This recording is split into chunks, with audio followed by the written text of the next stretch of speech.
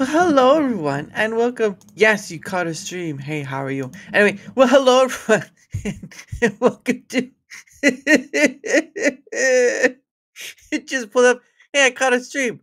Yes, you did, like a fish out of water. But anyway, welcome, welcome to another Pay It Forward stream. That's right.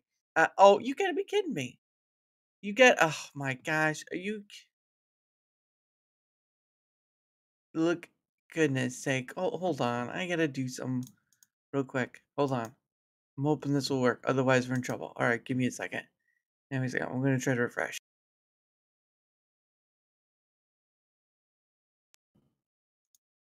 All right, let's see if this works.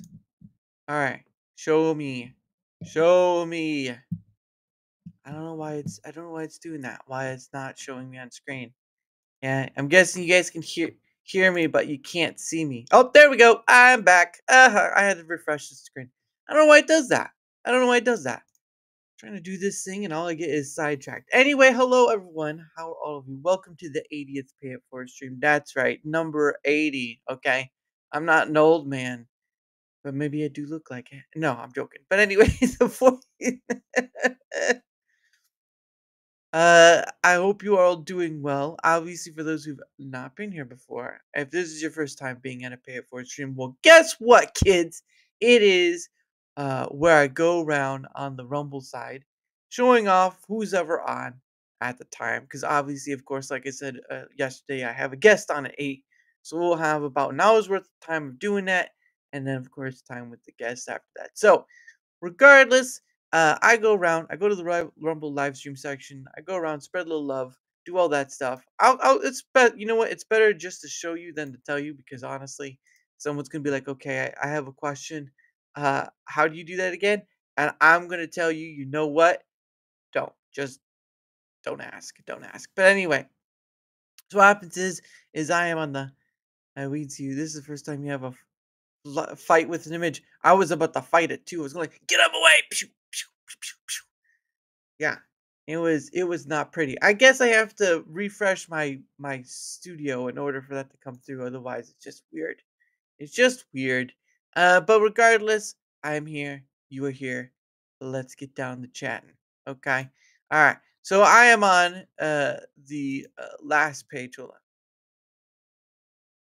I am on the last page of the Rumble live stream section, and I'm gonna do a little shizimmy right there. Look at that. Oh, oh yeah, look at that. And that's not very much. Oh, obviously it's not very much, but still the point matters is that there are people we're starting with. So this is the last page, right? This is the last page we're starting on, and then what happens is I pick a person per page, and we kind of go from there. So if you are, as the kids would say, with me, then we can get started. Um, but anyway, let's see who we have. Well, we only have a few people. Most of it uh, not really that great to be honest. But we'll try to deal with anyway, cause it's all about that jazz. Uh, Tuna Beach. We could probably do. Let's do the Star Citizen one. Let's see how that works. I'm trying this. Better And the belt's staying on. The belt's been flashing in and out of existence, help. which made it impossible to do I've never played. Uh, intersect missions. I guess it's like space going out there and all that stuff. Not sure. But anyway, it seems like the free. Come on. All right. Wait. Is that Levski? Boop.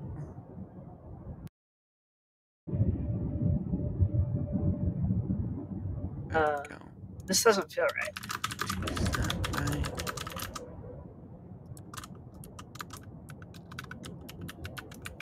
Oops. Is that Levski? There we go. I don't know if it's lead or not, but we'll give it time.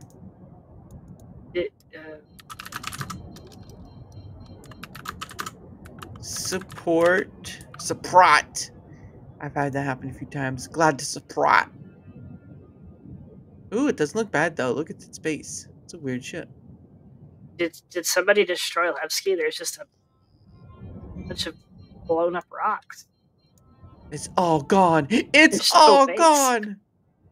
Oh man, they left me. Everyone left the system, and the asteroid with it. We'll stay here till the 10 minute 30-second mark. I've never played this game before. Smack into something, aren't I? I know it's been around for a while though. You're gonna find out really soon. I know. She could take it. That's what she said. Ayo. Alright, it says I'm 10K. Where the hell is it? Wait, there's a ship? Uh-oh. Oh, Whoa. shit. Uh-oh. Uh-oh. Uh-oh. I hit something. Dead stop. She hit something. Collision alert. Because of the dental tell you to stop. I think I found Levski. It's cloaked. Uh-oh. Uh-oh. I think that engine got hit. There was a little blinking light right there. It's like Stargate. They cloaked Atlantis. So Wraith couldn't. Goodness. Wait. That's nice though. Well, it's gone. alright. Well, we stayed long enough. I hope they have a great rest of their I see nothing in front of me when I stream. ping. And I'll see them next time. Just saying. Right. Oops. But that's how I do it. Alright, so we're gonna go to the next page. Go on page 34. Obviously we're gonna see what else we got. What else we got? What else we got? We got a lot of stuff. That's what we got. What? Let's see. What's Fox News? No Fox News. Arc Raiders. There's a lot of people playing that game, Arc Raiders, for some odd reason. Alright. Trying to find someone I haven't stopped by before. I'll do this one. I don't know if it's a real person or not, but we can find out. I'm not sure. 29 incidents. It's not bad. Not either. Would he be the? Is he a? Oh, dude, that would this one the beta one. Back. You're the beta generation. Maybe they're gonna come up with something different. Golly, that's funny. Support. Gen beta. Oops. Beta. I mean, we're what gen? Was it Gen Y? Yeah, why? Something like that. Why? X, Y. We get lucky. We get lucky because it happened like during the millennials. So like, millennial. They're like, why? Why? For why though? That's excellent. Yes, we'll just call them why.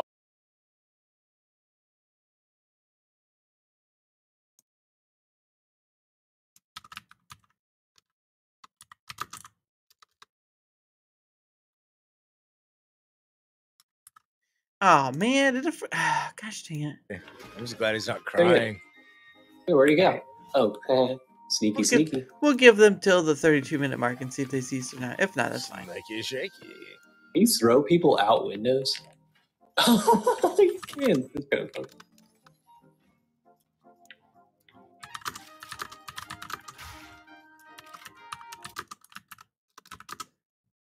Oh, come on.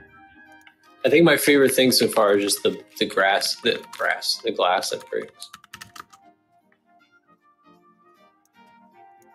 I hope they keep it. Damage people with vehicles. Let's go. Oh, there's one quest that I still have to do that I tried doing on my own. I'm like, this is not. You have to do damage in the donut storm. Oh, that's right. I forgot. Collect Fortnite dangerous has the donut items stuff. during a donut storm. Oh, that's not bad. They don't I seem pissed- to happen. I That pissed often. Jonesy off on accident. A donut storm sounds pretty good right now, to be honest. But all right, well, we stayed long enough. I hope they have a great rest of their stream and all that. And wow, yeah, you can push a donut on, not bad. All right, off we go to the next page, which is page 33. Obviously, oh. Hey, Neuro, what up? Thank you, good sir. How are you? Hope you're doing well. But all right, let's see. We got Dan. I guess he's back. Let's see. Let's see. Where winds meet. Where winds meet. Downwind. That's where winds meet. Let's see. What do we got? Well, we got some people to choose from. Now, obviously, a bird feeder is 24/7, so I'm not choosing that or whatever. And music ones are about 24/7 too. So always, yeah, like this one. This is 24/7 right there. Let's see. Mm, mm, mm, mm, mm, mm. Uh, well, I do want to know what this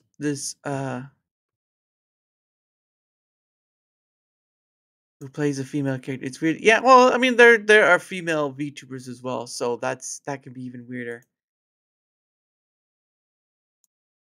Let's see. Let's do this one. I have not. I think this is a new game controls. coming out. Oh, not bad. Oh, not bad. Do you like to play Chunky Monkey?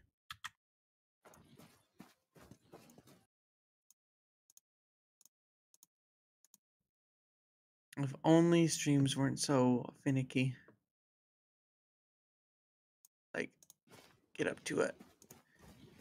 Get up to it. So how do I get on the horse? Boop.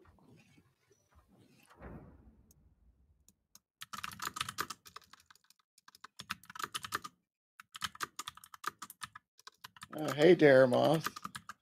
How you doing? Hold on. Yeah, I'm having some fun with this new game. Got a lot to learn. It has a ton of controls in it. There we go.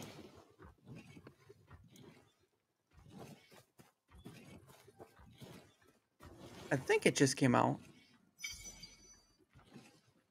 I don't know what kind of game it is, though. The turbulent era of 10th century China. Swordmaster uncovering forgotten truths and the mysteries of your own identity. As the wind stirs across mountains and rivers, so too will your legend rise. Ooh.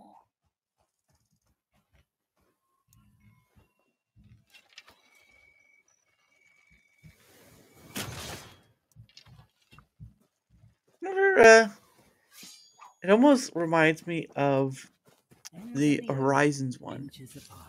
Whatever that one may be. Horizons. You're the first person. But it looks like he's on YouTube as he is on Rumble. So he's in both places. Yep, just came out at 5 Eastern. Took it over an hour to install, like an hour and a half after it came out. That's a long time. Fortunately, I preloaded it last night. An hour to install, though? That's crazy. Why do games have to take such a long time to install? But he did see it, so.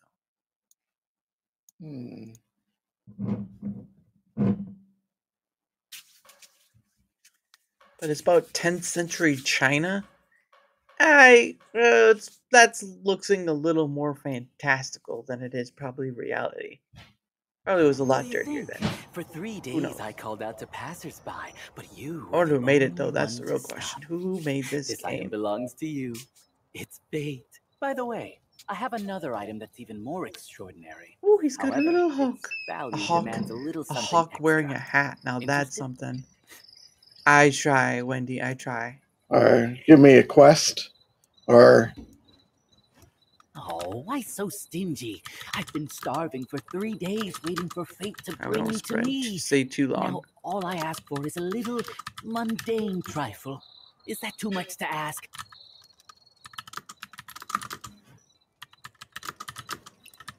Wait, you were actually going to give me the money? You wouldn't be one of those well of heaven saints, would you?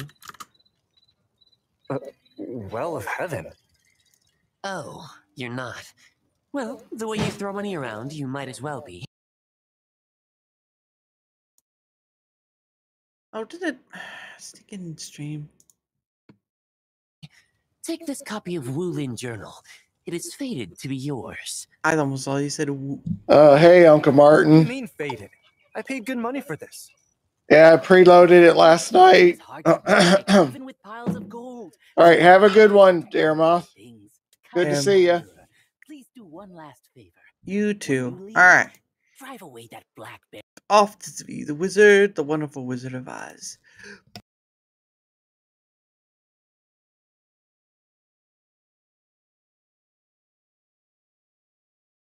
All right. Let's see. So we have this page. On to the next page. Seems we got some pages to stop by. That's always been a 24/7 stream.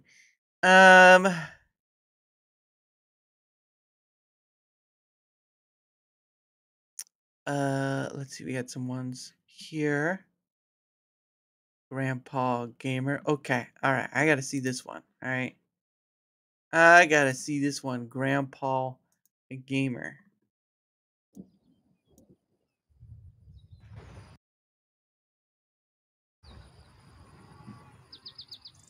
I don't even know if they're playing. Well, they have to start moving soon. Oh, they might be AFK. Come join me, and you'll see. I'm just waiting to see if anything's happening, because it doesn't look like anything's happening. We have to go to another one. Murder most horrid. Let's see. Mr. Lyco, or Lico, whatever. Oh! It looks like he's playing the same game as well.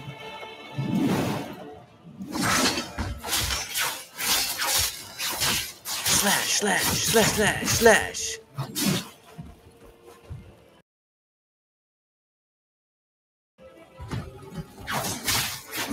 Slash, slash, slash. Ooh, he's in it now.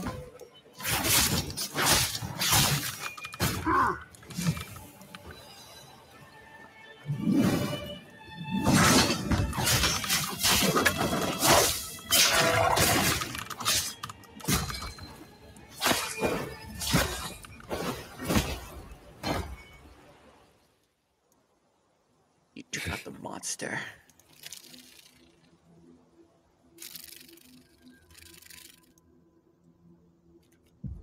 Uh-oh. Supernatural. We'll give him till 150, 30-second mark.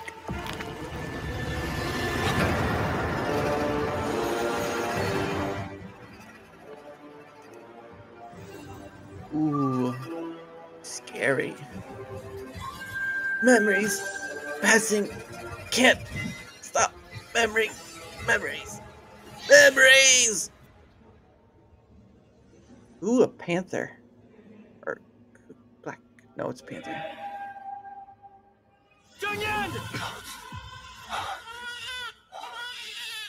Uh-oh. Baby's been left. Oh. Got the baby.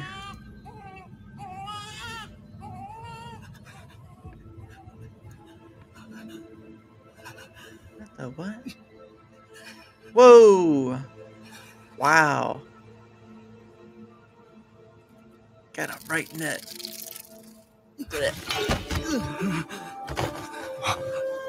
Sad. So sad.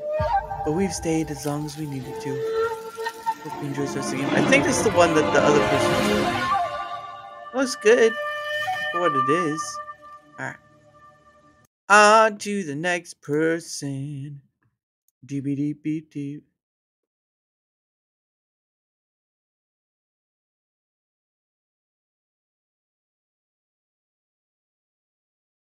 Let's see. Midnight Oblivion Part 4. Fumbly. What? Let's see. What do we got on now? A fern. Now, obviously, if we do see someone we saw on a previous page or any of the other previous pages, we don't stop by them again because we already did stop by them, so there's no point to go back. So we don't do that. Don't do that.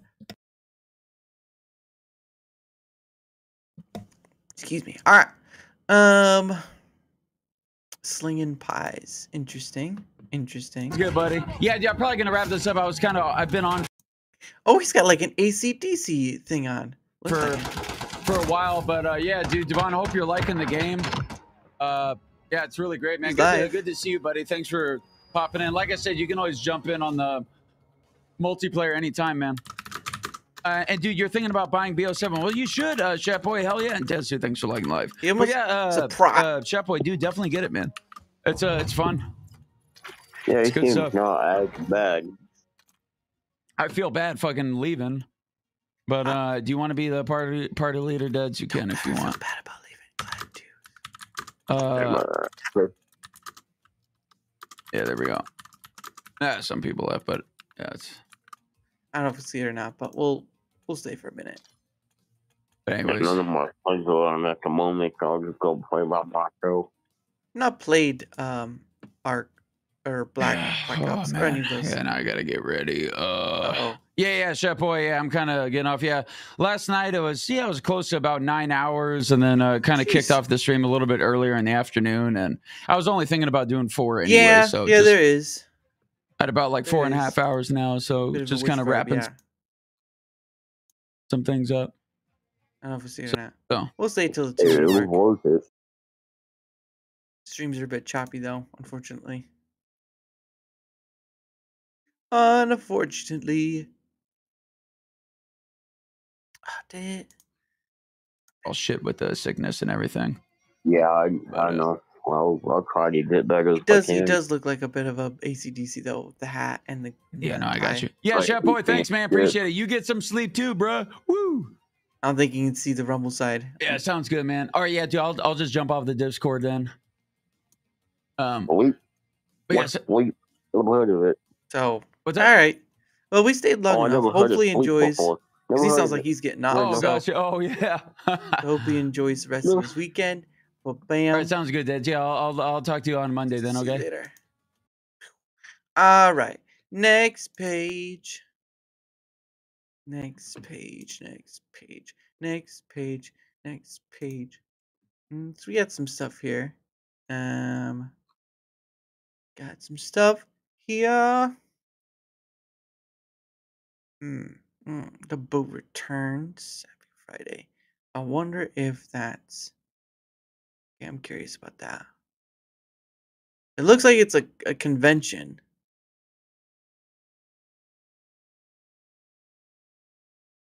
So many ones that are curious about stopping at, but I was like, this one or this one?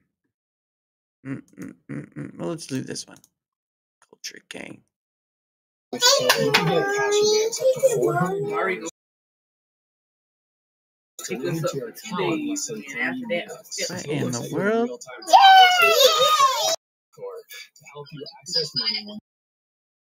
Just chatting. Road to 300 followers and 20 sub points. I'm wondering where the else are on because it looks like they're on Twitch, they're on Instagram, they're on TikTok, all this stuff. I don't know what's going on, to be honest. Oops. Why did I think that's your mama? Oh, Twitch, Rumble. Okay, all right. Live. I hope it didn't just freeze up. But yeah, they're all over the place. Click on both. Yeah, that's not gonna work. I can only click on one.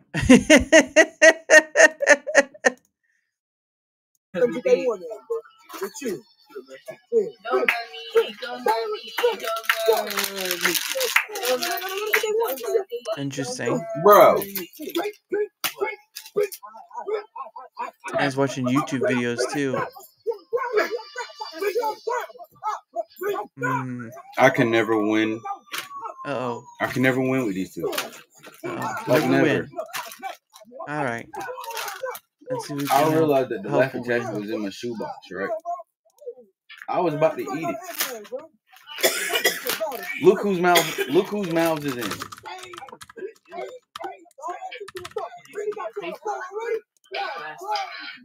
Now I don't even want it now.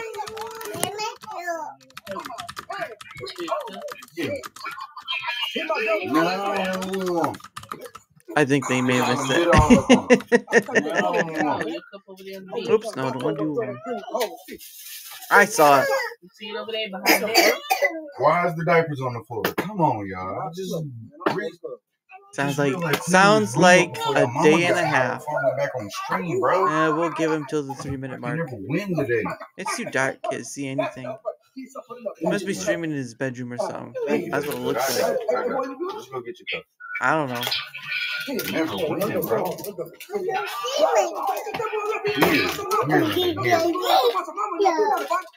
So we'll see. If they don't get there by the 3-minute mark, okay, guess what? We on to someone else. So they're watching WWF. Bro, move in the car. I'm not even in the mood now, bro. Y'all just blew me, bro. Like, just blew me. Get my juice right there. You see my juice on the menu? There you go. You want that? Hello, fellow Rumble. Hope you're having a great day. He's using Rumble Studio to stream. I can tell because of the either that or it's direct. DaraMouth, I appreciate that. I appreciate the follow on Rumble and all, bro. I appreciate that. That's always a $2 joint.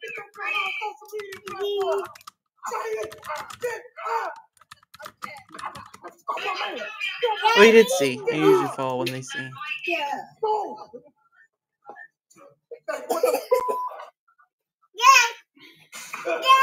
Sounds like it's a family thing. Yeah, he has his own room to stream properly. Well, he's using Rumble Studio to stream, and 2, it looks like he doesn't have a room to stream. But hey, you know what it is. I don't know the life story. I just know what it is.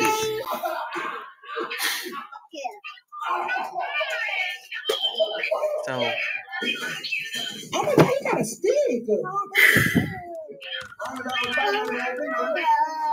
Oh, I can't spell this right. Hold on.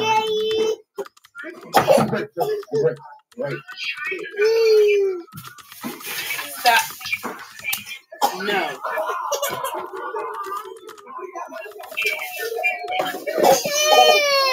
That's why you're not getting it.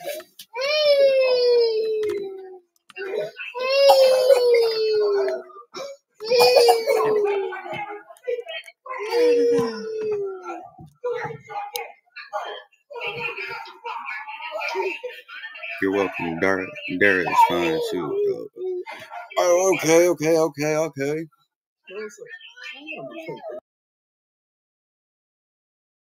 Ah, the stream froze again.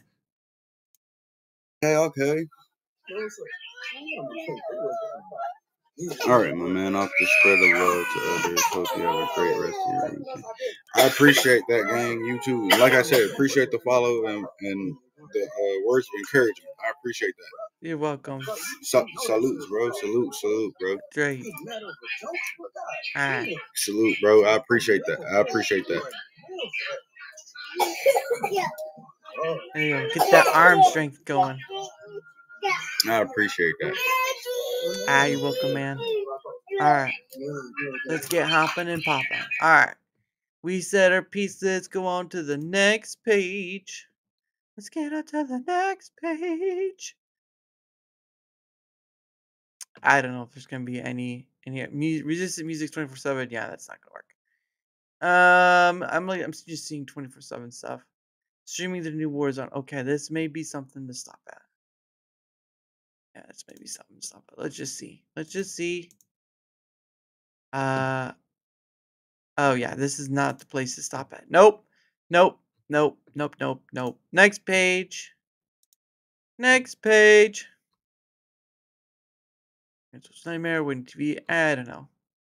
Seeing a lot of iffy 24/7 stuff. See, even this says 24/7. See, look, at least this is honest. At least this is honest. Let's see.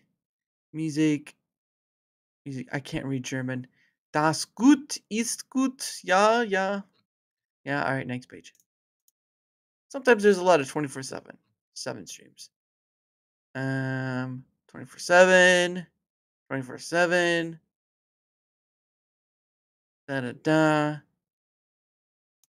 Man, next page. Next page. All right.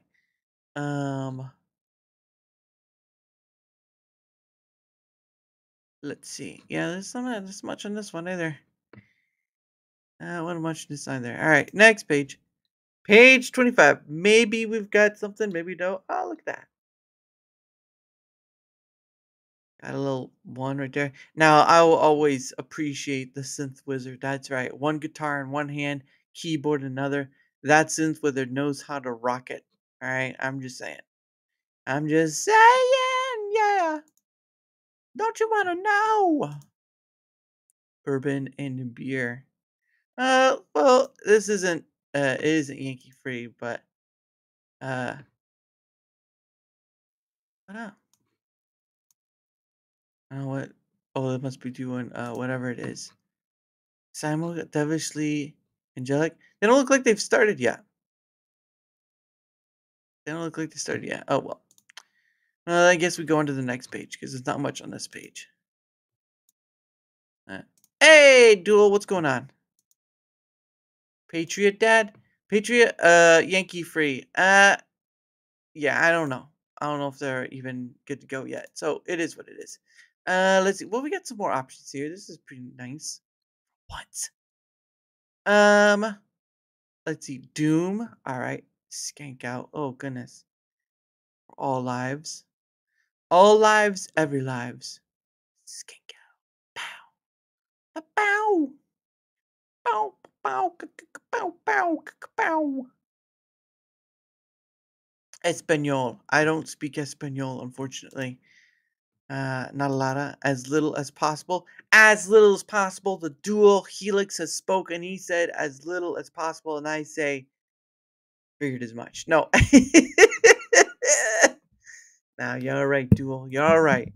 Let's do. Actually, you know what? I wanted to see Sim and Chip. I want to see this real person first. I want to make assumptions. Oh, it's pretty neat. Oh man, do you know what he reminds me of? He reminds me of one of the Joker guys. That's what he reminds me of.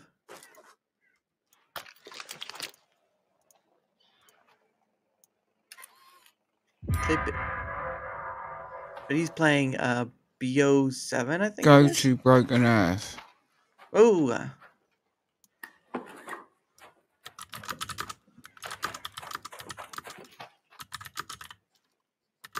Hi there.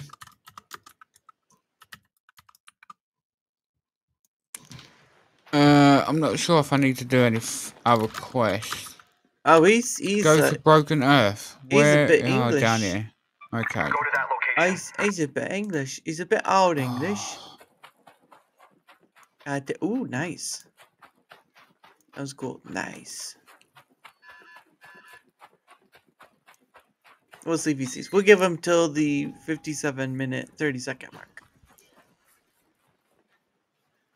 Can you upgrade the stamina on this guy? Because he seems to get knackered very quickly. Oh yeah, he's English, all right. He said knackered. He said got adrenaline shot. He said knackered like he's got knackers on himself, right? He's a bit English in his own way. Perturbed. What's another word? He's a bit perturbed. A bit rabbled. He's a bit hysterical. Can't believe I'm talking like this. It's right here. What rusted? Yep. Yeah, he's a bit heavy English. Rusted something and a wasp driver. Oh, sugar. Oh, he said sugar. Wow. Oh, sugar. Oh, Knickers, I'm gonna die. He's bloody dead. Oh, I Ow, died. he's out of it. Oh, I my died. goodness. He's been slabbered. There was a bit too many of them there. Oh my goodness. He's playing Arc Raiders, I can imagine. He's drinking tea. He's drinking his tea too. I can't even see chat, right? Can't even bite. He's multi-streaming though, which makes sense. He has the Rumble one, but I'm pretty sure, yeah, he's friends. Oh, so he's friends with Tomby and many others. Oh, okay. Okay. All right, so he knows Tomby. All right, not bad. Not bad. All right, well, we stayed long enough. Hopefully he enjoys the rest of the game.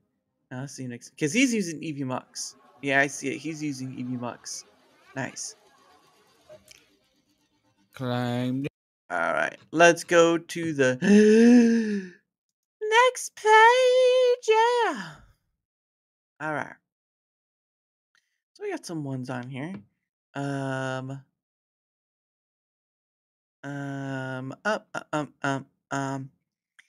Zeal. I just have a ceiling for you. Yeah? Yeah. He didn't see the chat. Well, he's going to be sad, but he's probably more sad he got shot up like that. So you never know. Never know. Let's see. Who will we go? Who will we go for? I want to go for someone I haven't stopped by. That's kind of hard because I almost feel like I've stopped by everyone. I almost feel like I've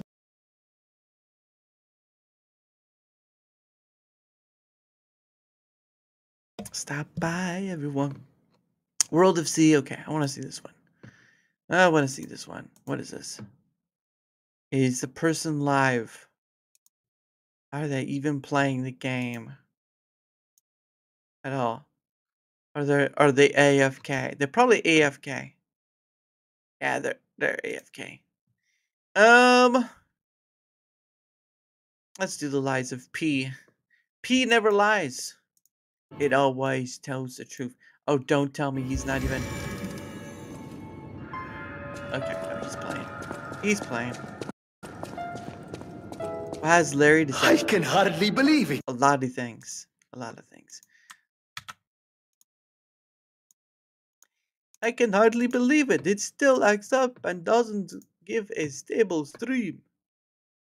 Talk about irony. Oh. Can you say irony, children? I'm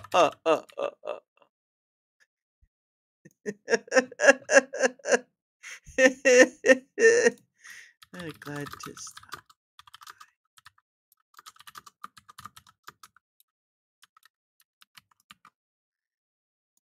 All right, let's.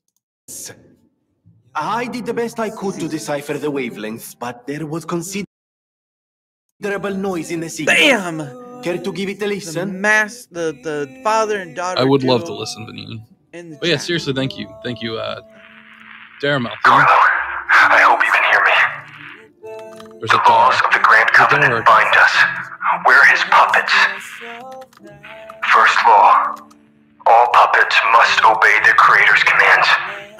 Almost. They must obey their creator's commands. Because there's nothing there for them. Can I just have a stream that doesn't, like, freeze up on me for once? Really? He really put Hey! What up? funk on that A at the end there. Did you hear that? Not Giuseppe. The last part Giuseppe. sounded important, but there was too much static. Well, I appreciate tell me you heard it, the dono please. there. Thank you. We need to Thank you find the so cause much. of the frenzy, and this may be our best chance. What or who was behind the Oh, frenzy? appreciate the follow too. There you go. For heckin' why. Bam. I'm gonna lie. Hey, Oh, what up, hurts a Sim? Hope you're doing well. Nothing. Glad you I've stopped tried by. everything I can think of, but I keep coming up empty. The Kitten Space Agency Alpha. All I wanted was to stop anyone else getting hurt. If you like space This games, time well, I by did like murderous playing. puppets. Not even I can abolish all Space pain Engineers, but it's been a everywhere. while. No, I know. you cannot Hold give on, up, Venini. You are Venini. And Venini always finds the solution. And Venini. I think we can't put it off any longer. Sounds like the music is from the last hope we have. Stellar Blade. About that. I've exhausted my talents here. I've exalted These my clues, talents here. I could find them, but interpreting them is beyond my abilities. We need the man himself. You must save him, compagno. You and Geppetto are the only ones who can save Krat. I wasn't sure if I should tell the truth or lie there. And poof! I like that. Glad to Stop stop plugging my merch. You already donated.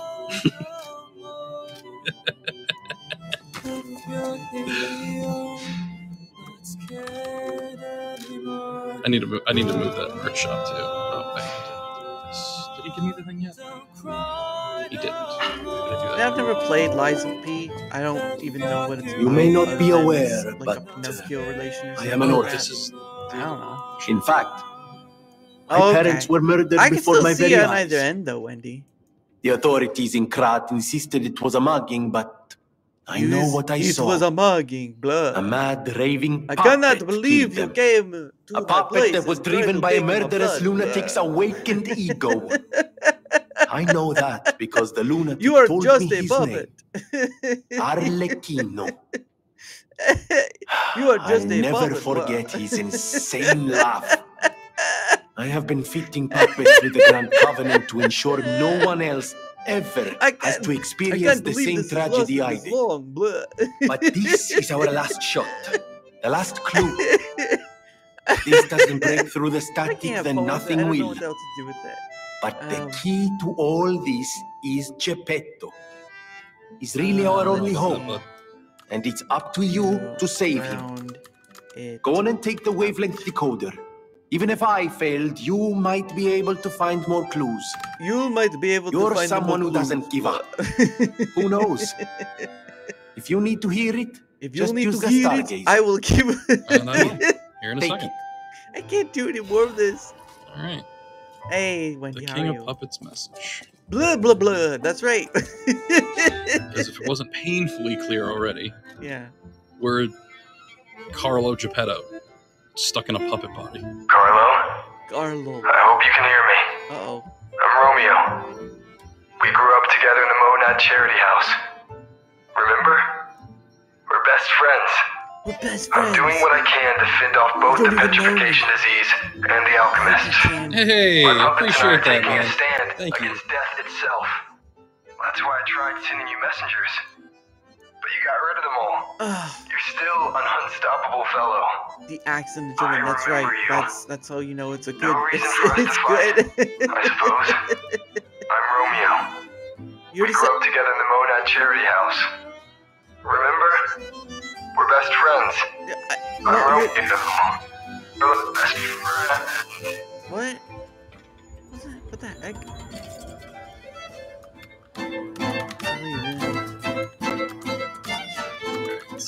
Last bit of wrap up for today. Just gotta get to the next area. Not much left to do. I'm almost done with the game, honestly. Ooh, nice. Which, we know this because I just beat the DLC, but you get me. Alright, onward.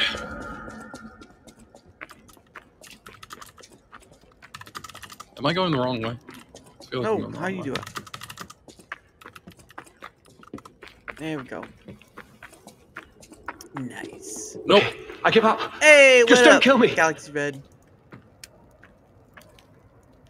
Oh, please don't kill amazing. me.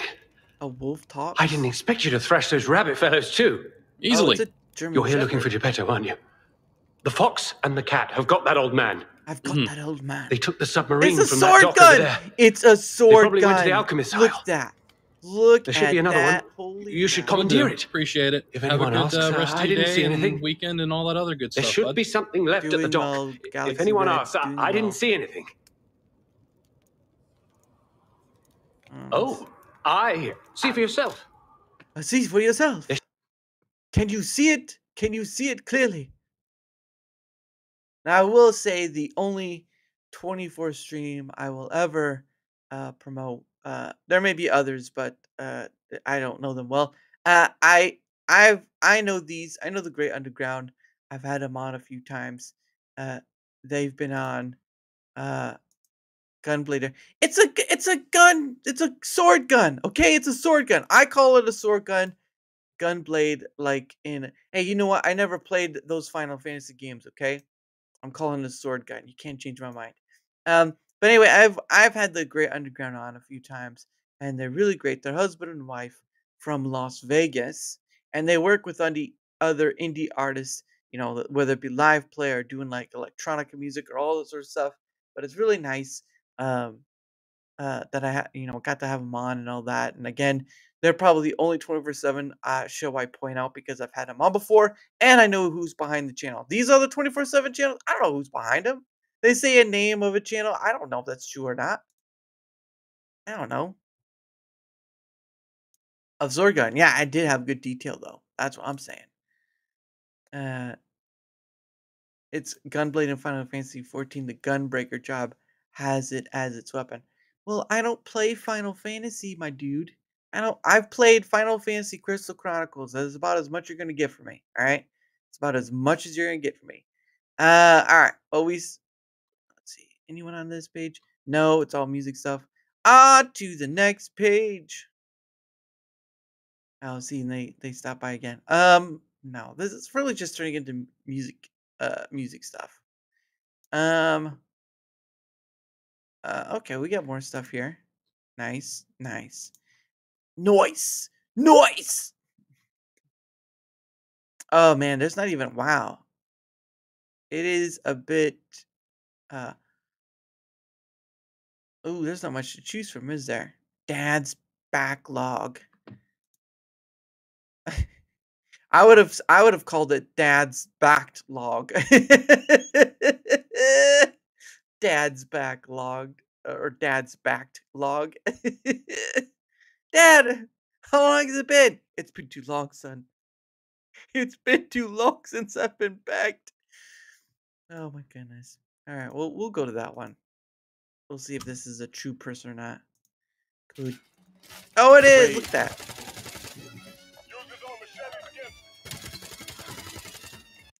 I just got him ready. I don't know if he's backed by a log, but you know something. Rain down machetes. What kind of stuff were these guys eating when they were making this game? A lot. They're eating mushrooms. Smoking, drinking, whatever they were doing. These poor deprived souls. They were drinking mushrooms. Or eating mushrooms, sorry.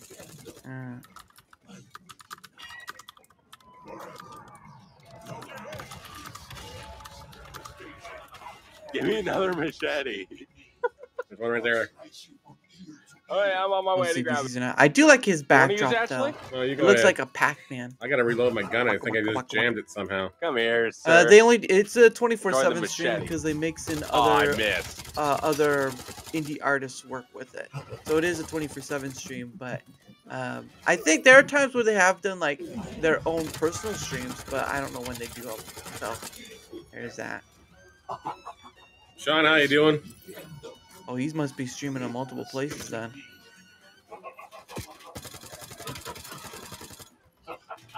Dad's backlog.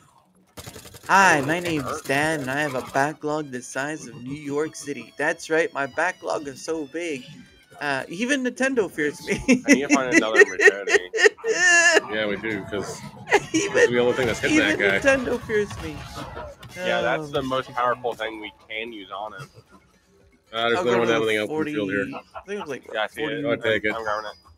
40 I got 40 it. mark because I gotta find him first. Before then. I want to stay too. I'm trying not to stay too long. I threw we down get to a lot of different people, but you know. Oh, he's almost dead. Find one who wants to chalk back and Excellent. stuff, and you try and do time with them and all that jazz. Where? You playing some multiplayer for the night? Nice. Oh, did he just regain health? No, he didn't. Oh, I was probably like, did he just regain his health? All right. I hope not. I hope not. I hope not. It's a me. It's a me. You are being chased with a machete behind you. Not out. What should I say? Waluigi. I don't care about Nope, the other people. I care about killing this guy. I'll try to take care of the riffraff. You take care of the machete boy. Oh, Machete boy. yeah, I'm looking for the machetes, which I found one. Okay. All right. Well, we stayed long enough. Hope he enjoys the rest of it. I gotta find him first. Yeah. Don't There try he to is. kill too much. All right, dropping in. Whoa. He dead. He be Got dead. him. Level up. He didn't die with the machete though. He almost looks like Clancy Brown there for a second. Guess I'll take that. Does he see it? I want to know if he sees it or not. Oh, I don't like that. Why is he laughing at us? Because he's laughing at us. No, we didn't see it. All right, Because never mind. We're understand leaving. He didn't see it. We're done. Oh my goodness. Am I gonna find one of my? No, this is the page we're on. So we go to the next page. Page 19. I think this is as farthest I've gotten. Sometimes when it comes to like, so we stop by Sim. We're not stopping by him again. All right. But shows over 14. Power, the power. Frizzle McDizzle. Okay. All right. The name. Okay. Frizzle McDizzle. Okay. Frizzle McDizzle. With a name like that, you can't. No, you can't ignore it. I'm just hoping he's live. Where you at? Frizzle McDizzle. All right, Mr. Frizzle McDizzle, how are you? Trying to find where you're. Okay, there you are. Find you. Oh. I got him.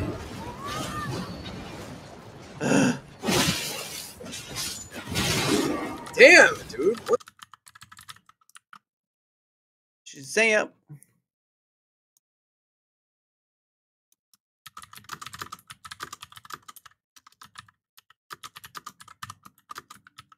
There's always new people on to some degree. It's just taking care if you want to find them or not.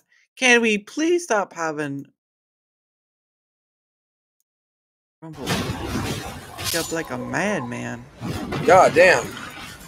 Well, I was saying. We'll go DaraMouth. Oh, thank you for the $2, man. What's up? What's up, Rumble? What's up, DaraMouth? Yes, I'm having a great day, man. Thank you. I hope you have a good I gotta do it. weekend too. Thank you for the $2. He's playing All right, Elden Ring. Yeah. The newer one. Are we doing the gargoyle or what? The gargoyle. Yeah, Should we do that? It's crazy. I mean, we can definitely. Come on, do you stop? DaraMouth. Yep, there we go. Or Dara. All right, DaraMouth. Gotcha. That works. yeah, let's go there. That's Night Rain. Yeah, it's the newer DLC that came out. Yeah, I know.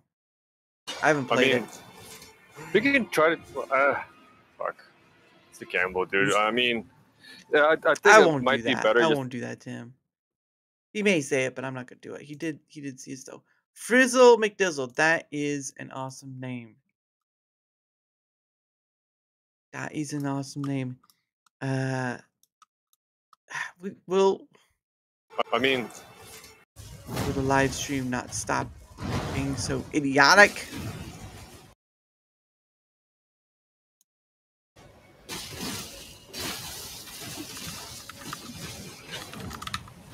Why is there a dog behind me? Wolf. Standalone game. Okay, I thought it was an add-on to Elden Ring. Hell yeah. I thought it was an add-on. I'm really bad at pronouncing names. You sent a few, Everlade? Or, Blake? Alright, yeah, I'm definitely gonna check it out. Because of the Crooks angle? Yeah, I mean, Tucker... Oh, shit. Can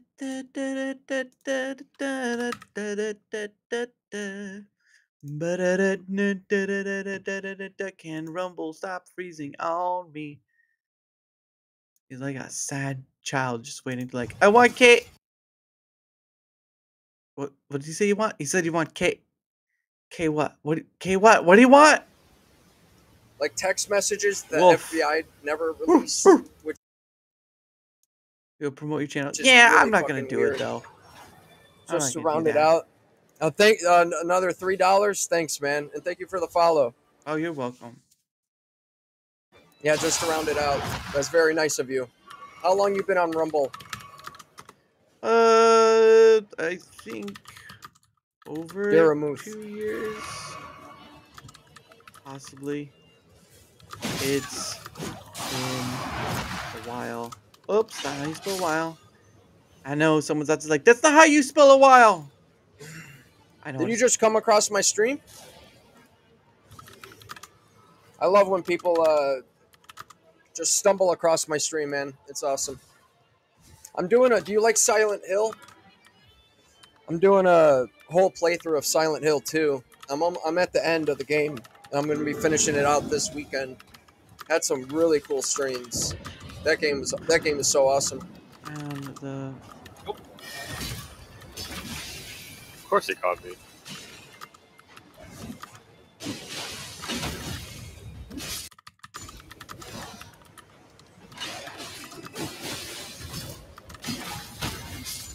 How do you? There you go.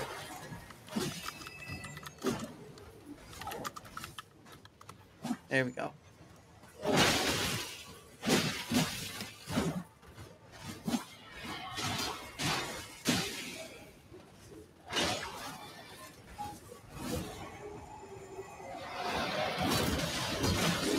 All right. God, He's damn. busy. He's busy. I Okay. can't see off the ground, bro. Actually, we're gonna have to see if He's not up. I got him. Oh, okay. I still got him up. I think over 2 years, possibly. It's been a while. Oh yeah, yeah. I do survivor horror games and Elden Ring, Dark Souls type games. Yeah, not my But cup it's of a tea, really, really cool, crazy game. yeah, not my cup I of like tea. that kind of stuff though, like the psychological survivor horrors. I might go down here. No way. No. Awesome. Retrospective. Dude, what the fuck, man? I'll get him. Oh wait, hold on. I got the big guy. You got him up. There you go. Ooh. Ah, Oh, that's so cool, dude. That's so cool. So I was the lucky one for the night. Oh. That is really cool that people do that. Pay it forward. I'm coming for you. What? Oh, his bro? chat thing might be Don't worry behind. about it. I'm good. I'm good. His chat thing might be. Well, hello, Neo. How are This you? final boss, bro. Not with this teammate. I think you might be muted. Is it? Nope, I can hear you now. Wow, Yeah. that was loud. Goodness sake. Ow, my ears. Okay, hold on. Let's see. Please. Yeah, Rumble's just freezing the Love. fuck up. All right. Thank you so much for the follow and thank you for the $5. I hope to see you around next time. All right. Come hang out. I'll be streaming all weekend. Well, I don't know about all weekend. I got a show tomorrow, but definitely we'll try to stop by again. See you again. Frizzle McDizzle. That's a name you can't pass up. Oh, he's gonna get All me right? again. That's a name. Look, if someone's gonna call, it's like McLovin, right? When someone calls them a name like self like that, you gotta stop by. There's no reason not to. Let's do one more person. And that'll be the end of it. Oh, 20. Oh, great. I go to the the next page over. I pretty much go to a 24/7 page. Goodness sake. Oh man. Let's see. Already been by here. That guy was not doing anything. Fountain of Youth. Interesting. Interesting. I've already been by him. So I'm gonna do. You know what? We'll stop by the Dream Wizard. I hear if you stop by a Dream Wizard, you get good dreams. But that might be a lie. Where's the is it just a black screen? Wow. Oh man. No one can. I don't know if he's streaming or not, but wow, I can't see anything. And there's no sound. So something messed up. Something messed up. All right, well, that was a nice try. I want to change my cam up here. Hang on a second. Sure. We're only doing one more person anyway. Oh, 1, 2. Welcome, my shoe. You know what? We'll do Sekiro. I did pass this one earlier. So might as well see about this one. Okay. 2 hours and 54 minutes. He's on Twitch. All right. This guy's alive again? I don't think he'll see it, but very confusing. It's okay. What about the hold on? What about the NPC? Is the NPC alive again that we had to protect? And that was like our first hard challenge. Our first hard challenge in the game, which was keep him alive. Spell. So he's talking to a rat. Oh, I always love talking to a rat. Has he been in the gym? He looks a little stronger than before. Yeah, we'll stay till the 56-minute mark. Is the NPC here, or is there no NPC? I wonder how he's alive when you've killed him.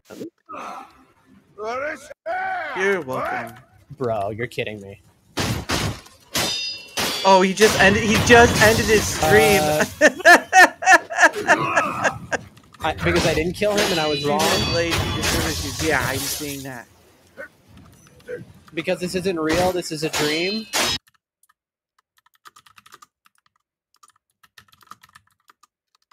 He already ended the stream. Oh goodness. Sir, no, he's still. Oh, he's just changing up his camera, I think. Oh, he just ended it. Just ended the stream. Stop by at least. There we go. I'm still able. So is Rumble lagging again? Yes, pretty much on every stream I've passed by, it's been laggy. Oh, there it goes. To baggy. And then it came from the dark to turn on the light again. No. Because this isn't real, this is a dream. Dream? Yeah. Because this isn't real. Yeah, it's easier to shut it down. Alright. Hold on. Oh. To spread the love. Oh, yep. It probably won't go through. Oh, well. Oh, it went through. Alright. Yeah, because there's these 2 viewers waiting. I'm running off to work. Hey. See ya. Oh, he's going off to work, man. Alright. There we go. That's the end of it. Alright. Alright. Yeah, but yeah, it is lagging again. But anyway, that was the end of the Pay It Forward stream. Number 80, the big 80. Some people would be proud to reach that mark. Others would be like, just take me now. Lord, please take me now. But anyway, glad you all could come. And hello, Mr. Neo. How are you? I'm doing all right. A little tired from the stream I just finished like a half hour ago. How long did you stream for? It was like 8 hours and 45 minutes. No, I don't know. I don't know why you gamers.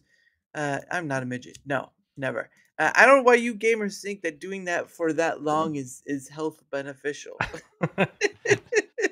More of a challenge than anything else. It's definitely not health beneficial.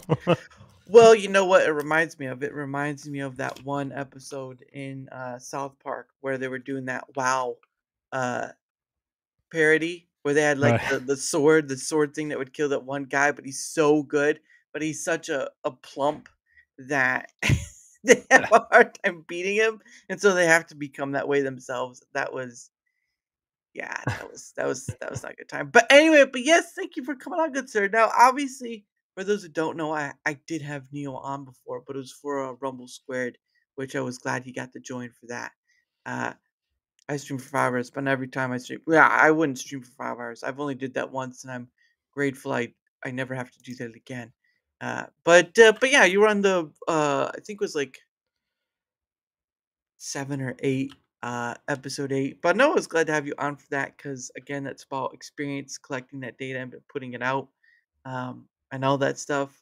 But I mean, other than that, how are you doing, good sir?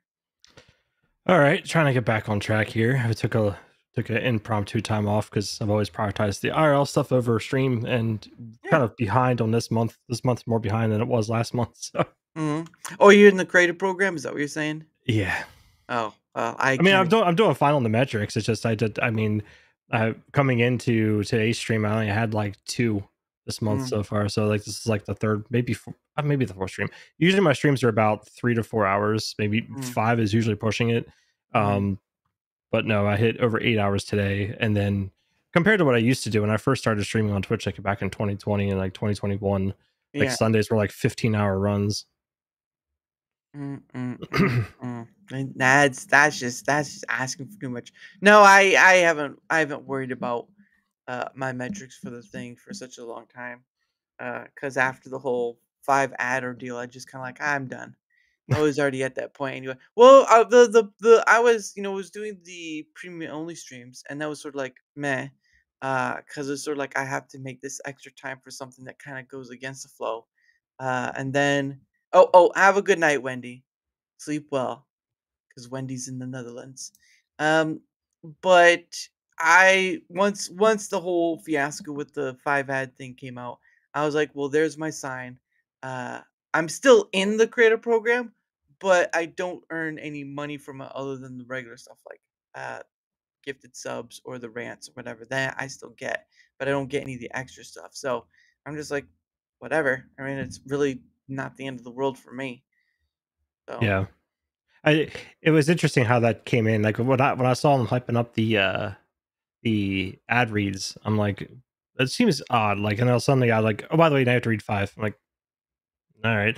So usually I just try to get them in the beginning of the month, and then the rest of the month I don't have to worry about it. I see some people doing like 20, 25 ads. I'm like, I'm not going to read that many. If they said you got to do 10, I guess I'm doing 10. But just like if it's like 5, like I'll just do 5. Yeah, well, I think some of them are just like, it's free money anyway. It's pennies, but it's like, yeah, it's pennies, but some will be like, oh, well, it builds up over time, which is fine. Do what you will. But for me, it was like, go ahead. Yeah, I mean, some of them like the Rumble ones or the premium ones, like aim controllers. I mean, if you have like, I don't know, if you're like a 25 concurrent viewers, you get maybe like 26 to 30 cents for that read. So it's not like you're not getting like extreme amounts for those reads. So it's not like, I mean, if you had hundreds of people, it's a different story because you're probably getting multiple dollars for that. And you can only do like 3 in a given stream. I would do all 5 in one stream if I could.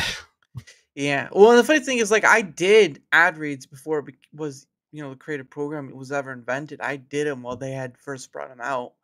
And I just to try them out. And that was kind of fun. But after a while, I was like, nah, it really was just like, I don't understand it. Because I would do it in a funny voice, and that's how you do it. If you can't do it in a funny voice, what's the point? I mean, you can easily do it in a funny voice. I have a voice changer. I could really do it in a really funny voice. Cheater! You just pull up the stream where you're reading it as like, he's a phony! He's a phony! He's a phony! Well, I'm over here sitting like, and then he tried to take it out the back, and it was a sad day indeed. And the next that is no. I could read it in a chipmunk voice, and that'll get attention. Oh goodness. Oh, what wouldn't Neo do for a Klondike bar? That's the real question.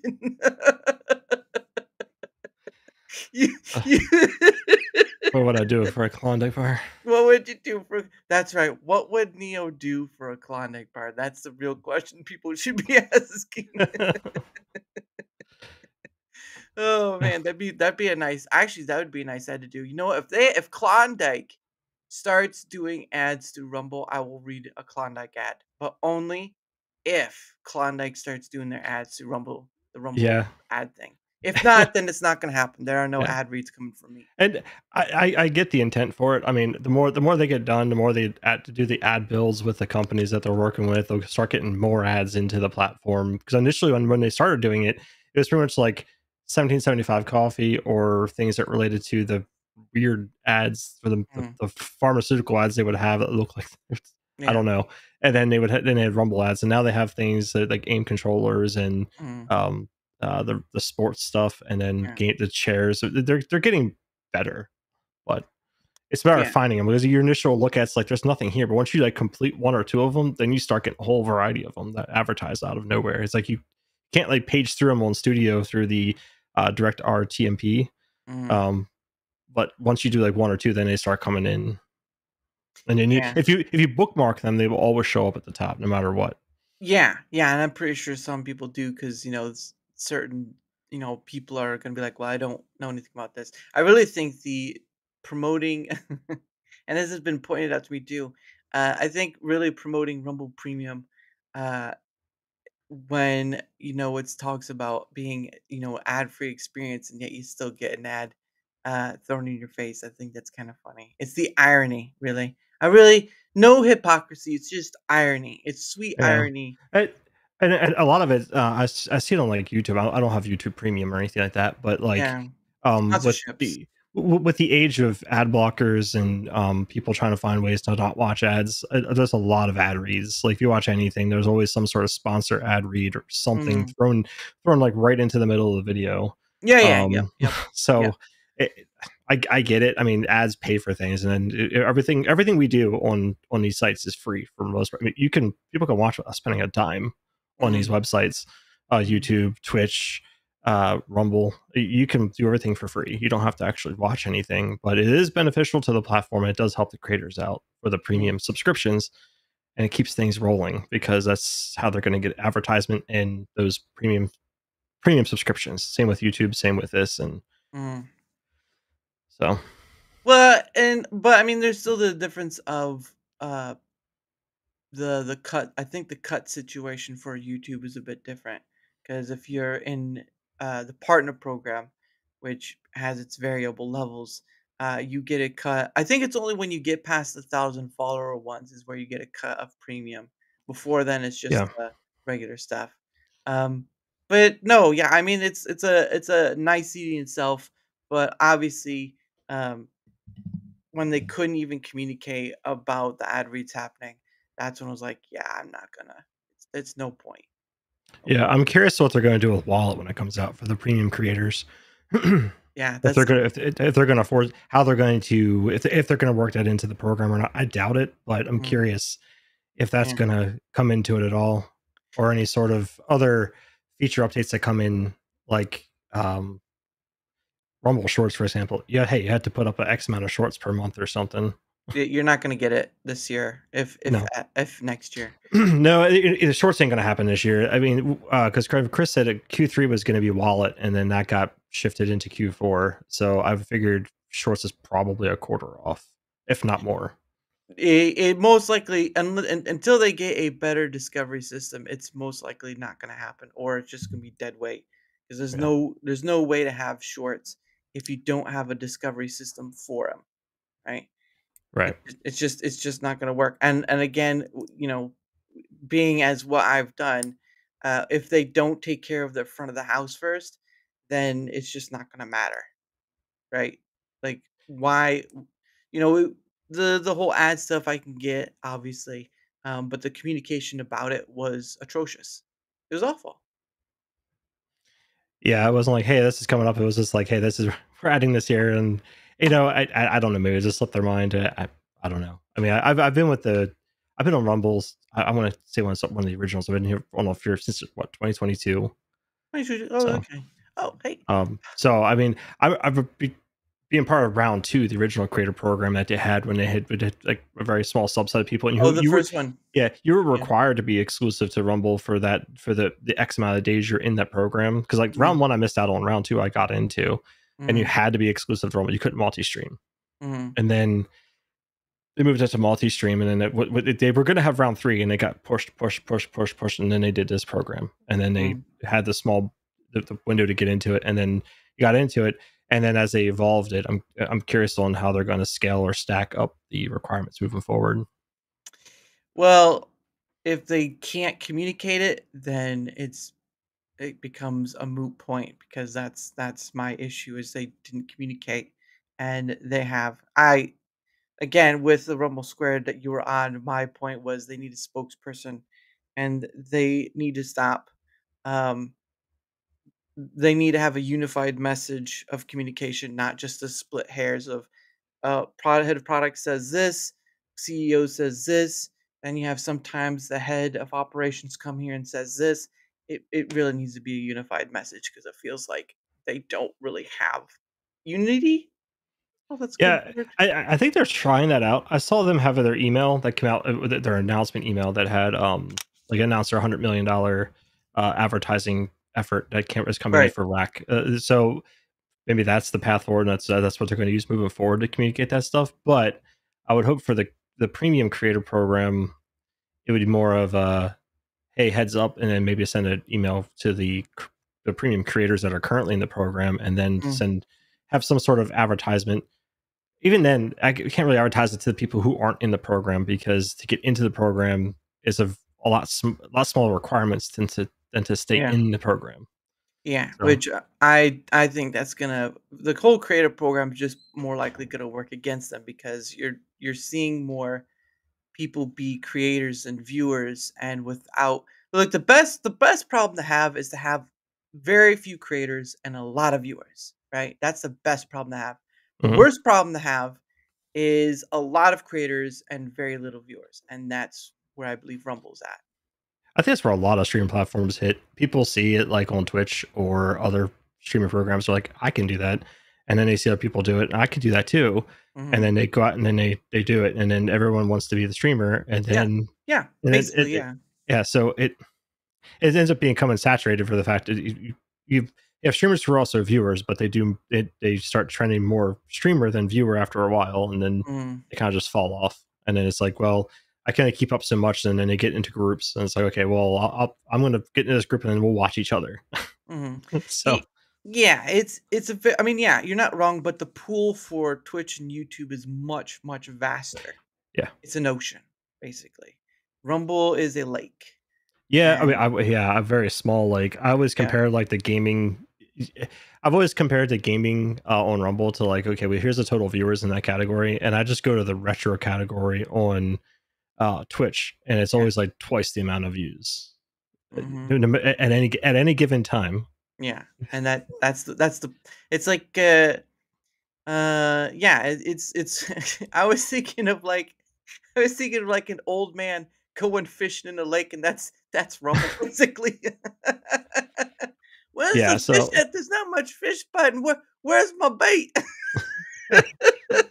they definitely have they have a long way to go. I mean, they're making strides. I mean, it's come a long way since I've joined Rumble. I know when I first joined into it was back when Twitch didn't allow multi-streaming. I was like, well, I want to try Rumble out, and then I was like, you know what, I'm just going to do multi-streaming even if Twitch doesn't allow it. And like within like 2 weeks, they were like, multi-streaming is okay. I'm like, perfect. So I remember someone making a post on X showing like the TOS for that, and it was insane. Like their multi-streaming isn't multi-streaming though. It's sort of like, it's just weird. Their TOS is weird because like you're not allowed to have a better quality stream presented somewhere else. So it has to be an equal stream. So whatever the bitrate, it has to be equal. You know that I don't think they're going to force it unless you're a bigger creator. But like you can't have like the combined chat on screen, or you can't have like direct links like, hey, go join me on Rumble, like pinned in your chat on Twitch or something saying, hey, go to Rumble. You can't have those kind of things in there. People get around that with Linktree and stuff like that. Yeah, but I don't know. I haven't had any issues with it on Twitch, but again, Twitch just kind of fell secondary, and I feel like since that became a secondary and Rumble's become more of a primary, I think just even on X, there's some people you know, I interacted with a lot on Twitch, and I feel like the introduction of Rumble to the mix, I'm not sure if it's just because I became less active on Twitch, or if it's hey, you're on Rumble now, so you must be in that zone. So I'm not going to talk to you anymore. You're just politics, man. It's like, well, I can't argue with how the setup is on the front page. I can't argue with that.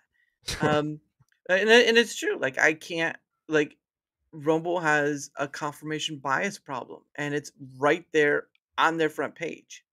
Yeah. And I always look at this like, if you go to YouTube, like if you go to a fresh session of YouTube, like open up YouTube incognito, the main page is blank. It says start browsing to build your recommendations, and you start browsing, and then everything kind of fits what you're looking for. And like Rumble should be that way. I mean, you can certainly, like on Twitch, you can subscribe, you can follow categories, and then they'll show up on like shelves, like, hey, here's this here, and then it focuses on like, here's smaller creators you might like, or like, you know, it has like the shelf of like the stuff you follow. Here's the top streams in retro or something like that, and then you have your top banner. You know, if people want politics, they'll find politics, and that'll be front and center on your recommendations. If it's like on YouTube, if you go to YouTube and start looking at political stuff, that's gonna be front and center right there. And then if you happen to watch a live stream on YouTube, for example, you don't even have to follow it, and it shows up like front and center recommendations immediately, like at future times you go. Yeah, it's yeah. If they can't have their own algorithm, which maybe the northern data thing may help with, the Perplexity is not going to. Perplexity is not going to help with the internal. It's the external it's going to help with. Yeah, I'm curious on the whole venture with it being a German data center, but nothing. It's a German data center with the parent company of Tether. Yeah. So I'm curious on how that works. Like Tether has a very strong hold on stock control for Rumble. I mean, they're a 48% owner. Yeah, they just don't have voting power as the case is. Well, yeah, that's the issue though. Is that I mean, I mean, as a stakeholder, and I'm sure as a shareholder, I'm sure every shareholder would have a vote of some sort if you depending on what you have. Yeah, you do every because on Robinhood they send an email saying, hey, this is the voting on the board stuff. Yeah, sort of so like they have some power there, but at the end of the day, Chris will have the ultimate control on that because he's still more than 51% of he's at least 51%. So he has full control for now, unless he ever sells it off or starts selling his shares. Yeah, which could always be a possibility, especially if you want to not have to work anymore. But we'll see how long that lasts. People's principles can always be put second when a huge swath of money gets involved. Not everyone, but some. A lot of people I feel like have a price. Not everyone. I'm not saying he does. I don't want to be clipped out of context or saying, hey, he said it. It's just that I think clip it. I think he'll keep it under control, but I'm curious on where it goes with the algorithm because he talked about this AI stuff, and I feel like everything is based on these third-party agreements. Like their internal team is pretty small. Like they're not doing it internally. They'll partner up with these other groups, and then they'll get it done that way. Which I think also explains the cadence in which they do things. Like I know they're doing things like like they're always putting stuff out there. They're always trying to move in the right direction. They're trying to compete. Trying is the word. It's just that it's just some people are, especially where Rumble is. It's been around for many years now, and they keep poking that bear that is YouTube or Twitch or whomever it is. And it's just like the offerings you have are so much smaller. It's like it's almost like a David and Goliath thing. Like you're. It's I wouldn't consider it David and Goliath because of the times Chris has, as a CEO, gone up and said, hey, compare Rumble to YouTube, which he has. Yeah. The issue of it is David, the story of David and Goliath, for those who don't know, is David is a show of faith to God and all this stuff. This is not that. This is more of like someone with a small little BB gun going against someone who has a tank. This is more like it's more like it's just I don't know, it's just you're just poking that bear like like I see that same thing when it's like Rumble Cloud, like it has offerings, it is a step in a direction, but in comparison to AWS, it's like I don't know, like you saying your house is structurally sound and your power is running compared to the city skyline around the corner. Yeah. So I mean, they accomplished similar things, but there's over 200 services in things like Azure or AWS that they just don't have. There's a lot of tools that they have there, and then if you're hosting, if you're doing those kind of things, Rumble Cloud has that stuff. But there's just a lot of other services that they don't have with just this, I was looking at the list of things and it's slipping my mind right now. But yeah, there's over 200. There's over 200 services on AWS. Yeah. And that's just yeah, it's very small. Yeah, and the other thing too is that they're not global. Rumble Cloud is not global. Yeah, yeah. That's what I saw people complaining about, like people over in the EU streaming on Rumble, like, I'm having troubles with this, but if I use Restream, it's fine. That's because the nature of the network, you're trying to go from the EU and trying to hit a server on the other side of the planet. Yeah. Versus Restream, which is probably has servers right in your district or your country, and just restreaming it out from there, which is perfectly fine. Yeah, and I can agree, that it's not totally Rumble's fault because of all the other stuff. But the issue for me remains is that you can't hype a company that can't fight against nations to compete. I mean, it won the France thing. That's a congratulations right there.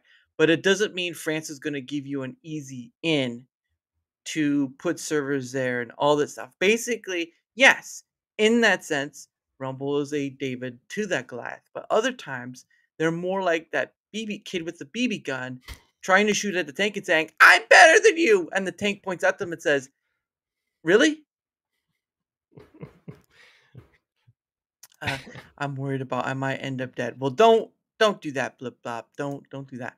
I just my thing is I want the platform to succeed. That's why I do Rumble Squared. But I'm not here to hype. I'm not here to dismiss people because of this, or this. I want it to get better. But the problem of it is that they really aren't doing, or they really don't communicate strategic updates. So a great just a great example, right? A great example. I'm pretty sure you saw the whole appearance thing, right? You know, the PFP drop down menu. You need to change the appearance from that, right? I had a guest on, Eclectic Goat. She has many problems with Rumble. But one of the problems she has is that with YouTube, you have that appearance thing right from the drop down menu, where Rumble had it on the left farther down. That was in November of 2024. You want to know when they came out with the update for the appearance thing? When? September 25th, 2025. That's almost a year's time to get something out like that. Either it shows they don't have enough people, which they don't. They have around 135 people working for Rumble. They don't have the resources in other manners, or their priorities are elsewhere. Yeah, and as someone who's worked in large teams, yeah, I'm sure the priorities are. I mean, obviously, what you see on the front page is their priority. Getting those features set, like Rumble Wallet being a big thing. And I know they worked on stability stuff. Things have gotten more stable. I know Rumble Studios, especially the direct, RMTP thing, has been light years better for using it. But I feel like some of the more niche areas of Rumble are lower on their priority scale. Like when people talk about they should put a channel point system in. That is extremely niche because you're talking like Kick and Rumble, Kick and Twitch sort of behavior, and the money makers on Rumble aren't those kind of channels. They're more networks, more like shows or the podcast news networks, more than anything else. And it just happens to have other video content and streamers who are on here. And it is what people have made ways of getting around that. I've done it myself, creating my own widgets and ways to make your stuff interactive, come up with community development, and it seems like they've really leaned heavily on that community development. And it's not a bad thing, but as someone in the software world, open source projects and community projects eventually get abandoned. Oh yeah, because people just move on. Yeah. No, I remember you mentioned that. You mentioned that on Twitter X a while ago. You mentioned that the open source stuff about people leaving a project. which makes sense, right? I mean, obviously OBS is a open project, but it has a CEO, so Yeah, it has ways. It has like ways of getting things. Obviously, if there's ways to make money on it, people stick with it. That's what Yeah. I've seen like open source free stuff turn to subscription models. Like I used Yeah. Prism Live Studio for the longest time. They started introducing some new features, and then they decided to introduce a subscription model to their. It's basically like a OBS, but Yeah. more customized. Right. And then they introduced a subscription model that was like $10 a month, and then they locked their multi-streaming behind it. Ah. And then they locked a couple other features behind it. Like, Mm. so I'm like, okay, I guess I'm done using that now because Yeah. I'm not paying for it. And then I went back to OBS. Yeah, So because there are free options. I mean, obviously, Stream with Meld has been a big one for, or at least is getting there. I know there's still some issues some people have with it, but they are getting better over time, and it's made by other content creators too. So that's, yeah, I would think that's plus. and Meld is, I think, if I recall correctly, I mean, what the core functionality, like multi-streaming, the stuff that they've been offering is there. I believe I've recalled having a conversation with them. They were going to have some area of it paywalled, but it's not going to be like multi-streaming locked off, or like the core functionality that streamers need will be free. Then they're going to have other things in there. So it's just always something to keep in mind. But like OBS has always been free. Yeah. So yeah, it's just your resources it uses, as far as I understand it. It's your resources that are your computer, your it's encoding and all that stuff, and it's the one pushing out your so the more you stream to, the harder it works. yeah, it's funny though, because like they've taken on, like OBS has added enhanced broadcasting for Twitch, where you can actually send a multi-stream to Twitch. So like, how you get like your different quality settings on Twitch, you can enable enhanced broadcasting on your software, and you can actually have it send like your 720 over there, so you can get encoding on your streams if you turn on enhanced broadcasting through OBS, and it's there. I'm not sure if Meld has it or anything like that, but I know like for like Twitch, you can send multiple streams there. And then also Twitch is working on, I think it's in alpha now or beta. You can actually do horizontal and vertical streaming. I think that came after what YouTube put out, to be honest. Yeah. Which is funny, because when YouTube had done that whole update thing a while back, and there was a bunch of things with it, but that was one of them. I was like, that's where Rumble has a problem, is it can't keep up, which is understandable, but it can't keep up in the right direction. Yeah. And then adding like AV1 support, like YouTube has that. I believe Twitch is gonna have it, and they don't have it for Rumble yet. What now? I don't know much about it, but like, what's the difference between that and, was it H26 or something like that?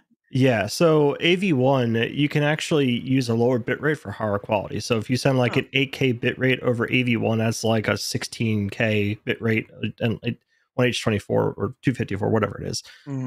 So I'm kind of throwing numbers out there, but it's essentially like you can do like half the numbers but get the same quality, and it's also a smaller file size. Like when I stream, I have OBS set up to record locally, so what it'll do is use AV1. I get really smaller video files but higher quality. So if I want to go back and edit, I have a higher quality video to go edit versus trying to download off of Rumble or Twitch and edit that video. Well, that kind of makes sense, because when I download a video off YouTube, it's a smaller amount, right? It's like megabytes to depending on how long you've streamed. Yeah, I'm not sure how they handle their downloads, but yeah, if people are using AV1 support, I mean, granted, there's a whole lot of stuff that's going behind the scenes with accepting AV1 because of how it processes and saves it, and then trying to put that back out. But I know like YouTube has it, and then I know Twitch was testing it. I don't think they've officially put it out yet. Well, I know they were testing their 1440, yeah, yeah, and then they kind of like, I think they kind of put that on hold. Like they weren't doing any more testing right now, and they were going to update the bitrate to 80, not 9K and 9500, whatever it was. You're like, well, it's not enough. I mean, I don't know how what they're doing behind the scenes, but maybe they'll increase it higher, because I mean, I don't know. I think for gaming, 4K streaming I think it's overkill, but it is. I think 1440, because I think I know YouTube has gone up to 4K, I believe, but I think 1440 is because you really don't. I mean, 1080 at this point is still the most reasonable. I would agree, like more reasonable resolution. It's kind of it's a good balance of data management because if you figure people watch on mobile devices, bit rates, internet connections, Yeah. like if you try to if you're on like I won't say weaker network, if you're on your phone, especially if you have data plan that you actually have data caps, for example, you're going to Yeah. blow them watching 4K content. No one's going to watch 4K content on their phone if they have data caps. I know.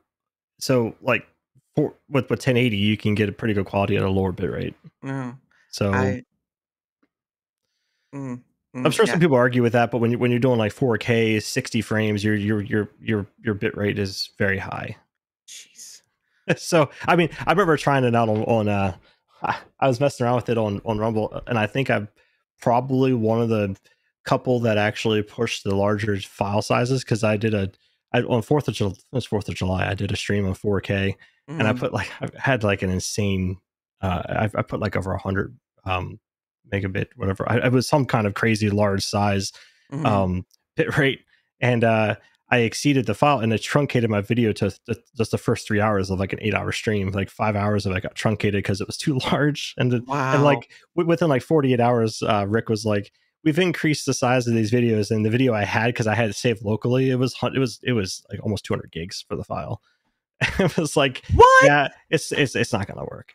Jeez, it's like it was because it was the bit rate was crazy. It was crazy high. I was wanted to throttle it and see what happened because I did a 4K 60 for that one. So like it looked really good, but it was very, very heavy footprint. And I feel like I know the Italian CEO was also doing high tests, and I did a high test, and within like 48 hours of that last one, because I sent a support ticket in saying what happened to my video because I didn't realize there was a max file size for a stream. Like I know there was max file sizes you could upload, but there was a cap for streams. Like once you exceeded it, it's still streamed. It just stopped recording. Wow, that's insane. But it does kind of make sense because obviously, again, they're not global. They're more probably localized within the United States, maybe something in Canada, and so that's very small point. Again, those are small points that they just aren't able to compete on. Sure, the acquisition with Northern may help, and some other stuff, but there's just it's we're outsiders to the whole ordeal, okay? Yeah, and I get that, but my point is like, where is the feedback asking? Where are the surveys? Where are you asking your people? Hey, instead of having them send the feedback to you, you create something that says, "Hey, we'd like to hear from you," and do it that way. Because I go to what YouTube has a feedback. They ask you, look, I can go to Microsoft Word, right? The word suite stuff, and they will do like a 1-2 question for feedback almost every few times I use it. And I'm just like, where is that for Rumble? It's like you want people you want a direction of what to go to, because I would think that would be the most important part, right? What affects the majority of the users on your platform, right? Yeah, and I think I think the one benefit to the Northern acquisition with being overseas will hopefully be the quality of life for people trying to stream and access content from that region. Yeah. Hopefully it'll give them that oomph where they can have that extra reach. And then one thing I really want them to do, and they haven't done it, I see like Silver Fox mentions it, many other people mention a community tab on your channel. So you can actually post to your followers, because not everyone's on the same socials you are, or socials at all. Like, I've had some viewers use the comment section of my video to say, what's going on? You've been live for like a week.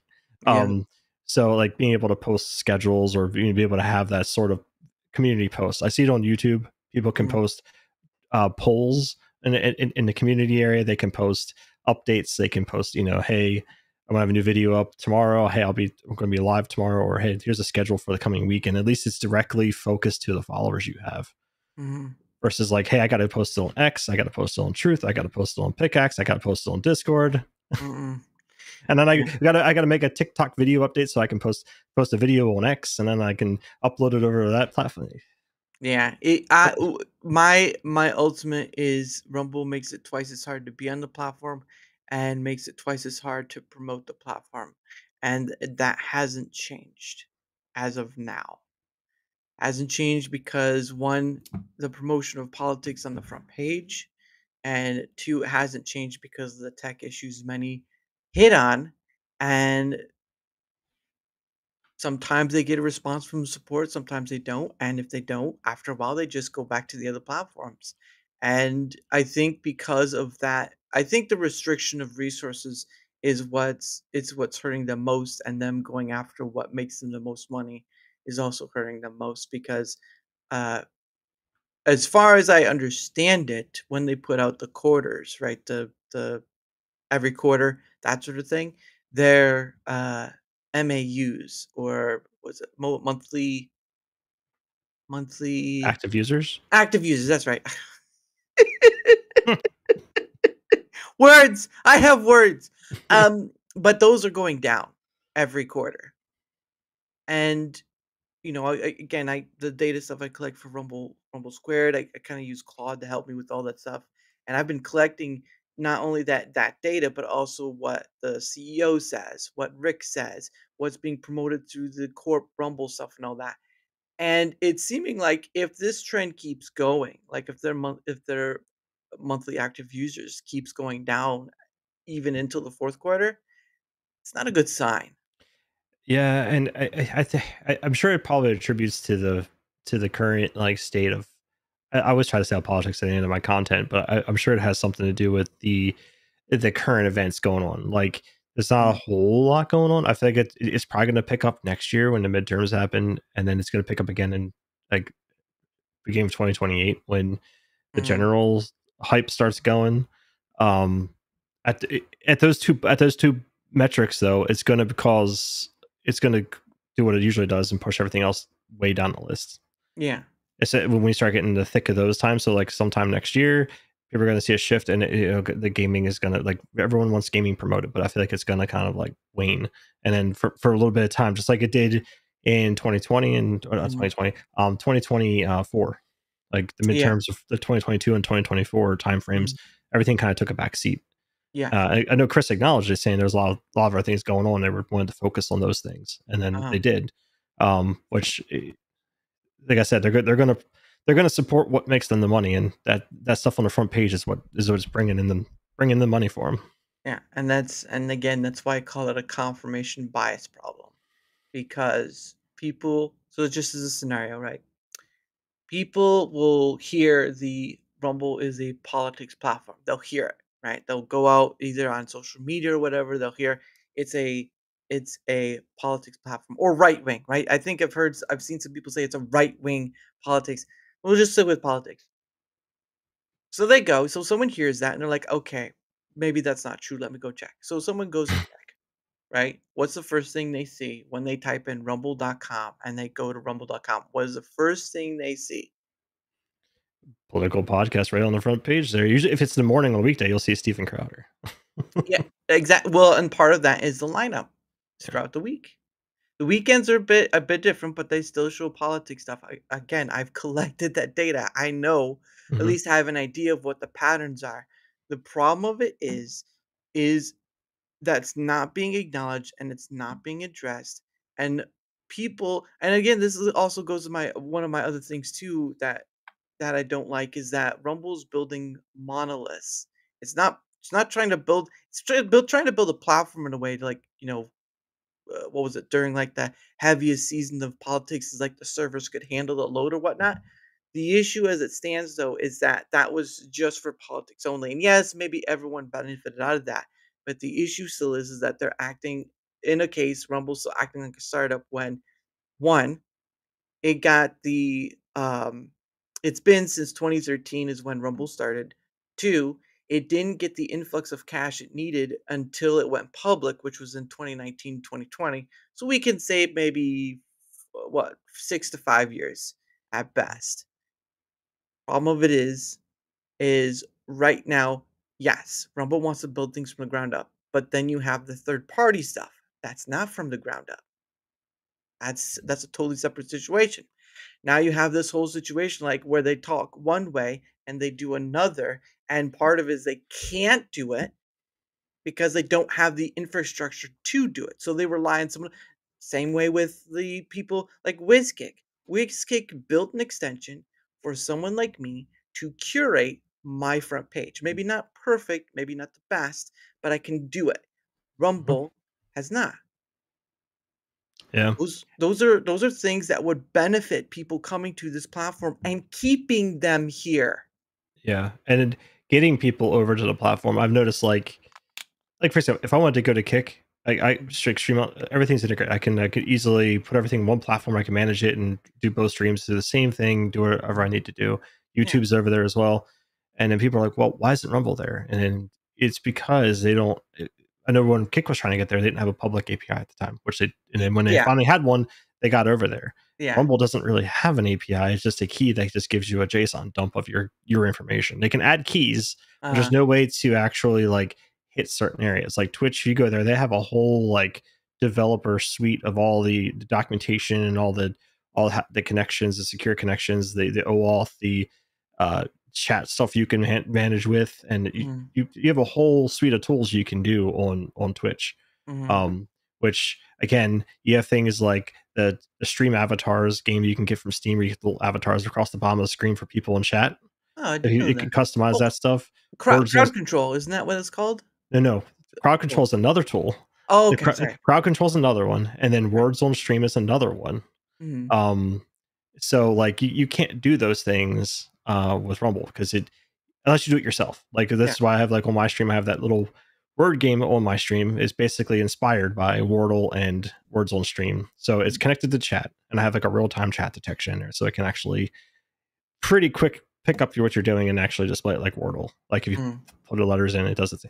So again, it requires someone to do it themselves versus, hey, go do this, and then you can set this up, and then like words on stream, you just have to link your account, and boom, you're in. And people are like, well, they could do it. Well, the problem is you'd have to give your stream key, and then that tool, that company would have to actually write a wrapper or an API for your collection of data to make it into what it should be, and then they're not going to do that. So it's like they can customize it, because then if Rumble changes it, then they have to go do a lot of work. Or if they finally introduce an API, then they have to migrate it all over. So they're not going to do it until there's an official, like, here's how you're going to go do this. And until it's there, like again, things like with Streamlabs, Stream Elements, I mean, it would at least get more mainstream than what it is, and make it easy for people to move their stuff over and manage their stuff. And then I know like Twitch and Stream Elements have the whole sponsor thing you can do. Like you can get, factor sponsorships, and then you get paid for doing it, and you get paid for subscriptions that you get to sign up for example. And they provide all the widgets because it's all dumped into your account. You just got to go get the links and put it in OBS and go. Again, the platform, or and by extension the stream extensions help build that. But that it's really, it's almost like becoming between a rock and a hard place. And again, going back to like what comes out quarterly and the numbers that are showing, like if they can't improve to the point to keep people here, then I'm not gonna sit here and be like, oh well, it'll turn around, it'll turn around. It may turn around, but my issue is like, where is finding out what the majority have an issue with? What is the major thing they could work on right now that would help a lot of people, not just gaming, right? Gaming is its own thing, that's fine, I get that. Politics is its own thing, that's fine, I get that, and all this stuff. But we need something to help everyone. Yeah. Not just a certain section. I get it. You're gaming. Pudge and them are gaming, all this stuff. You guys are a sliver of a pie, of a sliver of a pie. Let me say that again. You are it's a crumb to the pie, actually. It's a crumb off the crust. It's a crumb. Yeah. If you were to think of the whole of content creation, that includes all the platforms you can go on, you can make money on, all that stuff, right? The big ones, the big chunks are YouTube and Twitch and maybe some Kick, and maybe Rumble's getting up there, but that's a small sliver, right? You get the small sliver of Rumble, right? Whatever's on Rumble, you get a crumb. And And the thing with streaming is it's a net negative for the most part. I mean, like, for the company, like Twitch is like operates on a razor thin profit margin, because everyone's streaming there. It costs them money for everyone streaming. You could be streaming to 0 people, and it costs them money for you to be there. But they let you do it for free. I mean, eventually, maybe they say, "Hey, you have to pay a $10 a month fee to actually stream on this platform." It would definitely shrink that pool down. But like YouTube was not a live streaming platform at first. It was a content platform with long form content, and then they had short form, and then they had streaming. And streaming just happens to be a feature on there. Where Rumble, I feel like it's kind of, they have two goals at the same time. They want to be YouTube, but they want to also be the top live streaming platform, and you can't really have both of those things at the same time. They need to pull ahead with the shorts and long form content that also has the live streaming in there. That kind of goes along with it, and at least, I don't know, give them the money and growth, and also help the discoverability of things go along with it. It's an odd one because, again, from all the time I've been doing live streaming, it's been doing it for fun. But seeing how it's done, it's just like it all makes sense. I mean, it is tough for the company, and if they want to be a streaming first platform, the numbers are going to keep getting worse for their profitability. Yeah, it's. I think the one who can run, because right now, again, YouTube is the one, and it does sell data. In fact, it's YouTube is basically Google's data mine for all its AI stuff. Which, I mean, sorry to tell you, kids, every video you upload there, you're just helping their AI. So you want to get paid for it, great, but you're kind of, the VO3 thing that made those Sasquatch movies and the Stormtrooper movies. You guys contributed to it. Everyone contributed to it. So no one's without blame. But the point of the matter is, though, is that YouTube, so far as it is the only one successful doing all 3 things: shorts, edited video format. I say edited because, I mean, I guess you could say long form, but then again, streams are long form. Produced. Edited, promoted content, whatever it is. And then you have live streams. YouTube is the only one doing those 3. And not perfectly. I mean, we can all have our inferences of YouTube because it's right there in center. But the problem of it is that YouTube is showing how it's done. Twitch and Kick, they're only live stream only. Shit, clips? I think they do clips on Twitch, right? Yeah, they have clips on there, and they have clips on highlights, so you can actually clip content. But they don't promote their short term because Twitch is an interesting situation because it has highlights. You can upload highlights. You can make a video and upload it on Twitch. And then and thumbnail and everything. They don't promote that stuff. But it's interesting because they have the tools to do it. They could actually have their clips just promoted auto and like shorts on their front page. And then they could promote like, hey, here's the latest highlight. People could actually upload videos, but they're clearly not going to do that because they put handicaps on highlights. You're only allowed to have, I forget how many hours it is, 100 hours, whatever it is. You can only have so many highlights saved. Until you have to start deleting them, because then they'll just delete off the old ones. But they could easily do it on Twitch because they have the live streaming, but they don't. They could monetize, because also your clips and your highlights aren't monetized. There's no ads on them. Like, they could monetize those. You can make more money on those things. They can promote those things. That they have them. They have all that. They just gotta kind of twist it a little bit, and boom, they got it. Or Rumble's going to have to put all those pieces in place. They don't have any way to do highlights or clips. And you can do clips on Studio, but if you weren't using Studio, you have no way of doing clips or highlights unless you edit yourself and upload to the site and then go promote it somewhere else. Yes, and well, to the Twitch part, they did stop having the streaming in South Korea. That was a while back. They did stop having that, and it because it was too much. It cost them too much to be in South Korea. Yeah, let me see what's the highlight video producer. Let me see here. Yeah, you can have. You're allowed to it's 100 hours of. You're allowed to have 100 hours of highlights. If you exceed that, then you get a warning. You can't add any more highlights to your profile until you start deleting them. So like they were trying to cut down on storage, which I get it because given the size they are, which is why they're pretty stingy on that because. YouTube, I can't imagine the storage farm of data they have. They have the amount of petabytes or yottabytes, whatever they are now. They have a ton of data. So Rumble will, as they grow, they're going to learn those growing pains and those pain points as they start bringing people in. Right. And they got to give people incentive to come, because people on YouTube are making YouTube money. Yes. It's like, hey, put your content on Rumble too. Well, I don't have problems with YouTube, so what's my incentive to come to Rumble? Yeah. And it's like, well, there's no discoverability, the earnings are less.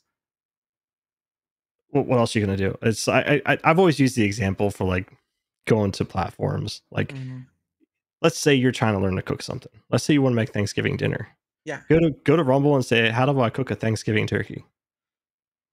I'm not gonna find it. Or if anything, it's going to be something unrelated to what that is. Stuffing a turkey. Oh,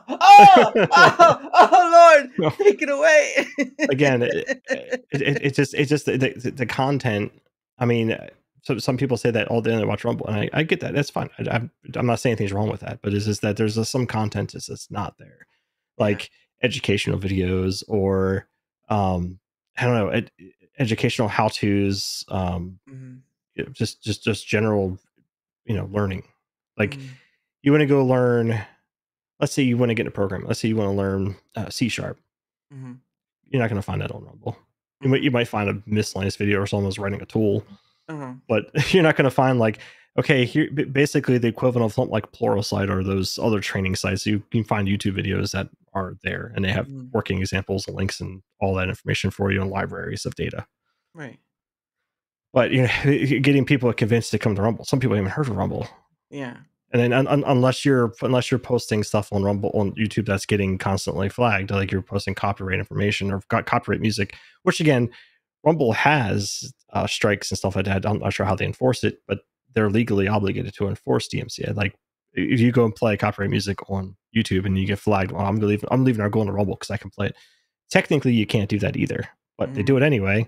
It's just a matter of time for that when they get big enough and they start noticing. It's like, hey, we're going to crack down on this, because YouTube like nearly shut down many years ago over their lawsuit, because it was like $1 billion lawsuit that they had because of which birthed their copyright system. Yeah. It for as much people hate it, they did it to protect themselves. Yeah, it makes sense. Yeah, that's obvious. But with the agreement that yes, it is imperfect and it does get a little overreachy. But isn't it called C++, not C#, C++? There's C++, which is the lower level language, and there's C#, which is the .NET, which is part of the .NET world for Microsoft. Well, you know what? I'm learning new stuff every day. But anyway, it is the top of the hour. And so what happened is that I set aside some time for me and my guests to promote our stuff and all that jazz. So give me 1 second. And nope, not change that over. That'd be much easier. No, I think I did that wrong too. There we go. All right, there's your stuff, good sir. If you want to promote your stuff, the floor is yours. Oh boy, I feel like when I promote this stuff, I feel like I'm kind of in a weird realm of Rumble, because I feel like everyone is doing their shooter games, but I'm a variety channel, from retro to speed runs to challenge runs to marathon runs to just mass completion of games, from indie horror. I do some shooters, but campaigns. Platformers, Metroidvanias, you name it. If you love gaming, my channel is the place to be, because that's all we do is gaming. There's no politics. It's only gaming. And as far as the content, I know some people look for family-friendly content. I would say mine's pretty family-friendly. The rating of the stream is based on what's on screen for the game. If the game is 17 plus, and I guess technically it's 17 plus, but if it's not a 17 plus game, it is what it is. I mean, I would say barely PG-13 if people are looking for family-friendly content for gaming. So it's usually pretty lighthearted, a little bit of sports discussion, but again, it's usually lighthearted stuff. I mean, there's no like extremes going on in there. There's no anything like that going on. So I always try to keep to that, and I'm sure if I dove into more politics stuff and all that stuff, I'm sure probably I get more traction. But I don't do any of that stuff. I just focus on the gaming, and then everything I do on my stream is done by me. If it's a widget I put on Rumble, I did it myself. if there's a graphic on there, I've worked to get stuff done. Mhm. I've never commissioned anyone to do anything on my stream. So Unless you get those spammers in your streams like, "Hey, would you like I some always laugh at that. graphics?" I always laugh at that because on Twitch, those people come in and they'll follow you and they'll say that you get a follow immediate hi, and it's like hi, and it's like how you doing today? I'm like okay, and I'm doing good. How are you? And they're like I'm doing great. What's your favorite game? What do you like Nope. to stream? When do you stream? I'm like Mm-mm. oh god, I know where this is going. Yep. Yep. I haven't got that on Rumble yet. I don't think they found their way over to Rumble yet. But on Rumble, on the other hand, you just get people in there that just spam random stuff in there. It's like, okay, I'm muting you, or they'll try to, hey, I followed you, now come follow me, and I'll post a link. Okay, I'm gonna mute you too. Yep. Okay. I think the best one is Twitter X, where you'll find a majority of those people are commissioners. It's like I've come across those people multiple times on Twitter X, and it's like I know it's a thing. First off, the tip off is when you go to their bio and it says accepts commissions or something like that. That's when you know they're not there for anything but to get a commission. So always check the bio first, because if it says commissions or something similar, you know they're not there for anything else. And they will do that things like, "Oh, how's your day? How's things doing?" or whatever. It's like I usually if I can tell right away, I'll say, "Look, I appreciate it, but I'm not no commissions. I don't want any commissions." I've been posting my old shorts that I've had on YouTube, and I've been bringing some of them over to TikTok. And there's at least one that stopped by and said, "Hey, done the all commission stuff." It's like, "No, I'm not interested in commissions. Thank you though." But I just and then they tried to go like, "But what if?" And I'm like, "No, I do not." It's just like don't try to sell to someone who says no to you. Like I get you want to try to get that yes, right? That's the whole point, is try to get a yes. But I'm like, I know what you're here for. I don't have the money, so it's a no. Yeah. Find someone else. And it feels like there's a lot of them, because same with the GoFundMe stuff. Like I've seen a lot more GoFundMes. I don't know if it's the algorithm thing on Twitter X or whatever, but it feels like there's a lot more GoFundMes being seen. Yeah, I get like a spurt. It happens every now and then. I don't get like a lot of them, but I'll get like, hey, so and so followed you on X. I'll go, okay, who is that? And I'll click on it, and it says, like, design or something related to like photo or graphic design. I'm like, oh, like, Yeah. okay, and then like with like a few weeks are gone. I'm like, okay, well, whatever. Yeah. Don't care about you. You're not getting anything from me, you scummers. But Yeah. anyway, like said earlier, his links are down below, both on the Rumble side and YouTube side, because I streamed to both, and I know you're on multiple places as well, Neo. So Yeah, and I'm trying to. I hope one of my 2026 goals is I have some videos queued up for YouTube. I haven't released them yet. I'm trying to build up enough of a library where it's enough of a backlog of uploads to YouTube where I can just start scheduling releases and actually be consistent, because it's all the work's already done, but it's just trying to find that time to do it. So trying to be more consistent there, and then try and get that stuff up on Rumble. I've done it here and there with some edited content on Rumble itself. It obviously doesn't do as well as like a live stream, but it's getting there. But I try to upload that stuff where I can. And on X, I've tried to rein back on some of how the things I say, because I feel like it just falls on deaf ears. People just ignore it anyway. But it's because if you're not like, praising everything from certain angles, then no one wants to talk to you, kind of thing. So I'm like, I'm just going to talk about my content, and I'll chime in on random things here and there, but I'm staying out of the other things. That's when I go up to you and say, "Okay, what are your issues?" That's when I come in, Yeah. when I try to, because that's another thing too. Is like, we'll get into it after the promotion stuff. I apologize. But anyway, his links are both on the Rumble and YouTube side. And again, I've been uploading my stuff to TikTok, but I don't promote my TikTok just because there are other people on there already, and two, they're just old shorts, and I really don't need to, like, I don't feel the need to. I just promote my Rumble and YouTube, and that's it. Yeah. But regardless, but yeah, his link tree has all the stuff in there. Give him a look, and if he's worth a follow, why not, right? I would think so. But beyond that point, whether you're on the Rumble side or YouTube side, doesn't matter which side you're on. Unless you're in a war, then it does. But we're not in a war, so it doesn't matter as much. But anyway, if you wouldn't mind leaving a like, sharing the content, leaving a comment or follow, anything that helps with the engagement factor is much appreciated, because not only does it help in being seen more, like all content creators want to be to some degree. Obviously, it varies, but it also helps in having other people on, like Neo, twice now, like Tomby, and like so many other people. At the end of the day, I've had on over. I'm reaching almost 300 various guests. Only a few more guests, and I hit the big 300. Wow. Yeah, it's crazy. I don't so what how I count it is I don't count when people come on Rumble Squared for the first time.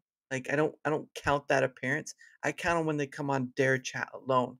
And it's only the first time. Then it's just they have their own counter of, oh, Neo's been on 3 times already and blah blah blah and all that stuff.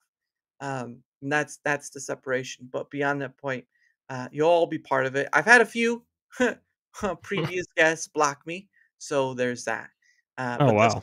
yeah, they'll still be on the list though. No, it doesn't matter what. If you've been on once, you'll still be on the list. But it's just as a thank you rather than anything else. So Yeah, I have my thoughts on things, but I was just gonna still leave it there.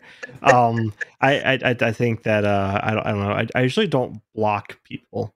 Like Mhm. I'll listen, I'll see it, and then like it's like I'll just ignore it. It's just I like to see other people's opinions and other Yeah. viewpoints. Like if I don't want to be stuck in an echo chamber. Yeah. So yeah, I don't know. It's not very often, actually. It's not often at all. I get asked on 2 shows because I think sometimes for some people, it's like if you're frequent in their community, they'll have you on their show, or if Mhm. you're frequent in some capacity, then they'll do it. Or if you're bigger than them, then they'll have you Mhm. on too, kind of thing. So it's like I don't know.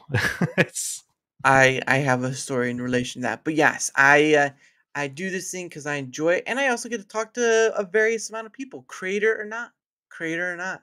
I've talked to people from pretty much all over the world. The English speaking part, I don't have a secondary language, so me no comprende.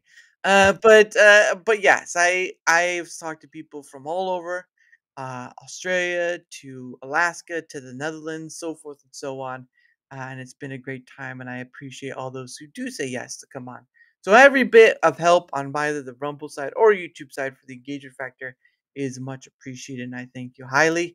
And of course, oh, and is hold on one second. Here's my link as well. Oh nope, that's the wrong link. Not posting that again. Um, Almost posted your link twice. But there's my link right there. You can go there, and just like with Neo's link tree, this is sort of my own link tree. You can go there. You can find my Twitter X, my email. I have a link to Discord, but it's just for DMing. I've heard horror stories about Discord and setting a server up, and I'm not interested. I only have so much mental bandwidth, and I'm really here just to try and enjoy this thing. I'm not here to try to make a media kit, which is just yeah, But that that's the thing on I think it might be just for affiliates and partners, but like there actually is a media kit set up in Twitch. You can actually just go set one up. Like if you're affiliate on Twitch, you have the option to set one up. So Mm. you actually have that ability to do that. So I don't think I've ever set mine up. I think mine is kind of filled in, but it's not like filled in. Like I don't promote it because like I don't know. Trying to find time to do things. It's like I don't know, between work and IRL. I don't know. There's just Yeah.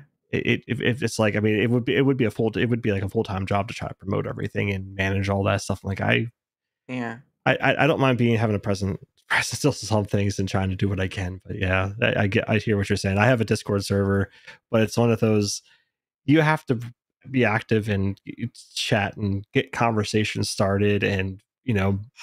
you have to watch it, and um you have to watch the channels. You have to moderate. You have to Mhm. make sure there's no bad actors in your server, especially as it gets bigger. Some people Yeah. have the time for it, but I don't have time for it. Yeah, that was oh, and thank you for that note because he said he follows you on Rumble. But yeah, that's kind of the thing I tried to do with Dara's Hangout Dan was try to make something that was just a conversational spot. Like the only people that'd be allowed in are the people who've been on DaraChat. So in order to get in, you'd have to be on DaraChat, sort of like that stopgap thing. But beyond the scope of it, it doesn't seem like unless you put something there for people to want to interact with, people don't interact with each other in a community thing, and it's just like yeah, so I've kind of failed at that. But I may change it over to being like Rumble Squared because I've already had some people leave. I'm like, I guess I'm just not good at this thing, but I came to do a thing I didn't see many others do, if at all. And I'm gonna here do it the way I enjoy doing it, or find ways of enjoy doing it, rather than just following this whole list of things you have to do in order to get seen. I'm telling you right now, I've almost talked to 300 various people. I think that's a pretty good getting seen part. That's a lot of people. Yeah, it's a lot of people, a lot more than many other content creators could say. And I've talked to people who aren't content creators, and that's another thing I don't think will happen much, because that's a high risk for many content creators, and they like to protect their brand. But my brand is people, so it's already protected anyway, because people aren't always going to be perfect. People aren't always going to be great. My point is trying to avoid bad actors, but sometimes people lie, and there you go. But people are the brand. So I'm Yeah. good. I'm set. I'm set. But regardless, the two other things, I try to get through this quickly. Part of it is I am oh, hold on, I'm a part of Proton's partner program. I am promoting. Oh, thank you, Neuro. I am promoting their Proton Unlimited plan. Now, obviously, many of you have probably never heard of Proton. I use Proton. Proton is a privacy sort of focused company. They're based in Switzerland. Look, I can make money off this, but I don't do it for the money. I do it to promote a product that I use and believe in, and what they're trying to go for. If you've never heard of any of their products, you can go to that link. They'll give a list of all the different stuff that their products do. Again, when you go and check this stuff out, then you'll begin to understand what Proton is more. You'll have better understanding, and maybe you'll choose it. If you don't choose it, that's okay. It's okay. I'm not here to be a seller. I'm here to promote products that I've used, and if you take it, great. If you don't take it, then that's okay too. At least you have an option for a future choice. All right. That's the whole point of it. And again, if you do choose it, well, this whole plan includes a whole suite of stuff, and you get to save 23% every year. Now, I know it says annual, but some people are like, what is annual? What is perennial? No, no, no. Annual means every year. All right. I think perennial means every 2 years. I think so. Yeah, I think that's how that's why I have to clear it up. But yeah, and Nero says still haven't had any spam there. That CEO, he uses it. He was actually the first one who went through the link to get all that stuff. So there's that.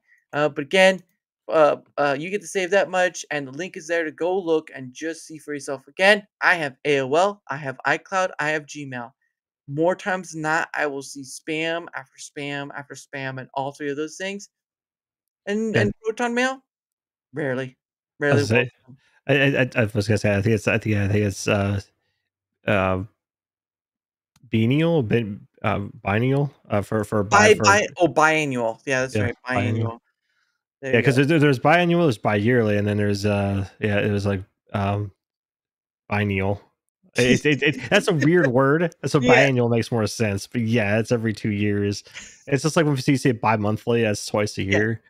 No, Or bi-monthly is twice. twice a month. Sorry, you have me thinking years.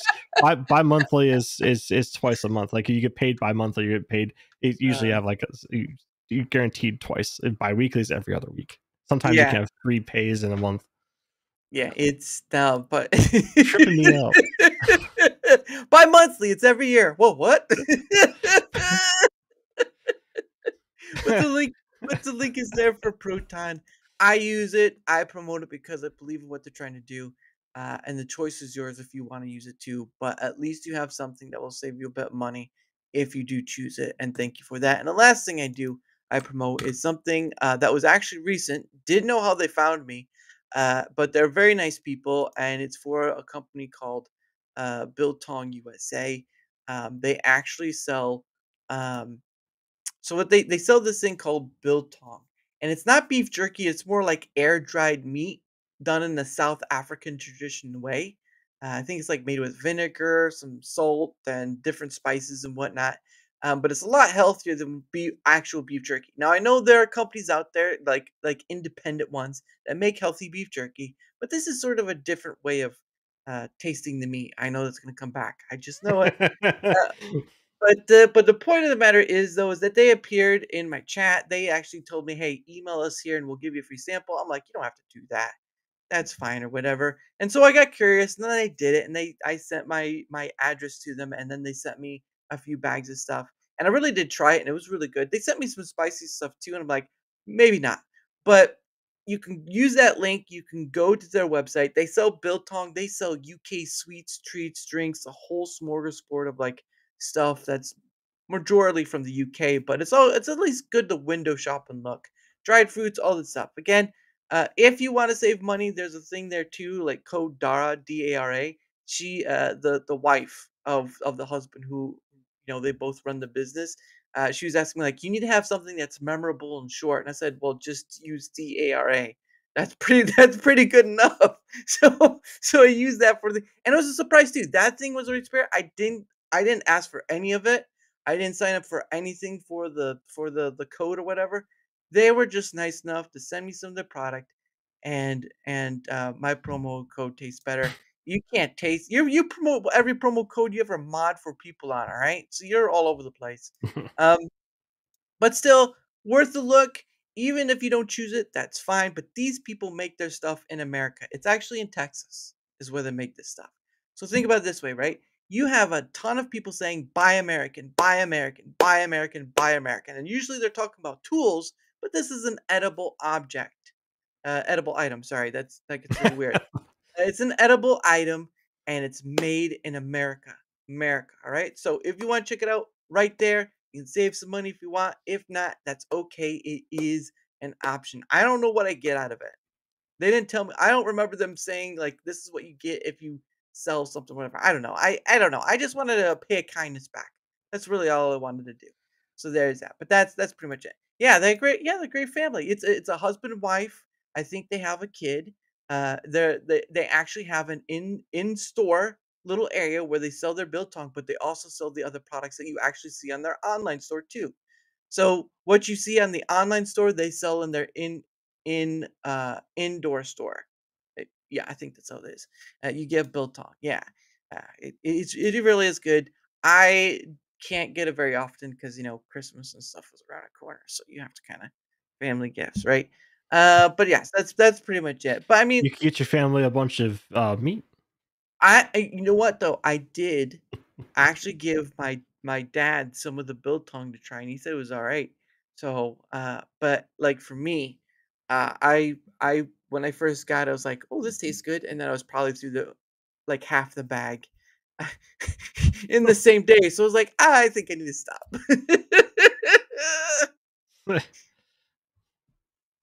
Yeah, they have 3 or 4. Oh, I didn't know that. I only saw they've taken photos, but I only saw the one. So I only figured they had one, but they have 3 or 4 kids. Push that code and you'll get more. Yeah, I don't want to do it that way, but yeah, I didn't know. But they're again, a family business, South African tradition made and made in America. All right, America for some people say. But yeah, but America.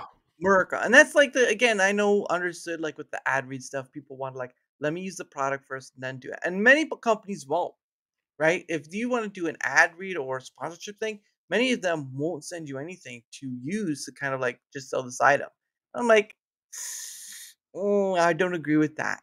I don't you want people to give an experience. And the only way to give an experience is for them to try out your product. Not the customers, but the person trying to promote it because people will find out if you're lying or not.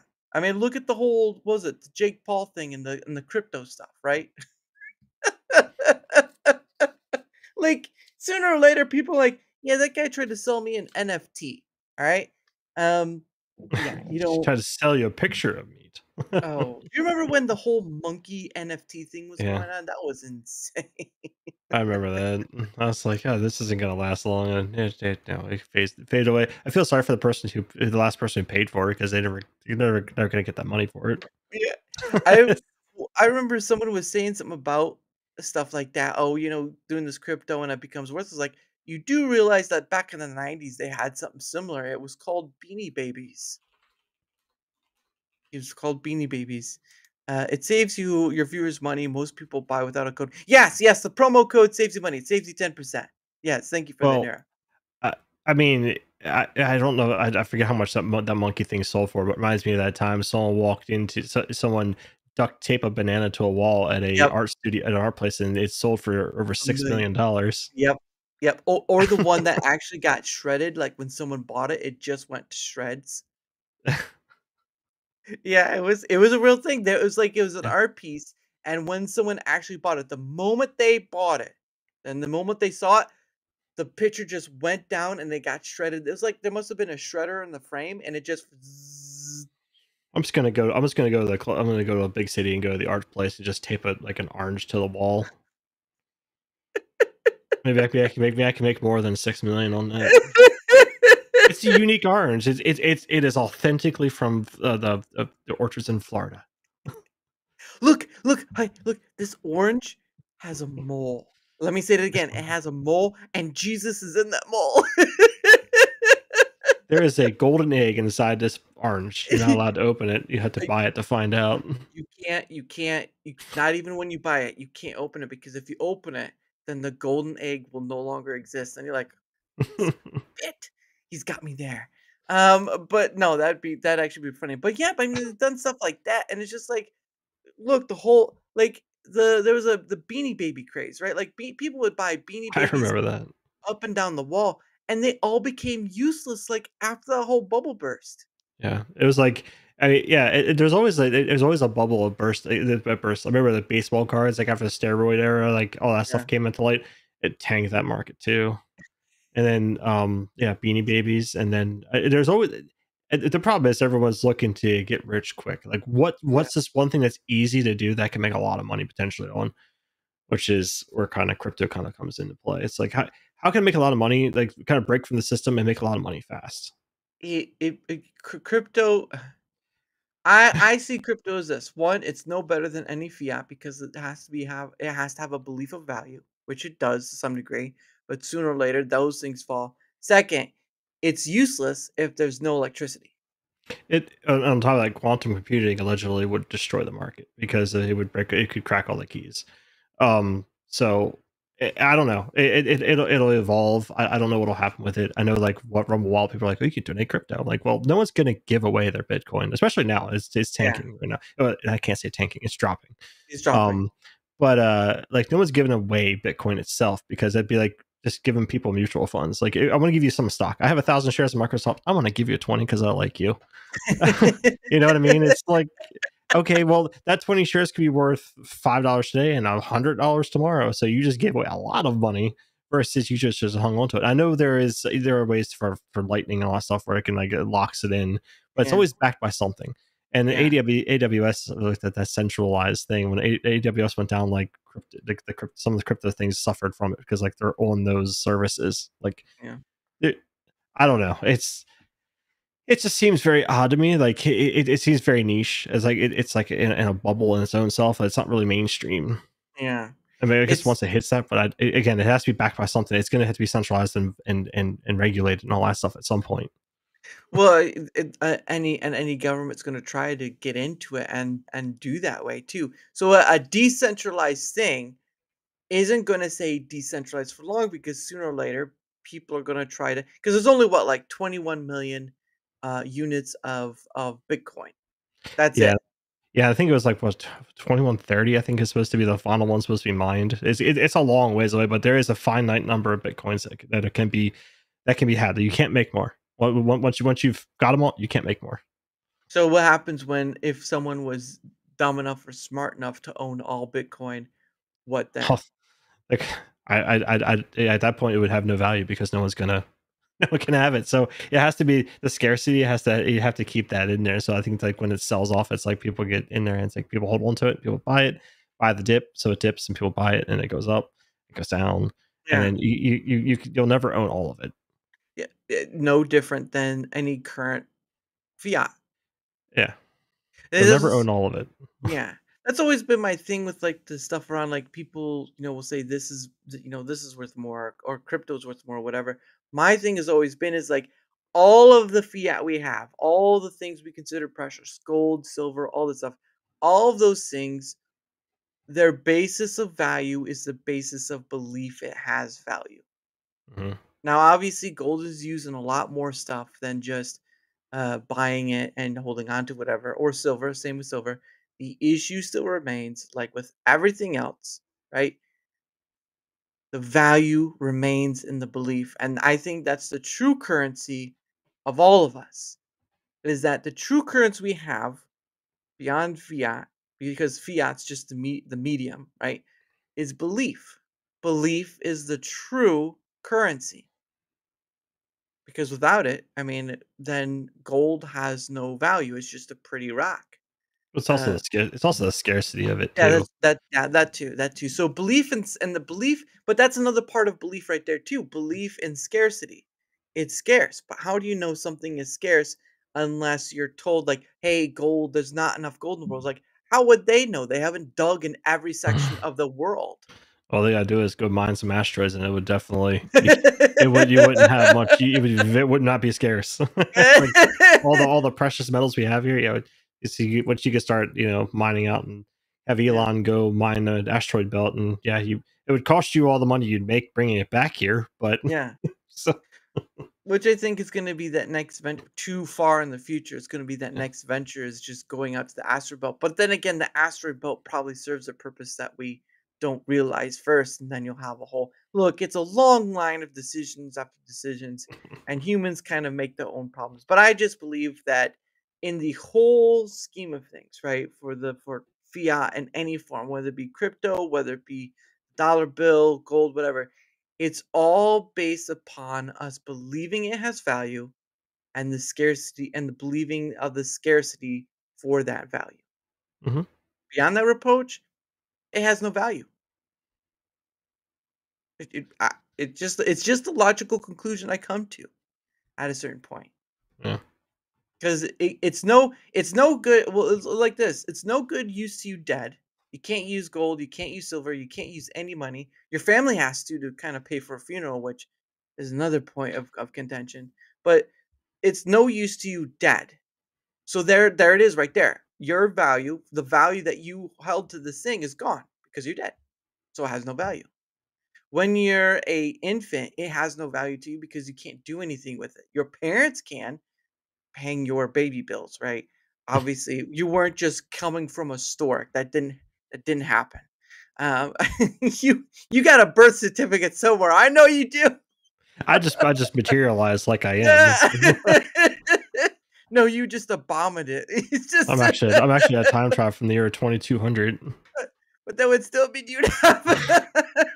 My birthday, it doesn't exist yet. It won't exist for another a couple hundred years. So Neo the time traveler.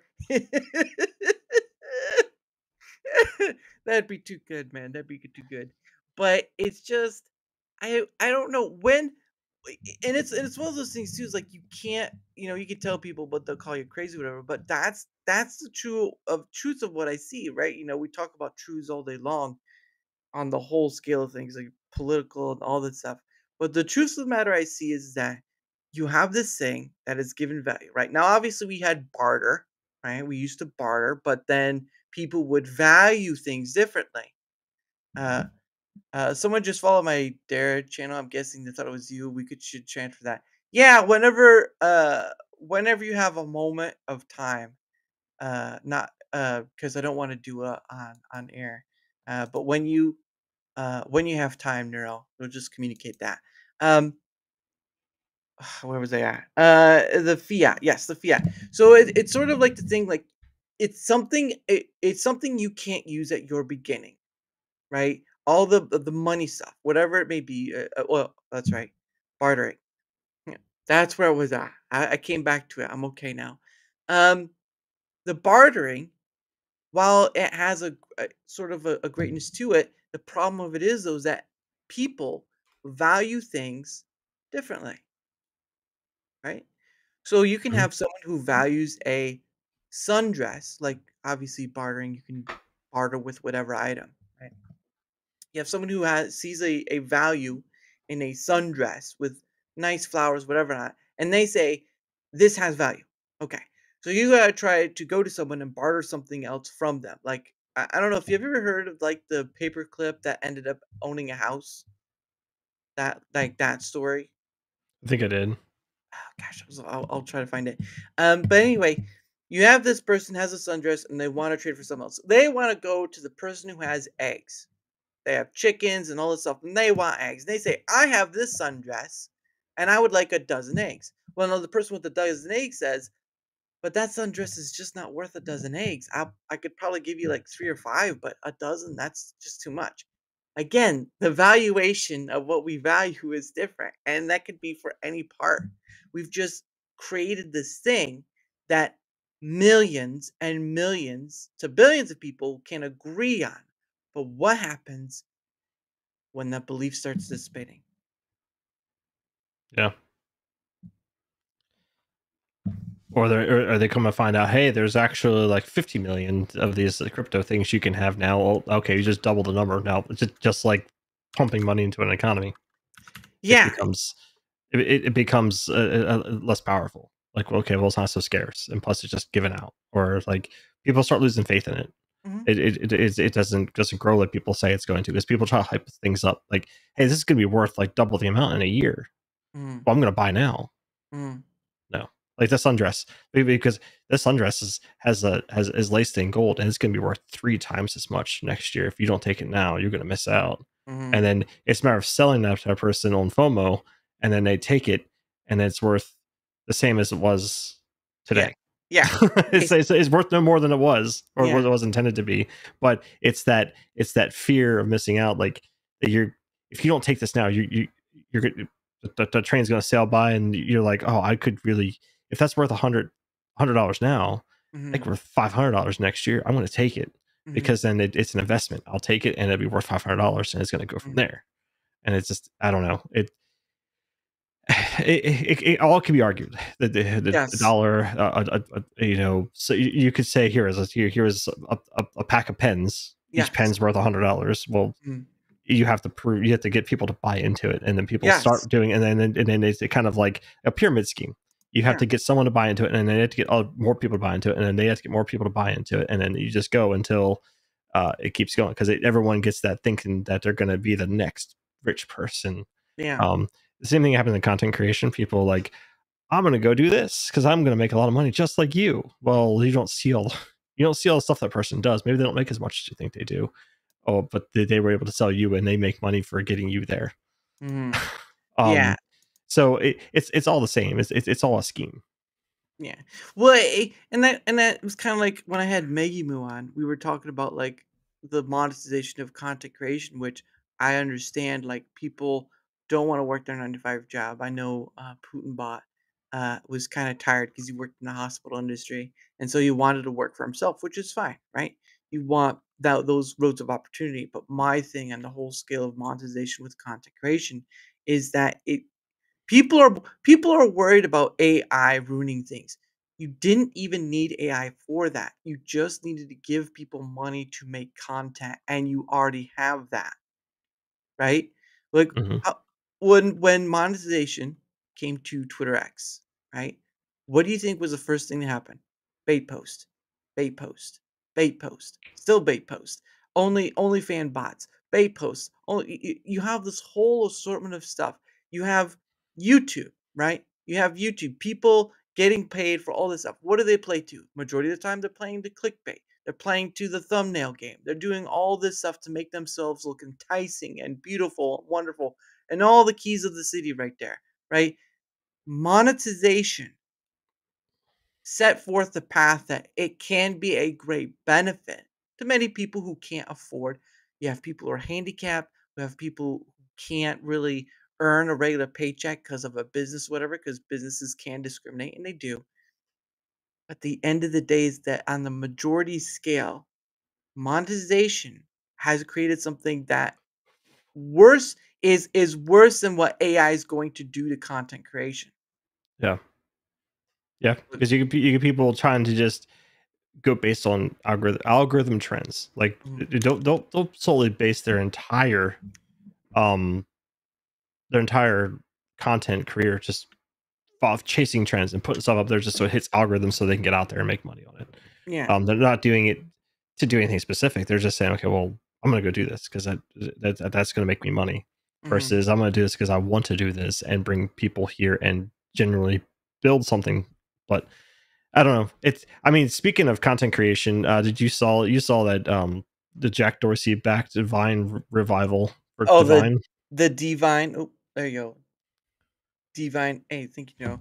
Yeah, I know. I saw that and I was like, okay. And they're gonna, and of course, I'm sure they're gonna have a hard time policing it, but they're banning AI content from being posted. Oh, that's not gonna last. It's gonna be harder for them. I think initially, because I think they revived it with a bunch of old Vine library stuff, and that's then what I read. Yeah, anything new coming in is gonna have that. But I'm curious on how they're going to police that, and because I mean there are ways to do it, like things like generated have digital IDs on them, like VO3. When you generate something, there is an ID on there. You can run it through a Google tool. This is it was generated here. Yeah, it's just when like VO3 was pretty nice. Like when they brought out the Sasquatch videos, those were pretty funny. I'm not gonna lie, that was pretty funny. But when you came out with the Sora 2 stuff, right? And this is ChatGPT doing it, you know. I'm not sure. I know Grok Imagine is out there doing its thing, but it's still imperfect too. If it weren't, and this is the truth right here, if it weren't for the watermark that Sora 2 had, you would have a lot of people believing that stuff is real. And there still are a lot of people, and you can make videos on Grok Imagine without any watermark, whatever. But you have a lot of people believing in stuff that isn't real, and they don't take the time to look over the video. There was this one video. It was mostly funny more than anything else, but this guy, he's in a toilet, and this deer jumps through the window, and then a bear jumps through the window, and it's like, well, that is crazy. I hope he didn't die. But then you realize it's just AI because there's certain weirdness to it and all this stuff. There's not things. It's not natural. Yeah, you've got people making pictures out there, mostly the OnlyFans girls, but they're making pictures, and you can tell they're AI because they still get hand part wrong, feet part wrong. There's yeah, I don't know. I feel like it's I mean, content creation itself, I mean, people are worried about AI replacing it. I mean, a traditional content creator can't create as fast content like an AI could. Like if you're doing short form content using AI, you're gonna be able to crank like 10 times as much content out as a content creator themselves doing it by hand. And I'm trying to do genuine content. So yeah, and you know, people could, you could run into like VTubers. You could have eventual AI just being a VTuber, and it's just someone sitting there and then link it up to a chat, and then when people are chatting, it interacts, and then it can watch what it'll be there before you know it. You can have a VTuber who's not even a real person. Actually, there sort of is. On Twitch, there is one. It's called Neurosama, and of course, the creator of Videl kind of appears along with it at times because the rules of Twitch and all that stuff, so they have to play in part. But there is sort of something like that. It still is handicapped. It still has it's not handicapped. It still has its issues, and so the creator has to be there to code it and stuff. But it's not too far off because someone's already doing it, and there have been a lot of the other VTubers like, oh, I want to respond to this, whatever, because Neurosama isn't real. It's actually a VTuber model from the VTube studio. And now it's been changed over time, but its base was that. And it was basically nothing but an AI. It's not too far off. Not too far off. And it's only going to get a little easier for everyone to do it. I mean, like I said, in a streaming world, I mean, you only have to be able to connect it to a chat and be able to read a chat, and then maybe say random things. Like you can program it, say, or talk about things, or it can react, or you can get it you can get it to be reactive versus, or you can get it to be proactive versus reactive. Yeah. And then as things come in, it can generate conversation and get people going. And then I don't know. It's one of those you see even in the content world, and you don't know what's going on. I mean, some VTubers aren't who you think they are behind the scenes. Oh yeah. So I mean, that is true. It's just one of those things. It's just like AI, and you mentioned the OnlyFans thing. Like with AI, you could have anyone open up an account with a fake person and sell photos and videos, and then anyone can do it.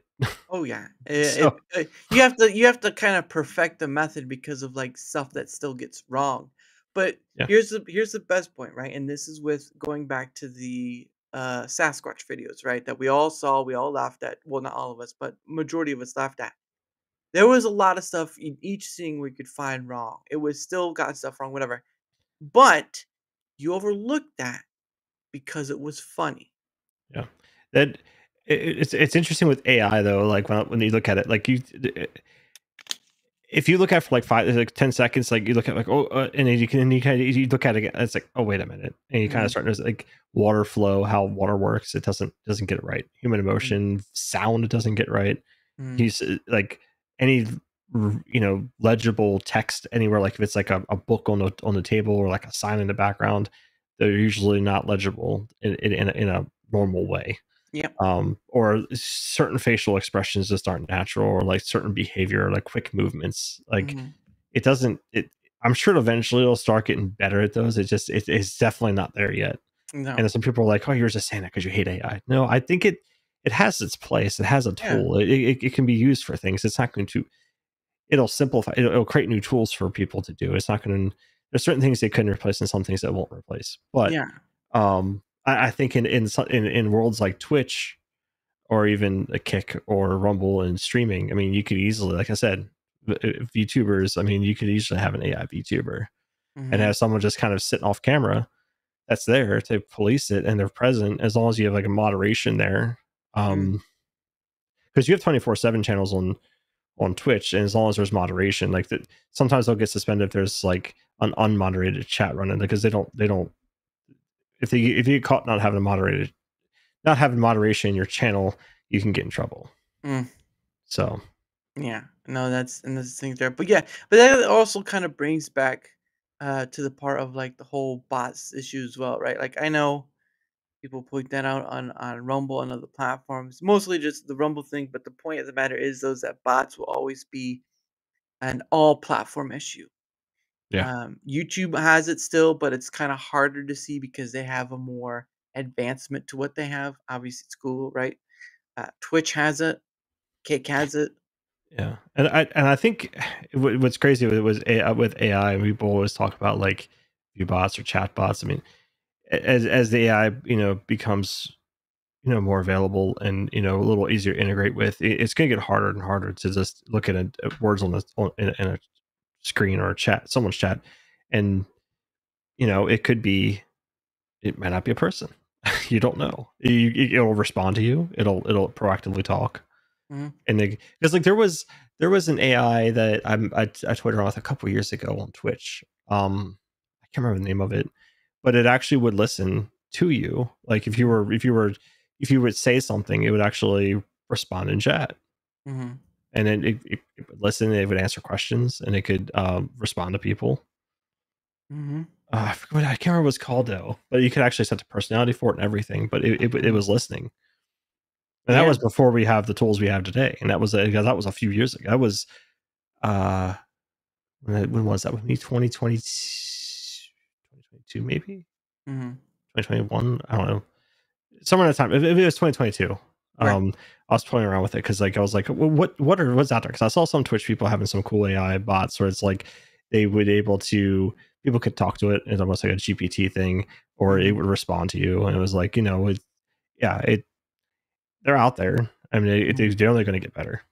Yeah, and for me, I'm like, I know that there's a conversation on both ends, the good and bad, and all that stuff, and I understand that myself, but I'm like, yes, it is faster. Yes, the explosion of it is sort of expediting. It's because you got like obviously Grok and all that stuff too. But the point of the matter is though is that with any new tool we've ever created, whether it be slow pacing or not, it's always going to have someone bad using it. It's always going to have someone good using it, and it'll add just another effect of that long list of tools that we've all created, that humanity has created throughout its whole existence in order to survive, thrive, and beyond that point. And AI is no different from that regard. Is it getting better quicker? Yes. Is it do you have like dozens and dozens of AI different companies and whatnot? Yes. The issue still stands though, is that it is a tool, direct tool, regardless, and there will be good people trying to use it for betterment, and there will be bad people trying to use it for scamming and all those things. Yeah, here was I found it. It was AI Alicia. how to add an AI chatbot to Twitch This was, like I said, this was this is a newer article, but they've been around for a few years now. For But example, you can add to TikTok, Discord, and Twitch. And now it's just a single user. It's not like you're view potting or something like that. That's not what this is. But it does exist. I mean, those things are were around before we hit where we are today with AI. Yeah, it says Alicia gives you 3 full streams free to tweak settings like responses. It's free, so yeah, I'm guessing you have to pay at a certain point. Yeah, you eventually do have to pay for it. I didn't pay for it. It goes. They must have shortened the term because I think you had twice that or something like that before. I think they must have shortened it, but it was. Yeah, you can tweak it. You can tweak its settings, and then you can have it in there. But it would like it can respond to you, the streamer. Oh, yeah.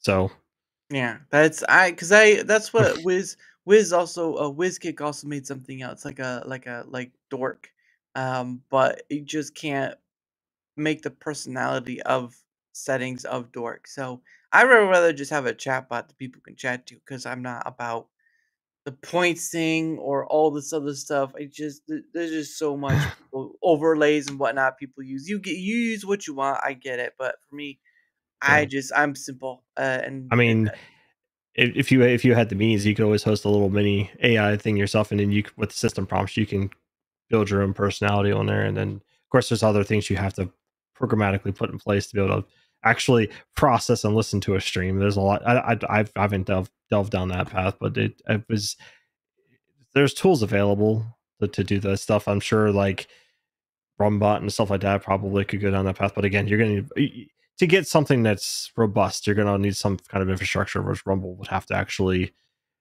take and in-house that stuff. And it's the same thing with channel points. Like when I was there earlier this year, when I was doing my survey stuff, like from using Microsoft Forms to make them, it would be brought up, but when it push came to shove, channel points were like 4th or 5th down the item of what people wanted, and that really kind of shows that channel points is not as needed or wanted as people think it is, right? Because the Twitch aspect. It's funny when the channel points stuff comes up. People are like, we need channel points. I'm like, I remember when Twitch introduced channel points, people like dogged it heavily. They thought it was a stupid idea when Twitch first did it, and then there are some creative things you can do with it, between using things like because like Twitch has another service you can. Where is it? What's it called? Trigger Fire. It's a Twitch specific thing, but you can actually set up like custom commands that can respond to channel points. So you can actually have videos pop up or custom alerts you can build over there, and then you can have them trigger on there. But some people got creative with channel points. They've done a lot of things with them, but it's just funny every time I hear the channel points conversation come up, because I don't know. It is a way to make chat interactive. It is a way to make your stream interactive. It is a way for people to do things. I mean, if you want to go that far, I mean, on Twitch, you can put widgets in place that appear on top of your stream. So you can like throw tomatoes or use a hammer or put stickers on the screen. As a viewer, you can actually, if you're on the computer, even on their mobile app, you can interact with things. Like they had a Giphy overlay where you can actually click on the little icon on the stream itself, and then do stuff on there, like same with crowd control and stuff like that, or being able to put bits into things, or the soundboards in your panels down below, which I think Blurp is supposed to fill that void of that, but I don't think it does the same thing as what that does. Yeah, which kind of brings me to another point too. Is like I know a lot of people use channel points or crowd control or whatever to kind of like give people something to stay in their chat. But that brings to another point too. Is like, how long is that gonna last before you have to add another thing? Like, what if it comes to a point, right, where in order to keep people engaged in your chat, you have to bring in a little thing that they could watch a movie on, or play like a Nintendo game or something like that. Like how long does that go before that evolves And instead of people being there for your stream and interacting with your stream and all this stuff, they're just there to be entertained by something else that's not what you're doing. Yeah. Right. So, and that's why I know what I do is kind of a bit of a detriment because doesn't fit the norms. But the problem of it is that's the point, is it doesn't fit the norms. It doesn't fit the norms of just bringing on other content creators. It doesn't fit the norms of just talking to people of higher status. It doesn't fit the norms of just doing this, or this. It fits into this area of a necessity of things that we kind of forget. And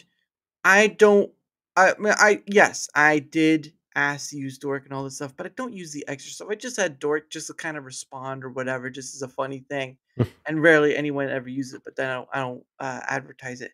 But the point of the matter is like, how far will these other things go before people aren't there to watch your stream? They're just there to play whatever little game there is, and you are just secondary. Yeah. Yeah, that's what you gotta be careful of. You put too much stuff in places, like people are there just to do the other things, and they're listening, but they're not really there for you. They're there to listen and do the thing you have available, which is, the whole. Yeah, I wish it was. There's so many various tools with the things that go on with Rumble. Like there's this, so it started turning into like a Frankenstein sort of thing. You had to use this tool, this tool, this tool, this tool, this tool, this tool. This like, you know what? I'm just going to do my own thing. So I like the tools I have, like I have an AI in my chat, but it's self-hosted. I have the word self-hosted. I have the sports ticker self-hosted. I have the ability to put GIFs on stream. You use the exclamation point G and put a query in, it'll post a GIF to screen to the stream and put that on there. Your name's not attached to it, but you can put content on the stream. So all that stuff is stuff that I was like, I'm just gonna do it myself because I'm not going for someone else to do it, and I'd rather make it unique to what I can do. It's like, hey, you have a unique experience. It's not going to have like chat points. It's not going to have, you're not going to sit there and play like gambling. I mean, I think I have one of the things turned on. I think it's, what's it called? Rumblebot, not Rumbot, Rumblebot. I think there's some things that are tied to that I have. But I don't have that sort of thing in there. Yeah, I just I've always been, so whenever you have a content creator, right, and not whether big or small, whatever, they talk about overlays and all this other stuff for the engagement. It's like I've always been adverse to that because I feel like, again, coming back to that monetization factor and all the stuff that's kind of been something that's grown into what content creation is. When YouTube first started, there was nothing but people's interest in, oh, there's this funny thing or there's this interesting thing. And maybe you had likes, maybe you had the comment section, all this stuff, but you didn't have something that was an incentive to post. The incentive is a spotlight, basically. That's why it was called YouTube, right? Because it was you. Yeah. Then you start. Oh, go ahead. Oh, go ahead. Then you started adding all this money stuff to it. Then you started adding wanting to be seen more, and it doesn't matter, Twitch, Kick, whatever it is. You started adding these things that, in order to become successful, you had to do these things and follow this stuff. Being consistent, understandable, but like me posting shorts, whether it be on TikTok or YouTube or whatever, not consistent because life gets in the way and you kind of like don't want to do it. And so I want to enjoy what I do rather than being forced like, oh, I gotta do this, I gotta do upload, it takes whatever this. If you enjoy doing that, great. Just don't listen to what I say. This is not the point.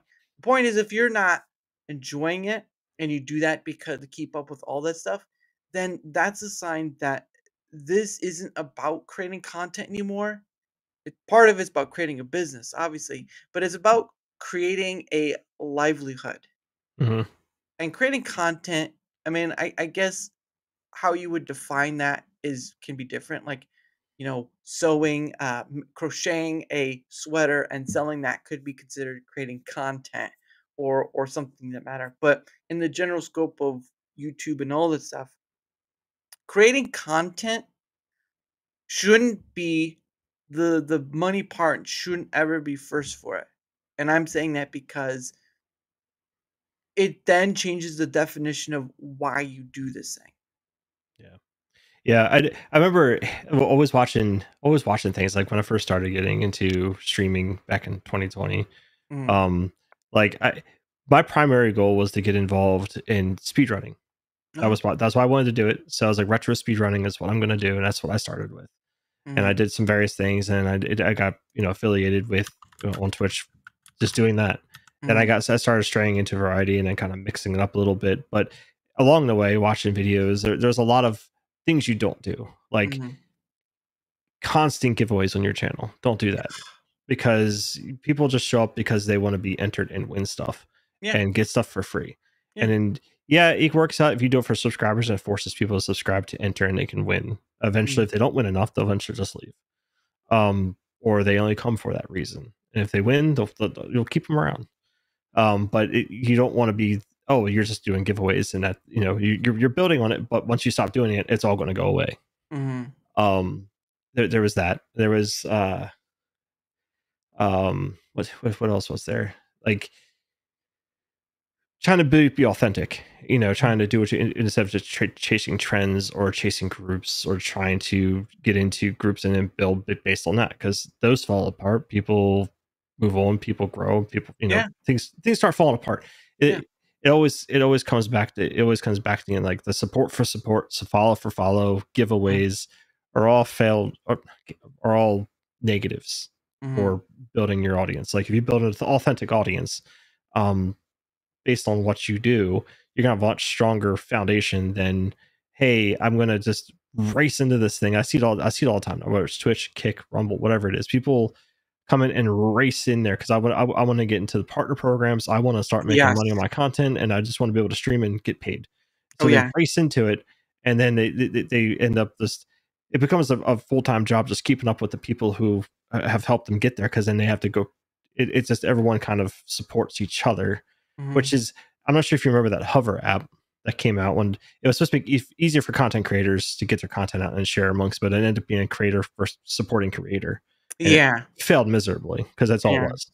It didn't really get out to viewers because it wasn't really well known and it wasn't out there. It was like, it didn't work out. So things I see it on all these platforms, and I'm thinking, I see people come in my chat sometimes like, hey, I followed you, follow me back. I'm not doing that. I'm not going to follow you back. If you come back and say I followed you, well, great. You say, okay, now follow me. I'm not going to read your message. I see it. I'm not going to acknowledge it. I'm not going to follow you back. Yeah. I mean, just because I'll follow you if I come in and I like what I see, then I'll follow if it's something I want to keep up with. I'm not going to follow you just to give you a number. Yeah. Because that's a detriment to you, because that's why like some follower accounts don't really mean anything. Yeah, like if you have 100,000 followers, but it's a matter of your watch time, and if you're streaming your concurrent viewer counts. Like if you have 1,000 viewers and your concurrent viewer count is 2, what's it matter? Like you can see it on on X or on Rumble. You can see how many people do you follow and how many followers do you have. Some people are like, I follow 500 and I have 550 followers myself. It's like that's the telltale sign you're following for following. Like as I see on X, some people have more, they're following more people than follow them, which is fine. But it's sometimes if you have like 10,000 followers, but you also follow 10,000 people, right? Well, and I don't know. I'm not saying everyone does it who has that. It can come out that way, but it's just it becomes a little like questionable. Like, what are you doing? Like the follow for follow thing, support for support tends to burn out slower, because it comes into like, hey, I spent time on your channel, you haven't been to my channel in a week, and then it starts creating that animosity between people. Yes. And then especially when you get into groups, and then someone in the group becomes more successful than the other, and they get pulled away to do things, and then someone else follows in their footsteps, and then like the people who didn't do that are left behind, and then they feel jaded, and then it creates drama and all that stuff. Oh, good Lord. No, and that's I just don't care for any of it. No, and I've done that too. Like obviously you saw earlier, people who noticed that I was in the chat, I do kind of follow, but it's sort of just like a bit of a morale boost, because I can't watch. Look, I'll be honest, I don't watch many people's stuff on Rumble because it's just not enough time in the day. And probably the same could be said to me too. Like the majority of people who follow me probably don't watch my stuff either, but I do something. John Muscat. It's all the things. It's all the colors of the rainbow at that point. But I try. But my thing is like I try to do something that I feel is quite different than what other people have done, and because it just didn't really see it being done by other content creators. Because who do you know as a content creator who's invited somebody on who doesn't create content and it's like, hey, I see you in the chat, right? I see you in the chat. Why don't you come on the show? And all that stuff. I mean, I've seen in the past, like on the YouTube side, like there was a content creator I followed where he did like this whole, he had StreamYard and he invited a bunch of people on. Like after the show was over, he brought on people that were members or whatever. But I'm like, for me, it's like, again, going back to like people are the brand, right? Bad actors, I don't want to deal with. I don't want bad actors. I don't want to deal with people who just want to use to destroy. I want people who are they say yes, but they aren't sure. They're nervous or whatever. But then they come on. They go through the process and they're like, "Wow, that's what it's about." And I was like, "Yeah, it's pretty easy, right?" It's like that's nothing. Yeah. That's the reason why. And then the other aspect of like modern, I'll say modern creation in the last couple of years, everyone tries to copy everyone. Like everyone's like formats are the same. What the content they do is the same. The thumbnails follow the same patterns. Their behaviors follow the same patterns. Their way they act on stream follows the same patterns. The way they, everyone tries to mimic. There's a lot of mimicking going on. Like, and I get it. I mean, people just trying to follow the trend. What's popular, like on Rumble, like what's popular is things like Call of Duty, Battlefield, Arc Raiders. Those are the popular things in the gaming space. Mhm. I don't follow them. I do my thing. Yeah. Well, and going back to what you said earlier about the follower count, like how many of these big guys have so many followers, and yet their streams rarely contain that amount of people, even a quarter of that. Yeah, usually the rule of thumb is like your concurrent viewers will be like in the single percentages of your followers. Like if you have 100 followers, you're probably going to have like maybe 1 to 2 people. But if you have like 2,000 followers, you probably should be in 50 plus neighborhood. But if you have like 10,000 followers and you're getting like 2 concurrent viewers, either you bought your followers or you just had a lot of people say, go follow my page because you wanted a big number. That's not what I meant. So it's interesting. I've seen it on other platforms where you have these high follower counts, but like no one's watching, or you have people with low follower counts and extremely high viewership.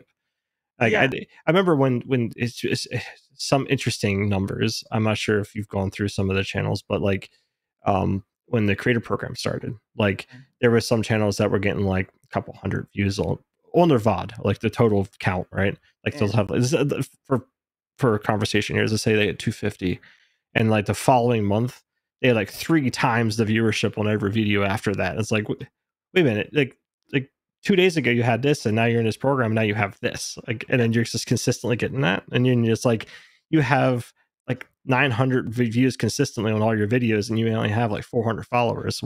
What? Yeah. What's going on here? Well, if they consistently get that, yes. But I would say if they got a spike, it would most likely be like that they got an editor's pick choice, which something I wish Rumble would do on editor's pick is somehow, I don't know, give like a framing to the thumbnail or like a tag, like like on like YouTube has a featured, right? They need to do that with Rumble, because with all the witch hunts out for view botting, like I'll see my number spike. I'm like, oh, I must be an editor's pick, and I'll go editor's pick. Yep, there I am, and then I'll actually edit my thumbnail with a little crown and editor's pick on the thumbnail. So it's like that's what it is. It's like you get once in a great while. But yeah, that's a whole other discussion. So like I appreciate that they do that for creators. I'm not gonna negatively talk about it, but I think that it creates it creates a falsehood of like things, because expectation, because like very little interactivity comes from those features. Like you could be on the front page and you get 100,000 views on your video, and maybe you net a handful of followers out of it, but that you don't usually get any chatters. And then people nowadays using all the tools that they have to find view botters. It is more of educated guessing who's view botting. But with the active witch hunts out, it's like some people like I don't want to be called out for it because like I'm not doing it. It's just that's technically by definition that's what happens in the editor's picks, because they are pumping it through non-logged in users or TV apps. Yeah, that's what they say it is, and I just got to take them out the word. It is authentic users according to Rumble. But they're not. They can't interact because they're not logged in, or their own Roku apps or TV apps or whatever it is, which is okay. But it's just interesting that they can just guarantee an influx of traffic. So it's technically it's traffic manipulation by the own company, but I mean, just like that's why I've sort of been like, I don't know, like I don't know if it signifies like if low engagement or whatever, it signifies like a botting or whatever, but like what WizKick has created, like he has the chat monitor, he has all this other stuff with it. And so you can kind of see like the engagement of it and all this stuff, which is kind of a nicer deal. I guess sort of like a data point, like you can look at it, it's like, oh, that looks pretty neat.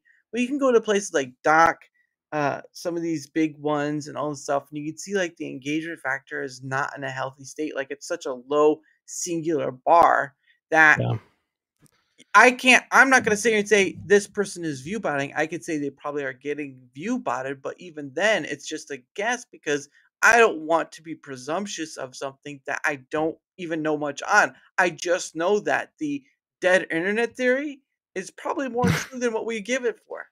Yeah, I mean, you see on X, like a lot of that stuff. There's a lot of bot traffic in there because it's just things that are just posting things to get engagement up. Like, okay, it's gonna put in there it intentionally gaslight people to do it. Like in the streaming world, the idea is to get you to the top of the category. So what am I gonna do? I'm gonna inflate the views. So like usually it happens in even late night hours on Rumble. Yeah. There's a couple of streams in there. It's just like they get consistently 500 plus concurrent viewers and absolutely no chat, absolutely no likes, and it's just like, okay, they're sitting there doing ad reads, and then they just kind of sit there, do the thing, and move on. Yeah.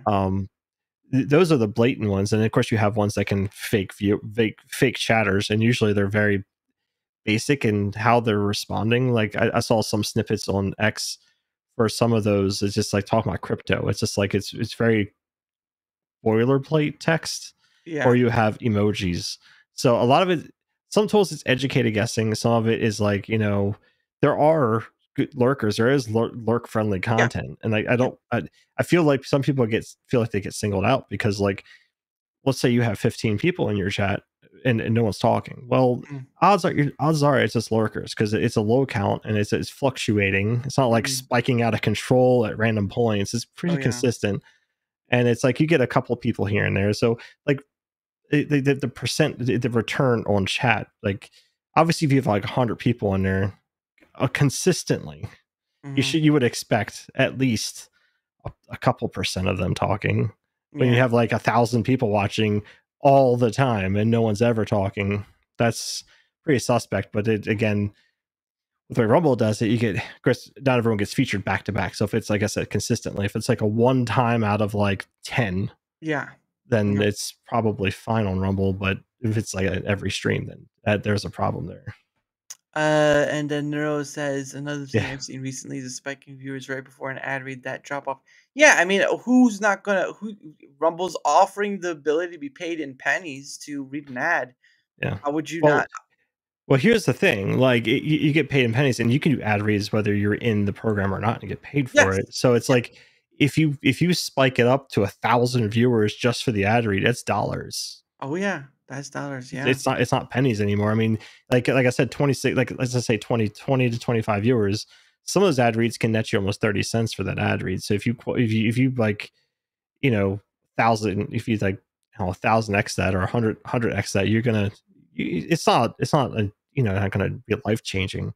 Yeah. But if you do 3 ad reads a stream and then you're doing them daily, I mean, it can start adding up a little bit, and especially if you start getting brazen enough where you can just, I'm gonna put 10,000 viewers on here. I want to get $100 for this ad read, and it runs unchecked. What people are gonna keep doing it until it starts getting cracked down on.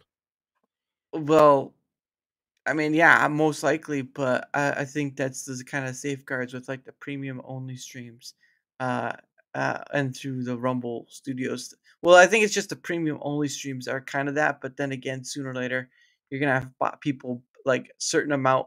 It costs 10 a month or whatever, but you could probably start having, if you're really interested in wanting, you could probably pay for like bots to have that. But at the end of the day, the price outweighs the point.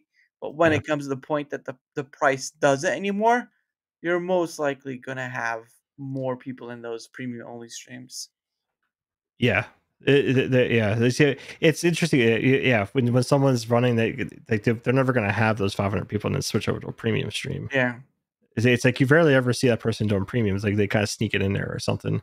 But I know when I run premium, usually about 10 or so people drop off because it's like, well, they didn't get in there. So it goes from like, I won't say it halves it, but there is like I always hate doing premiums because it always drops off some people. Like it doesn't plummet it to like 1. Like so some people, I feel like if they run a premium stream, it's going to plummet it to 1. Just like it's I would say the premium switch is the close to a view bot guard like Kick is doing, or what people are doing on Kick. That's the closest thing you have to it on Rumble is a premium only switch. If you switch premium only and then you see everyone fall. Now, granted, depending on what kind of content you have, if you have like 500 people watching, you would expect probably to stay at least 100. Yeah, it's not going to go from like 500 to nothing. I know I got an editor's pick like and then I for a little bit, and then I like for like the first like hour, and then I switched over to premium, and then like it did drop because of that, because the people in editor's pick aren't all premium people, so it does tend to drop it. Granted, lately when I've got editor's picks, it only spikes it up to maybe 30-40 people. It doesn't. Some people get hundreds of people. It's just it's just. I'm not sure how they decide that, because I know it's all manual, like how they do it. It's not an automatic feature, but I'm curious on how that happens and how they determine who gets what. Because I noticed like any editor's pick now, it's like, it's a sizable jump, but it's not like you're getting tens of thousands of viewers over the course of your video. You might get 5,000, maybe 9,000 if you're lucky in total, but usually the average stays around like 40 to 60. Yeah, and I mean, I've had some, like, there have been times where I've either rated or whatever, and I've had a good chunk, but usually they start dripping away because, like, oh, they're just talking about stuff. Oh, I don't want to watch that, or something to that effect.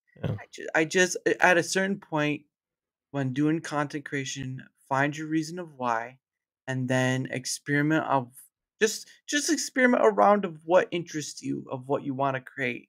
And if you find that thing, you have your reason why, then anything after that is secondary. If you want to improve as a content creator, look, there's the world's your oyster on that. Like, I'm not gonna tell you any differently. I'm just saying, when I get those opportunities you hear on Twitter X, like, oh, you got to do the overlays, and then you got to upgrade your equipment, you got to do all this stuff. I just sit there and like, that's not for me, because I know at the end that's not my aim. I mean, it's nice to have a better mic, but it's like a Blue Yeti Logitech, and that works fine for me. Like, I don't need $1,500 mic. Yeah, like when I first started out, I forgot the PC spec I had. It was not a strong PC, but I did it. I did it through capture card for retro games. Right. So I had a Yeti. Like, I mean, all the stuff I have, I use outside of stream. So it's not just stream. That I didn't take the stuff I got. It wasn't specifically for that. It just happens to be I can use them for both things. Yeah. But people starting out, I mean, you don't need expensive equipment.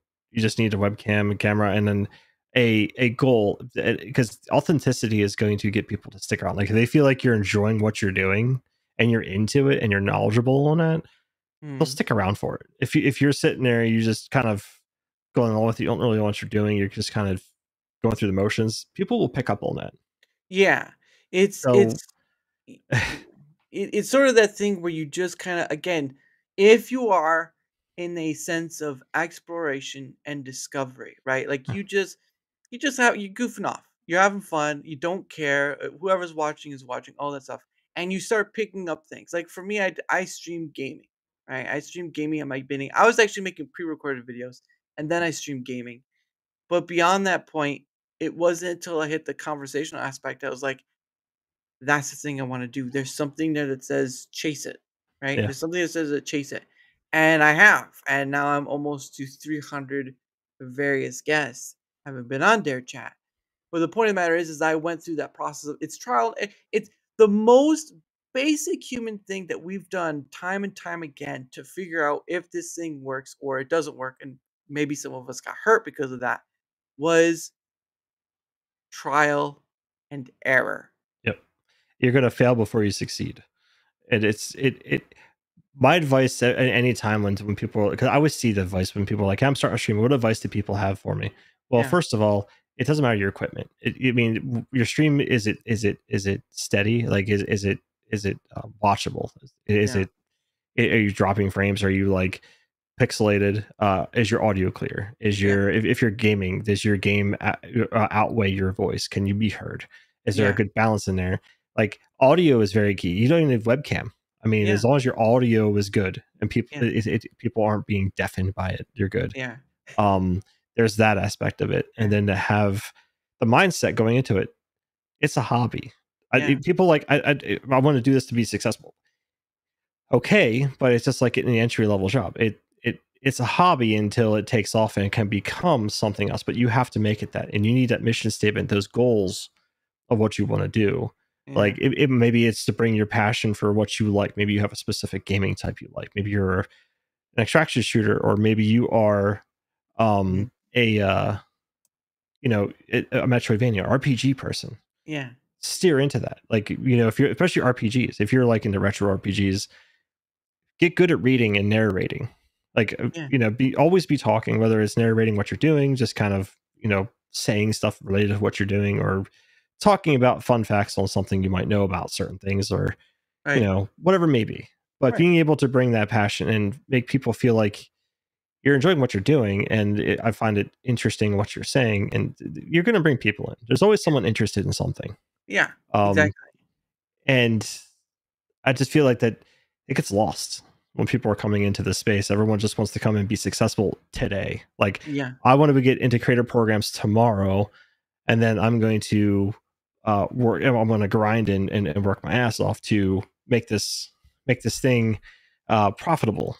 Yeah. Well, just like any business, you're going to be losing money up front. Oh yeah. Like, whatever you buy, it's a net negative for probably years till you actually make it somewhere. And some people, I just think, are impatient, because some people will give it 6 months and then they drop it. It's like, hey, it didn't work out, I'm done. Yeah. Well, I mean, if everyone did that, humans would never progress anywhere if people gave up that quickly, because every business is going to have problems, and no one wants to admit, maybe I'm doing something wrong. Like, I always go back and try to check through streams and see where I think I could do it. Because one of the key things I've always ran on, and some things I've heard, is that you should be able to watch your own content and be entertained by it. If you can't, why is anyone else going to be entertained with it? If you can't entertain yourself, if you don't like watching your own content, why is anyone else going to like watching it? Hey, look, sometimes I don't like hearing my own voice, okay? So just calm it down, all right? No, but I understand it. Like, I personally don't do that. I don't go through my streams, but if I do at times, I'll probably stop by, and if there's something I laughed at in the stream, I'm probably laughing at that as well. So I guess in the way I can, but my thing is, like, I am busy almost every day. Weekends are for myself. I'm just going to do what for me, other than if I have a special guest, which will be tomorrow as well. But that is, you do a little more far beyond than I do, but that's okay, because we are coming at this in different angles, and that should be the point of why you want to create content, is because I can come at an angle that you may not touch, and you're going to come at an angle that I may not touch, and yet we can coexist fine and still be successful. That's the other part too, is people define success as what they see these big YouTubers and the money and all this stuff is. There's going to be success that is not financial at all. Yeah, and I've used this. Maybe it's a bad analogy, but here's an analogy I use for streaming and content creation in general. But I'm going to use streaming as the example here. Right. The platform is the marketplace. Like you go to a flea market or marketplace, and you have all these stands. Like everyone's selling something, but everyone. Oh yeah. There's a space. There's this big block of space that is managed by the company. They give you the platform to put your goods there. It's your job to bring people to that stand and sell your stuff to them. If you're profitable, it's because you made it that way. No one's going to help you do that. Like the venue isn't going to come and hold your hand and help you sell stuff or direct people to your stand, and people next to you aren't going to help you sell it. But you're not competition to another unless you're selling the same thing. Yeah. But it's everyone is kind of their own little company in that market, and then your goal is to get people to come and stay or come watch you. But again, what's weird about content creation is that everyone's in a space where the average viewer can watch it all for free. Yeah. Well, but it is the job of the marketplace to be seen on the maps. Yeah. To have the name corrected and to not to not just promote one section of said marketplace as their main point. The marketplace is the marketplace whole, not a section of it. And so that's an issue with and the marketplace has to ensure the reputation is good and strong. And it's not, and those things they could certainly maybe highlight, give a blue light special in this corner of the marketplace over here, but it's not it's not one of those that's not required to do it, and no one's required. No one should expect that to happen. Yeah. But it's again, it goes back to the authenticity and having that goal and having why you're doing this, and again, understanding that. I think it's for me anyway. If some people disagree, it's a hobby. It's a hobby first and foremost. If like tomorrow it's skyrocketed, and even that I probably still wouldn't consider it full time because there's just some things in content creation you don't get as far as full time. You don't have your benefits. You don't have your 401ks. You don't have protections. you don't have protections. You don't have the insurances, life insurances, health insurances, stuff like that. There is, I don't know. It's just in the general world, like there's a lot of risk in saying, okay, I'm going to abandon that world and then sink into this bubble and this is it. People can make it work. That's great. It's one of those, if you're doing it because you have a lot of subs for a few months, maybe you don't want to do that. And if it's like sponsors and stuff like that is what those big creators are making money on. It's the sponsors and all that stuff that they're doing. It's not depending on people's generosity to make them successful. Yeah. And that's where I think that's where stuff gets lost. In content space. It's like you might be now making that, but in the grand scheme, especially as the economy starts getting tighter and tighter, if people cut spending, the first place you're gonna cut spending, entertainment. Yeah. Luxuries. Yeah. Oh, luxuries. Yeah. And Netflix is a luxury. I'm sorry to tell you, kids. Netflix is a luxury. But no, you're not wrong. Because again, I used to deliver pizza, right? Mm-hmm. Content creation is no different than that. You're working for tips. Mm-hmm. You may get like the sponsorship stuff. That's more of a company. That's more like going back to the marketplace, right? That's more like like some kind of scout coming into the marketplace and asking, would you like to sell this product with other products, or something like that? And it's not like they're harassing or anything, although I'm not sure if there are stories where that happens. But Shadow Raid Legends exist for a reason.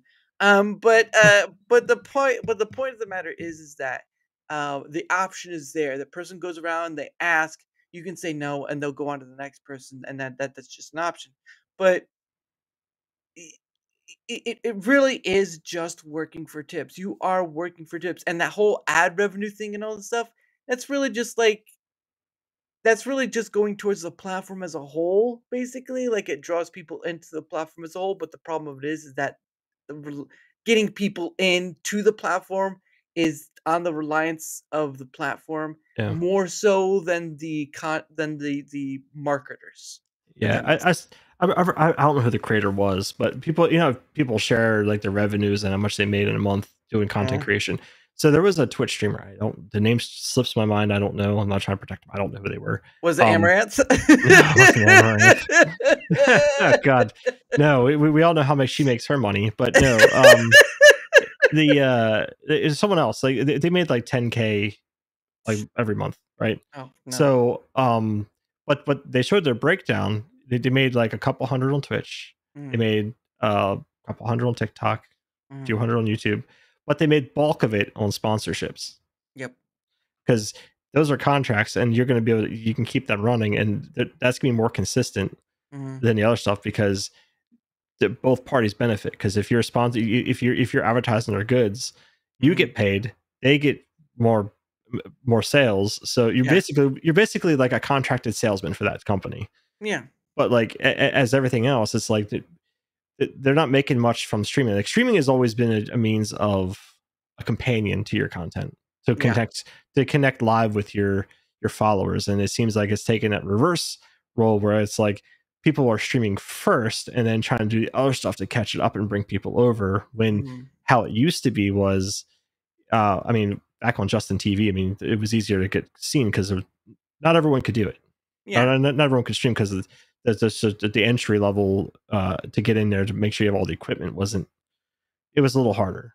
Versus like now it's so easy to get into it, but everyone wants to be streaming first and then wants to be the streaming thing. But there's no discoverability in streaming. Like it works on small platforms because there's not a lot of people there. Yeah. But like if let's say Rumble had as many users as YouTube did, the discoverability would be it would be like because like people are like, oh, discoverability on Twitch is terrible. Well, Twitch doesn't really have an algorithm. Yeah. I mean, if you're at the top of a channel and someone that follows that, like some of the tricks on Twitch is like if you have like a game, like let's say that this one game has 1 million followers on that category. Yeah. But no one's streaming in it. If you're streaming it, well, you're gonna show up on like 1 million people's recommendations because you're gonna be at the top of that category on their front page on one of their shelves, saying these 1 million people follow, let's say, I don't know, Ninja Gaiden 4, obviously. Well, it'll show like it'll pop up and show streamers and playing that game. Well, you'll be front and center on that game versus like, well, Call of Duty Black Ops 7. There's probably 500,000 people that follow it, but there's also like 800,000 viewers and like probably a few thousand channels streaming it. So it's that saturated channel thing. But like Rumble, on the other hand, it's like gaming.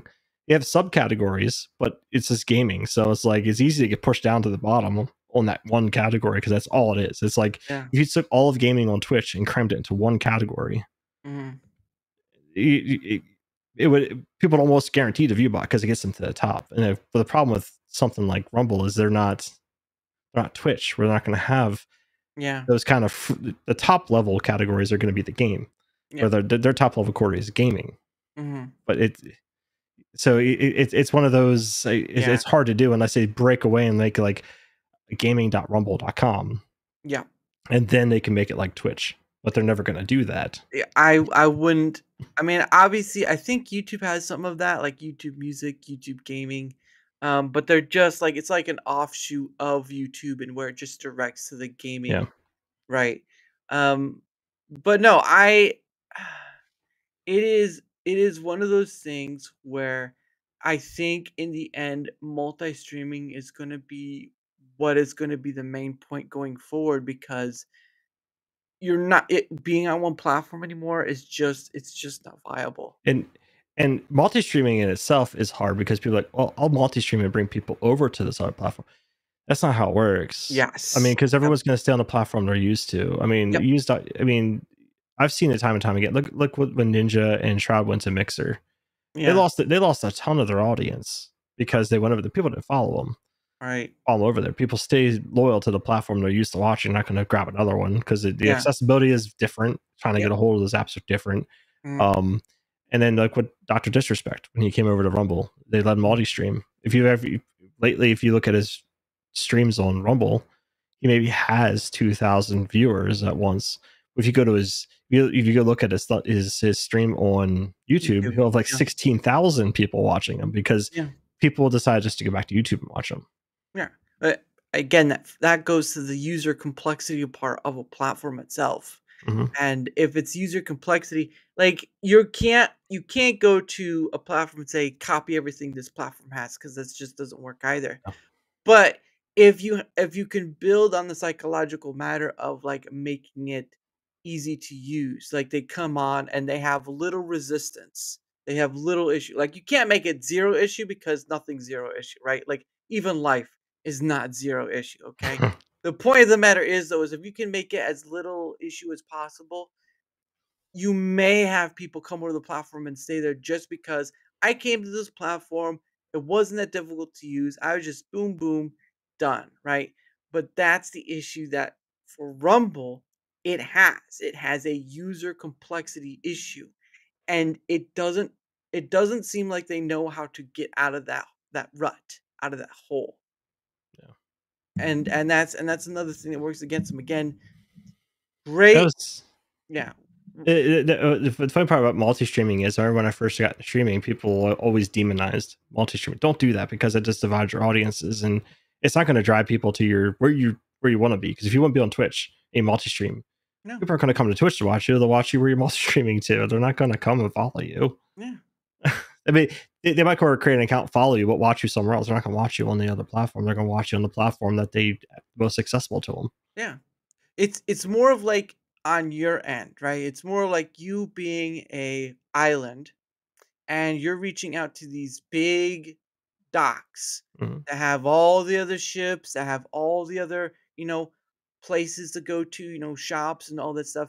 You're an island and you're trying to reach out to those docking areas, YouTube platform, Rumble platform, Kick platform, Twitch. You're reaching out to them, and while it's great, some of them are better than others or whatever, but in multi-streaming, you're still the island, but you're having people view your island, right? And you're going to these places that allow you to have that viewing of your island instead of you going to that platform and making that your new home. You don't have to have an actual home. You can have like we're talking about, a main base and bases, because you do want a place that's less risky for all the censoring and stuff.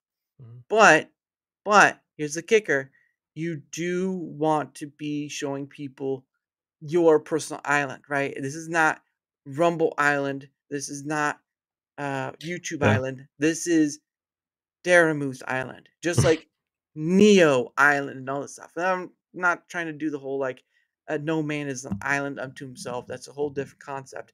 I'm just trying to put this thing out to that multi-streaming is having people from those platforms. They can stay in the platforms. That's okay. But they're viewing on your island and what you're doing on your island. And then sooner or later they may reach out and they may come to that or go to it's essentially using the same analogy, a similar analogy. It's like go back to the marketplace thing. You're just putting another stand in a marketplace with your name, with your brand on it. Yeah. And then it's like people might come to the main brand that originally started it, but they're gonna go to this one that's down the street versus one that's in the other state. Yeah. So I almost, if doing the marketplace, I almost think it's like a small business that's able to split itself amongst. It's the same business, able to be in multiple places, not too many, but multiple places. But if you go there, you know what you're getting. Yeah. Or somewhat you know what you're getting. You may never know sometimes, but somewhat you may know what you're getting. So it's sort of like that. Bit of a small business that can split itself up, but it's still the same thing in those areas, and it can direct you back to that business thing. And what's interesting is that the entertainment industry uses the same thing. I'll use two different streaming services as an example.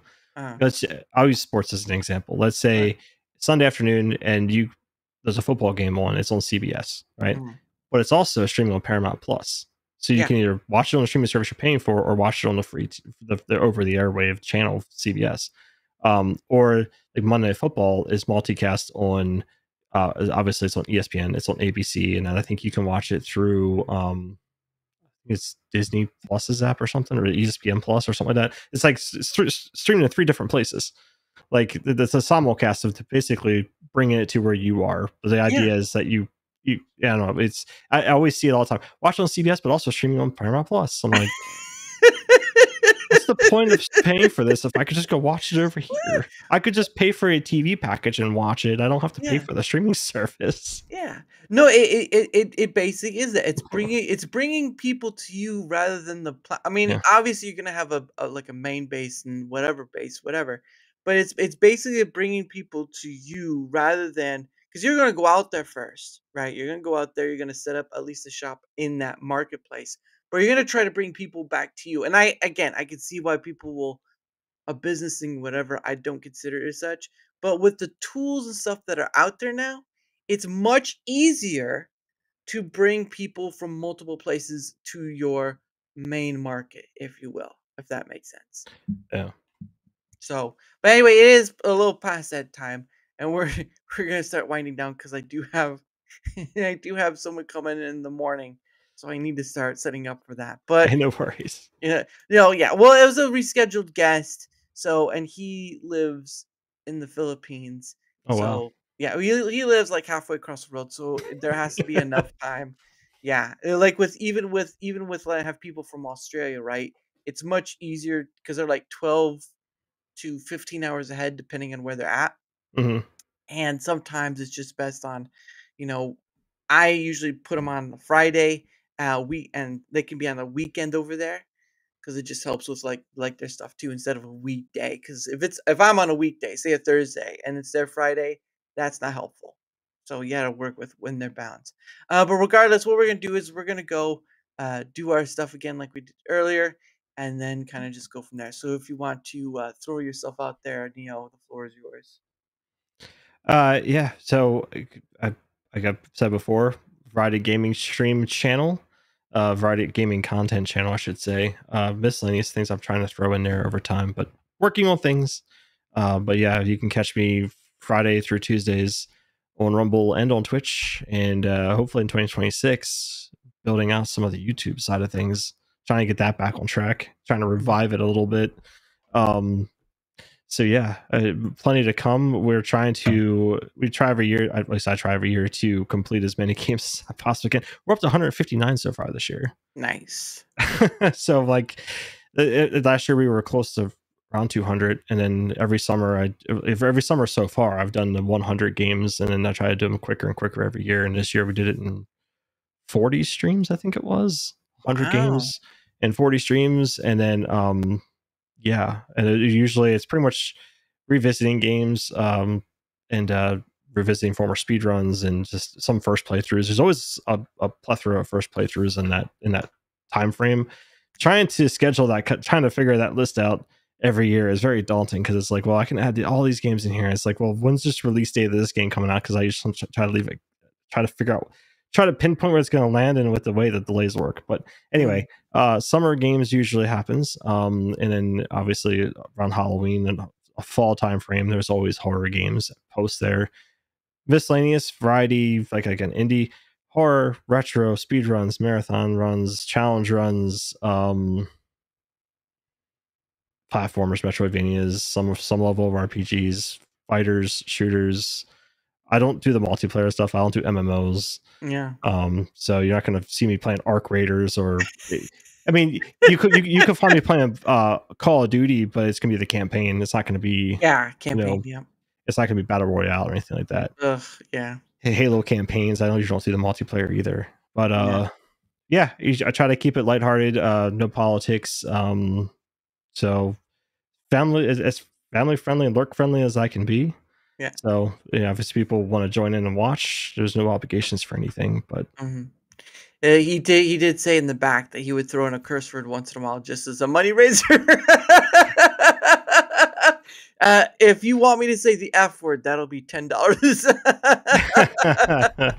Yeah, it's like I said. If you're watching the stream, usually if you're like, what's the stream rated? It's basically what you see on screen. If it's a 17+ game, like it's gonna be a 17+ thing because it's based on what that game is. If you're watching people play old school retro games, clearly they're basically E for everyone. That's what it is. So yeah, we discuss some sports here and there. Again, very lighthearted. I do have a sports ticker on the page. Check out the word game on chat. It is much like Wordle and words on stream. You see the scrambled letters, make a word, see if you guess the letters right. It'll tell you if you have them right or wrong. Nice. Also, if you use the GIF command, !G, and then type in something, it'll put content on stream. Nice. So, yeah, all little personal projects of mine. And if you go there and do an @Trinity X1, there's an AI bot there you can chat with too. Nice. Yeah, I would definitely look into like paying for cursing. Like, oh, you want me to say the C word? That'll be $50. You know, some words are just gonna have a higher price than others depending on I used to have channel point redemptions on Twitch because I used to use animes or whatever it is, where I could turn myself into stuff like 1,000 channel points. You know, I'd basically do a cat avatar, and I'd be a cat for like 20 minutes or something. Like if that way, or be a raptor. Like, it was kind of funny because when you're a raptor, is it moves with your mouth because it maps your face with the camera and does all that stuff. So like it behaves with your expressions. Yeah. So it was a fun time, and I also would do redeems. I don't do them now, but I was do redeems for like game requests and stuff like that. Nice. I wanted to just have a preacher guy on. He has a raptor mask, and he's just like, wow, this raptor is praising Jesus. Wow, I didn't know that was a thing. But no, yeah, that would be interesting. But yeah, his link will be down below, both on the Rumble side and YouTube side, because I stream to both those places. So if you want to find his stuff, they will be there. And why not? You give a look and see if he's worth a follow. There you go. That's what I usually say. I've heard some content creators say, "Hey, follow this person or whatever." Like, no. No. What really should happen is if people want to follow the person, they will because they enjoy what they see or they like being part of the ordeal or whatever. Me telling them to follow the person really is just it's just like, I don't know, what a sand and an oyster at that point. Really Yeah, doesn't matter too much. it's been a slow growing journey for me on Rumble. Like right now, my goal is to hit 800 followers, and right now, like it's a short term 750, but I think I'm now at 710 or 711.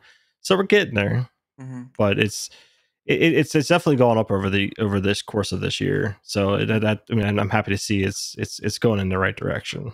But yeah, I will say some of the followers I know I have are bots. So there's that. I don't know if they take that out or not, but I will say do sometimes, because I sometimes I see it like drop a weird number. Like I think they do clean them up. I'm not sure how frequently they do it, but they do it. I will say this though, I did go through my follower count on Twitter X, and I'm here to tell you right now, a majority, probably a whole chunk of people on the platform, like even ones that are considered big, probably if they were to go look through that, it probably would have maybe, I don't know, a fifth disappear because they're just bots. So like I went from, what was it? I went from like almost 2K to now like a little less than around a 1.1K.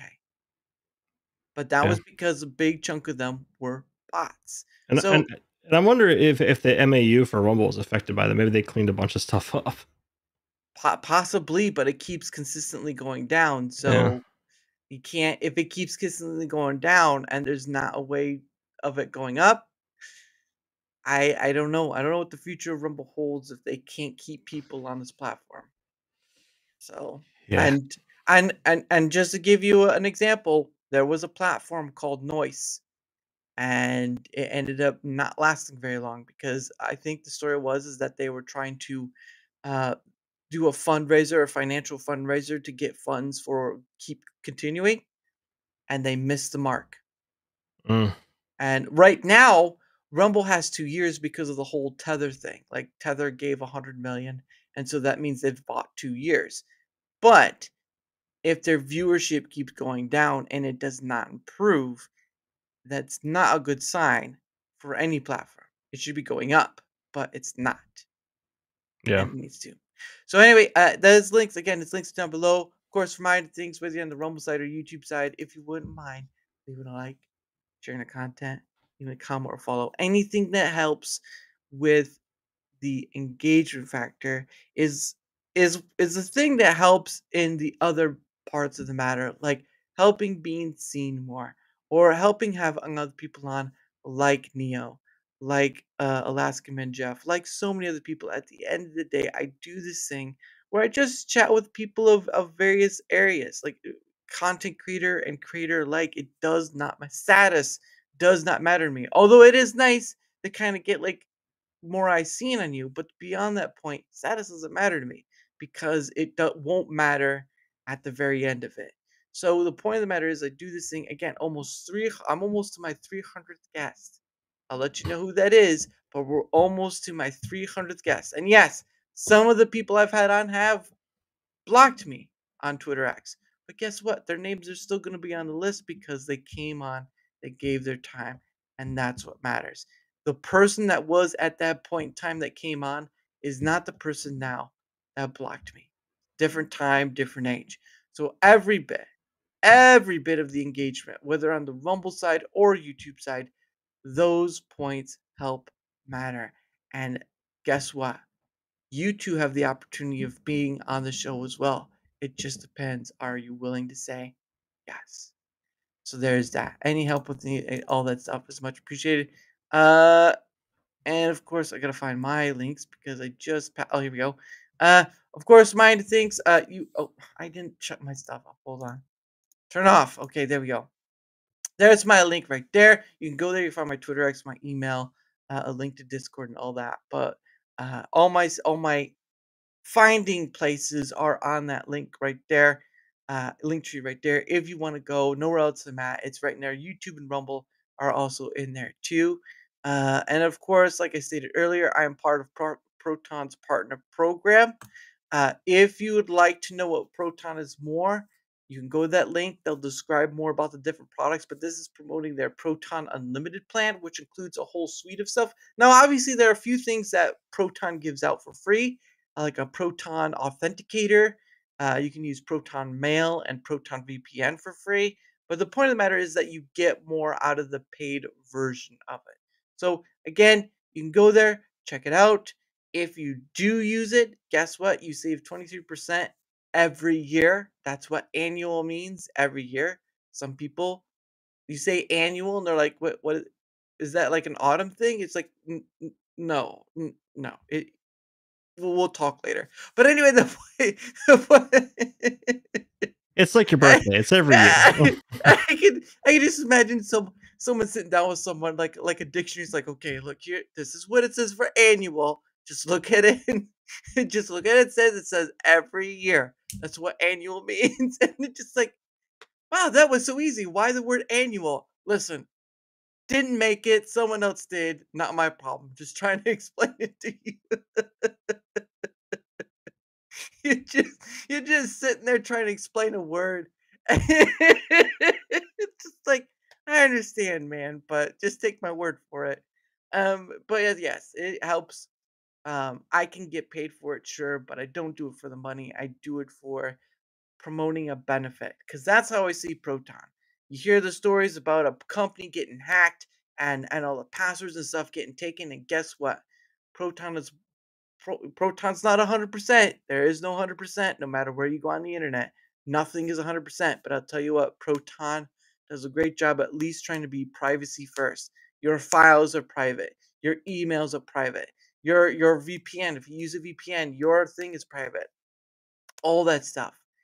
Again, it's there for you as an option. You could take a look. If you don't, that's fine. But don't throw the baby out with the bathwater just yet, as the kids would say. And of course, the second part is that this was a surprise one. You can go to that website. They sell something called biltong, which is sort of like the best I can describe is jerky, but it's not jerky like we know it. It is sort of like an air dried meat with spices and stuff. So they have spicy ones. They have like ones made with my Wagyu, Angus, all sorts of beef. At the end of the day, I've tried it. They gave me free samples. I didn't ask for it. Didn't even know who they were. They just gave me free samples when I gave my address. and I've been very appreciative, and I did enjoy some of it. They sell more than just biltong. They sell UK drinks. They sell drinks from sweets from the UK and all sorts of stuff. One of the examples is I bought this bag of chips called Walkers, and it's filled with cheese and onion chips, which is pretty nice. So you can go there. If you do decide to buy something, guess what? You can use my code DARA, DARA, and save 10% on the whole of it, right? Like you go to the cart, you input the promo code, and that saves you on how many ever items you bought. That saves on the total amount. So there you go for that. But again, up to you. The option is there, but they do make great products, and it is American made, even though it is a South African tradition. It is made in America, in Texas, right? They say everything is bigger in Texas, although some would probably disagree. But I'm not going to say who. But regardless, it's not a carrot. But anyway, there you go. They really are good people. They're a husband and wife, and they're doing this stuff. So, check it out if you want. Let's go back down what I missed. I already posted those. I don't get why they block you. You harass people on X off. No, and that's the funny thing too is like I'm open to conversation. Like if I said something wrong, at least let me identify that wrongness and try to rectify. But not even a conversation. Like there was like a few guests I had on. I won't say the names, obviously, but a few guests I had on. After a while, they just blocked me, and I'm like, "What's going on here? I can't contact them again." And it's just like we were having great conversations. I didn't have anything against you or anything. I'm usually trying to be a blank slate for people who I have on. But then all of a sudden I go to like my Twitter X and I find that I'm blocked by them. It's like, what did I do? No answer. So there's that. But I don't get it either. It really is silly, but yeah. Slow growth is good. Yeah, I can believe that, but I think for some people, they aren't patient enough. And let me tell you this, right? You're either going to find something you're going to enjoy doing for the rest of your life, and it may make you money, it may not. But there is a difference between happiness and just life being a penis to you. Those are the difference right there. It's not a that's not a great analogy, but at least you know at least you know one's for your benefit and the other may not. No one likes getting dicked around, okay? That's all I'm trying to say. Yeah. Basically, people aren't patient, and that's the problem. Everyone wants instant success. Yeah. Or what you said. I just not a great person right now, but sometimes it feels like that in life. Best meat in the business and great for your gut. Yes, although you shouldn't have said it like that because now people are gonna think it's not gonna go with my earlier content. That's just oh man. Oh, talk about timing. Goodness sake. But anyway, tomorrow I know this is early, but again, this gentleman is halfway across the world, and so I had to schedule it like this because I wanted to work with it this time when we were scheduling. So tomorrow at 9 a.m. Eastern, I will be having on the Flex Gamer. Again, he had something come up on that day he was supposed to come on, and so we were scheduled, and that was the day for it. It's the weekend, right? Like you're probably already up watching YouTube at this point anyway. But the point of the matter is that he'll be on tomorrow at 9 a.m. Eastern, and of course all the links and stuff will be out tonight, so you don't have to worry about it. But he will be on tomorrow at 9 a.m. Eastern. So I know it's early for people, but it's going to be a great time getting to know a little about Flex, like we get to learn about Neo here. Very figure it out and do it yourself sort of guy. So there you go. Although if you stub your toe, that's not on me. I don't know that man. I never knew him. Oh, but anyway, 1, 2, 3, 4. Okay. So what happens is this is the last thing here that we do. It's called questions from the hat. And what happens is my guest, you get 2 freebie questions. And if people want more than the 2, they have to pay for it. Doesn't matter the amount. I'm hoping one day to get to 501, but I think that may not happen, but that's okay. But I'm not monetizing YouTube, so YouTube people, sorry, but until I get monetized on there, if I ever do, you can't send anything. So you'll have to come to Rumble. If you're on the Rumble side, guess what? You are in luck. You can send the Rumble rant, doesn't matter anything else. And hey, get another question out. So luckily enough, we've had a few people do it. So it's 1, 2. So we have 4 Rumble rants given. And what that means is total is 6 questions.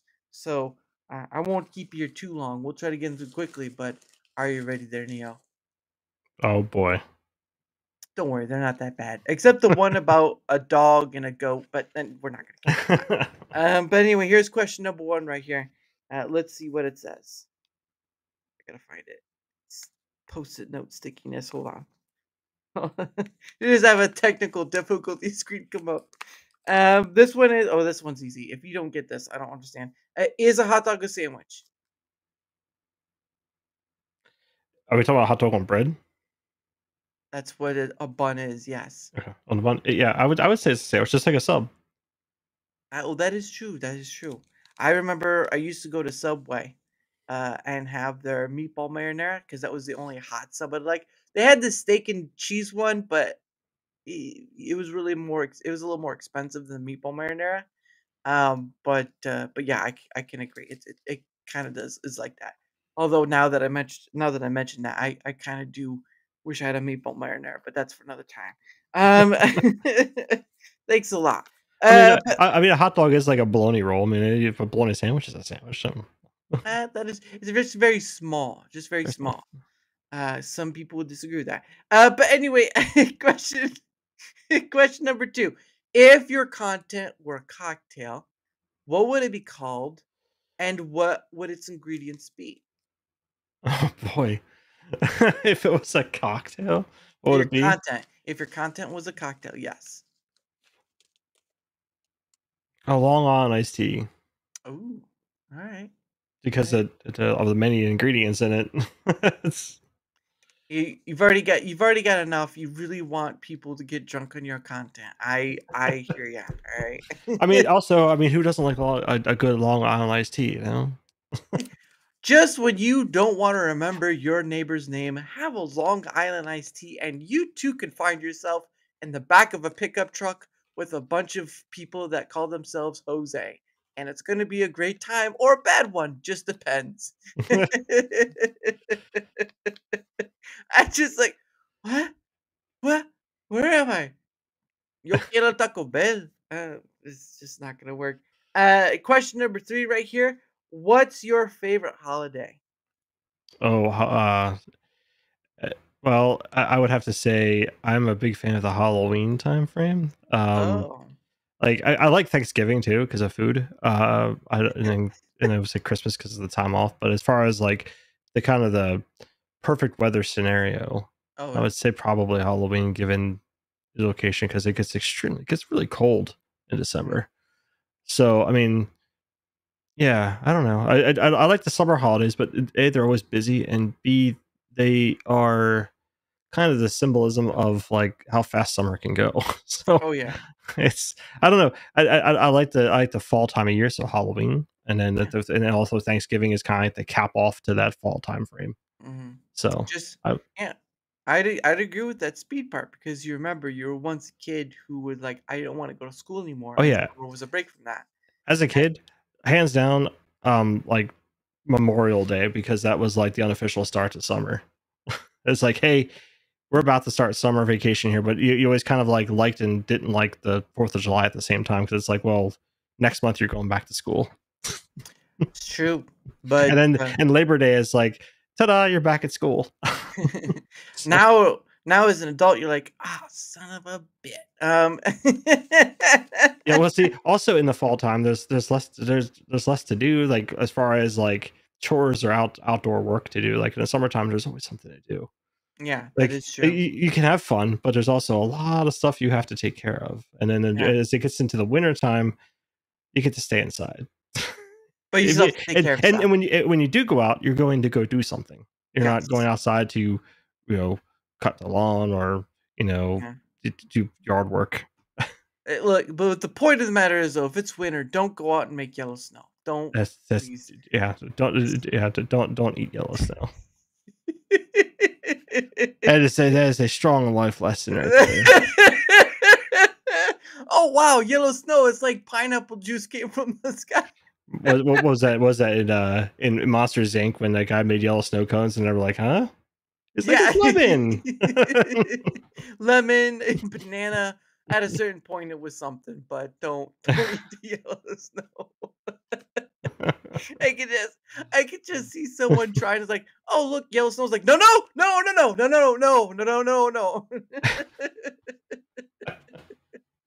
All right, question number 4. If you could have any superpower, what would it be, and how would you use it? Oh, any superpower and how would I use it?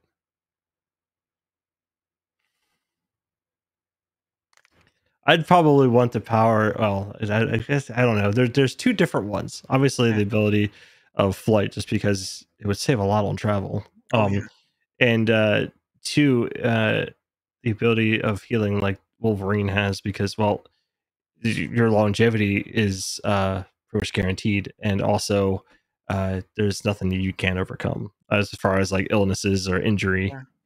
So you pretty much be a little more risk taker, but. I don't know. I mean, being like Superman, where you're like invulnerable to everything. I guess would be some people's vote, but there has to be some level of.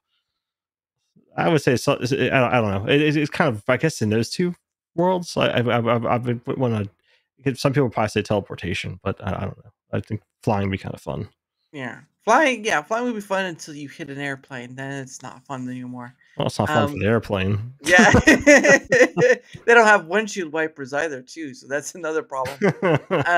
But yeah, it would be quicker, maybe quicker, but yeah, I think the problem of it is that sort of like when you've seen in those other shows, like when they brought on like superheroes and all this stuff, the power. What was it like? Heroes, basically. Like Heroes was kind of like a almost a bad version of what people had a superpower. Yeah, I can get pretty messy. Or like The Boys, with the superpowers in that show. That's just like that.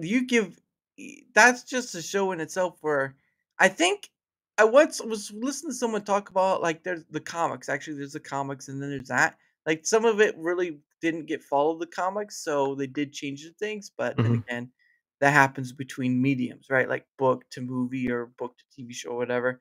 I remember what you did, Harry Potter. I remember what you did. Third movie, and they went wrong about it. All right, monsters. Went off the rails. They did go off the rails, and the funny part is that the train was nice, but yeah. Anyway, the 4th question is, what sound do you hate to hear? What was that? I'm sorry, I missed that one. What sound do you hate to hear, or what sound do you dislike hearing? Is basically the question. What sound do I dislike hearing? Yes, there's always gonna be that one sound that whenever you hear it, you're like, if you're sitting next to someone and they're eating corn on the cob, I don't like the sound of that. Oh, okay. I was like, just how the way they ate the corn on the cob, because some people they like to suck on it. It's like, okay. It just I don't know. There's just I guess in general, hearing people eat. It's like I don't know. It's like some people are very noisy. Some people are very quiet eaters, but I just go that you're sitting next to someone eating a corn on the cob. It's just there's no way for them to not sound like they're chewing on a wet towel. So I just think when you're hearing someone sucking something up, you're like, oh, okay. Someone's like, it's not a gross factor. It's just it's an annoyance factor. It's just somebody. It's just like someone just I don't know. It's just I don't know. I don't want to say it's a trigger, but it's just like one of those like, please stop. You're frustrating me right now. Please stop. Please don't do that. 9. In today's news, an angry German was trying to tell someone to shut their mouths. They were chewing too loud. It didn't really work out well, as many people came in with their own guns. But anyway, yeah, yeah, I can see the mess out of that question. And of course, thank you, Neuro, for that. The cause says question number 4. This guy seems all right. Yeah, he's an all right dude. So that means you get 2. We only were left with 1, but now we get 2. So here's question number. Oh, come on, open up. There we go. What is the greatest risk you have ever taken? I should say, what do you consider to be the greatest risk you've ever taken? Greatest risk I've ever taken. Yeah. Trying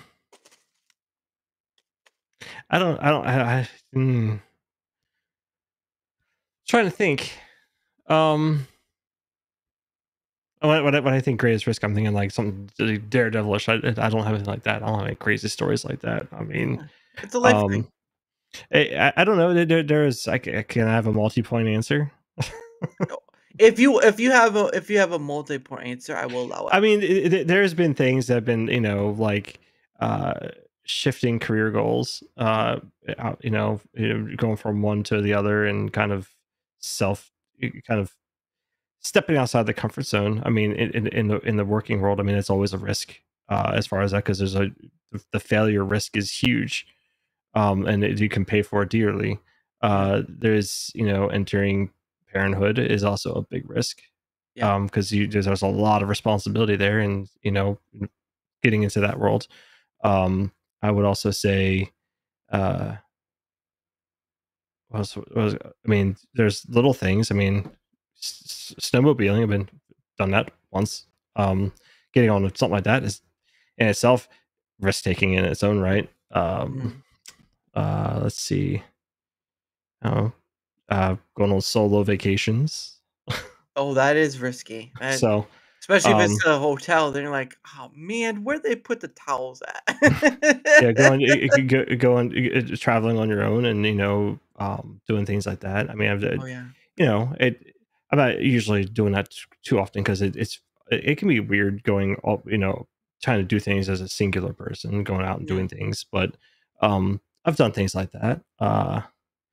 Again, I wouldn't say they're like extreme risk, but there's a risk to everything that in what I said. But like, having one career goal and then just kind of shifting and going, I don't want to say staying in the field, but taking a very different path. Can be risky, and that was something that was years ago, but I will say it paid off huge in the long run. But it was one of those, you don't know that.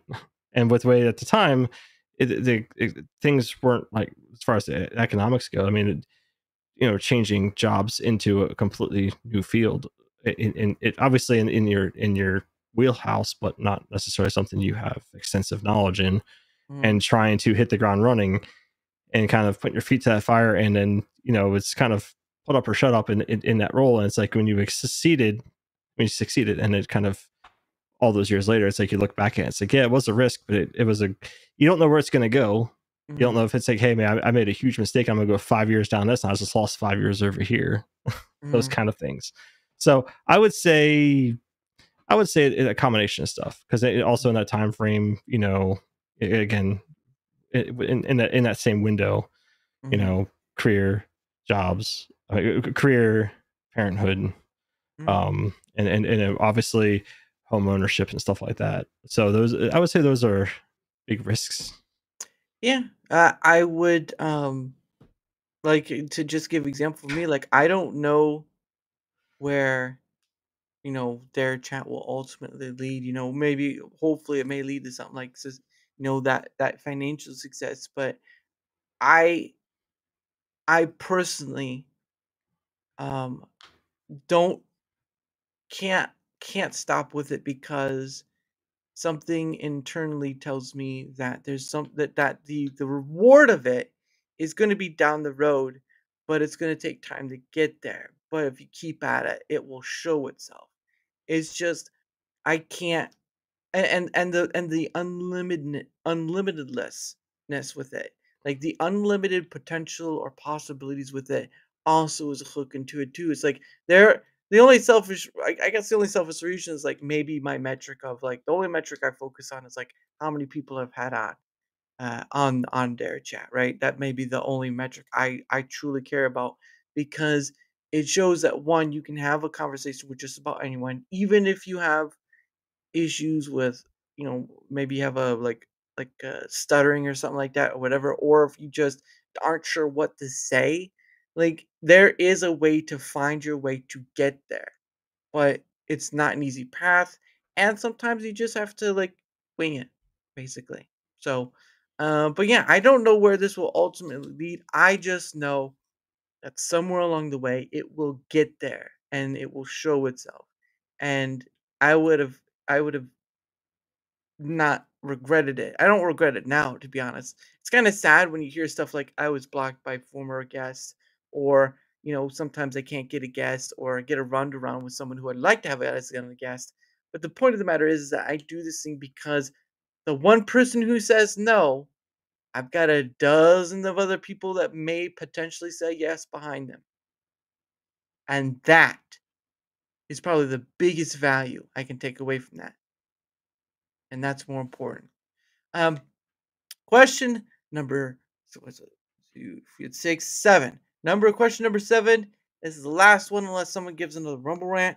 And this one, oh my gosh, if you don't get this one, I'm gonna feel sorry for you in the worst way possible. It's just be like, I can't, I don't, I can't talk. I just no. Or Mexican, that'd be risky. The question is, okay, this is a big one. Are you left-handed or right-handed? Oh, right-handed. Actually, I can write with both. So you're ambidextrous, is what you're saying. Yeah. All right. Well, at least we know now. He's a man of ambidextry. So if you need to have it signed with either the right or left hand, he knows how to do it. I only know how to do it right hand because I'm, dominant hand right here. Not that kind of dominant hand, just writing and all this stuff. Dominant hand would probably be left. Now, if it was a question like, if you're playing football, I mean, I throw a football right-handed but kick left-footed. That just kind of shows you have a weird brain. But oh, come on, he wants another go around. All right. Neuro says, I'm not done yet, and I says, well, Neuro, if you want to pay for it, I'll let you. I will let you. Divergent. There you go. All right. He paid for one. He's getting his one. I'm putting my hands into the. I'm putting my hands into the hat and trying to feel around real nice. Here you go. Question number 8 right here. Here, what's your favorite way to unwind after a long day? Oh, I usually just walk away from the computer, put the phone down, and watch TV, play a game. There's a lot of distractions otherwise, because I guess you get off work, but then you're blasted with social media and stuff like that. So the idea is just to get away from it. I would say even just I would say even streaming can be a little bit relaxing in a way, because it kind of distracts you from everything else. But as far as outside of that, I would say I don't know, good TV show, good movie, just walk away, go do something, go have a conversation with someone that's not on the internet. Go enjoy the sunshine. Go enjoy that, especially since it's gonna be warm this weekend. But yeah, I hope it'll be warm enough. Because that snow was like, this is bananas. Bananas. Thank you, Gwen Stefani, for that. But anyway, no one can forget how to spell bananas because of her. That's right. But then she said, "This is bananas. This is bananas." But we won't go that far. But anyway, that is the end of the show. Of course, again tomorrow, 9 a.m. Eastern with Flex Gaming. Again, he is halfway around the world, and so I like to watch chickens. They are funny creatures. Well, I like to watch humans because they too are funny creatures. But when they're like in the tree and they're like, "Get off from the tree! Stop looking at me," that's when you know. No, that never happened. But anyway, point of the matter is though, tomorrow 9 a.m. Eastern. Yes, he's halfway around the world. So again, that's why it's at this time because last time he was able to come. But regardless, be at tomorrow 9 a.m. Eastern. And of course, thank you to all my chat, most notably Neuro for being the one to drop a few ones here and there. But beyond that scope, I almost choked myself. But beyond that, Scott, thank you all my chat. And of course, thank you, Neo, for coming on. Uh, Obviously, it's been awesome to just get one-on-one with you rather than in a group setting where you're just like, can anyone hear me? Hello? What? Yeah, thanks for having me on. When I mentioned about being on your chat before, hopefully I didn't feel like I was guilting you to another appearance. I was like, I hope you didn't take that the wrong way, because like when I posted about like the rarity of me being on a show, like I don't usually get asked to be on these things, so it's it's welcome. I mean, people want to talk, and I'm here, but I usually don't get asked because I'm not active in some others communities, and people will have other people, and I'm like, because they kind of like support each other, so they'll have each other on kind of thing. So I don't know. People complain about Apple being a walled off what do you call walled off garden, and yet when you create a community like gaming and whatnot, you can have communities that are just like that. And actually, that's also to add another reason to DaraChat. That's why I wanted to do DaraChat as well, because I was like, I want to take a sledgehammer to all those spheres and break them, because I'm not tied to any community. I'm not tied to any maybe a platform. I don't know if we'll go to the platform community thing, but I'm not tied to any one area of thing. I can be anywhere. I could talk financially not, but I mean just on this scale, I can be just about anywhere. I can talk just about anything. I mean, I have the internet to look up something if I don't understand it.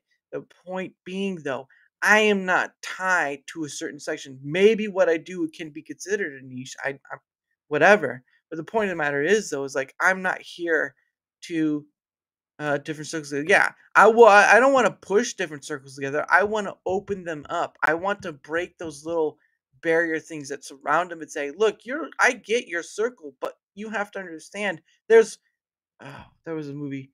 Um, there's more to what you perceive within your community that's more important than what's within it. A community is great, right? You can go out to your community where you live, you can go out to your work community and so on and so forth. But what's more important is your ability to get beyond a gate, a sort of community that's that could possibly develop into an echo chamber. That's another great reason to do this as well, because I'm not stuck to one place. Um, Shake them up a bit. No, crash them, break the spheres open. I don't care. Just take the domes that land over them and just have them not be there anymore. And that's just how I see it, or how I try to explain it. But yeah, but yeah, it is what another reason why I created DaraChat 2 is because I'm not tied to one section. I am tied to myself and how I can go about having a conversation with someone like yourself, Neo, and so much others, because that's where it starts. It starts here, and then like reading Rainbow, it can go anywhere, right? Um, yeah, that's an old song. I don't ask anyone to sing that one. But anyway, that of course like I've said to many of my other guests, there is flat Earth confirmed. I'm not flat Earth. All right, I've got a bit of. I don't have a bowl of jelly, but it's certainly something there. But regardless, of course, you are always welcome to come back on Neo. It's kind of sad people don't invite you to stuff, because it shouldn't take for being in someone's circle in order for you just to be on to have a conversation about whatever. Silly. It's almost look, it's silly because time is finite. Our time is personally finite, and to bugger people out because they're not within your circle, which I can understand because bad actors and all this stuff. But look, I got so much finite time, and I'd rather just be talking to whoever's willing to at least say yes, minus the bad actors. And I don't mean Mark Ruffalo, not that kind of bad actor. It's a little different. That's a little different.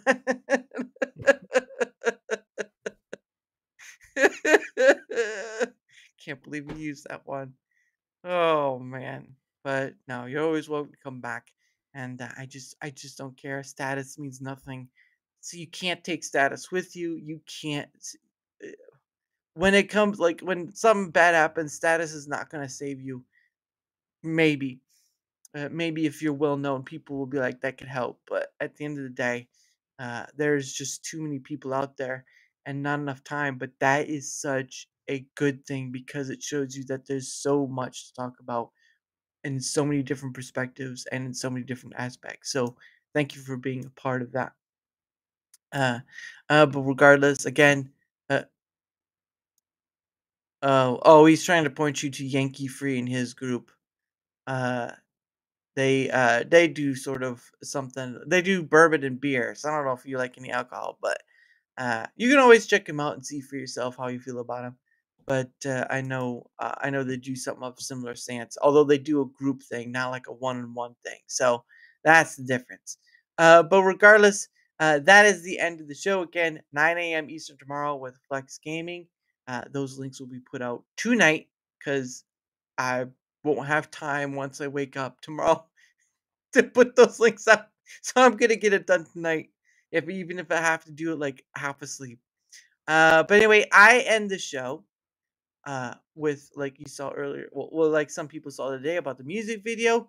I end with this one by Pogo called One Day With You. And again, guys, thank you so much for being here. I hope you have a great rest of your weekend, and I hope to see you tomorrow, even though it will be early.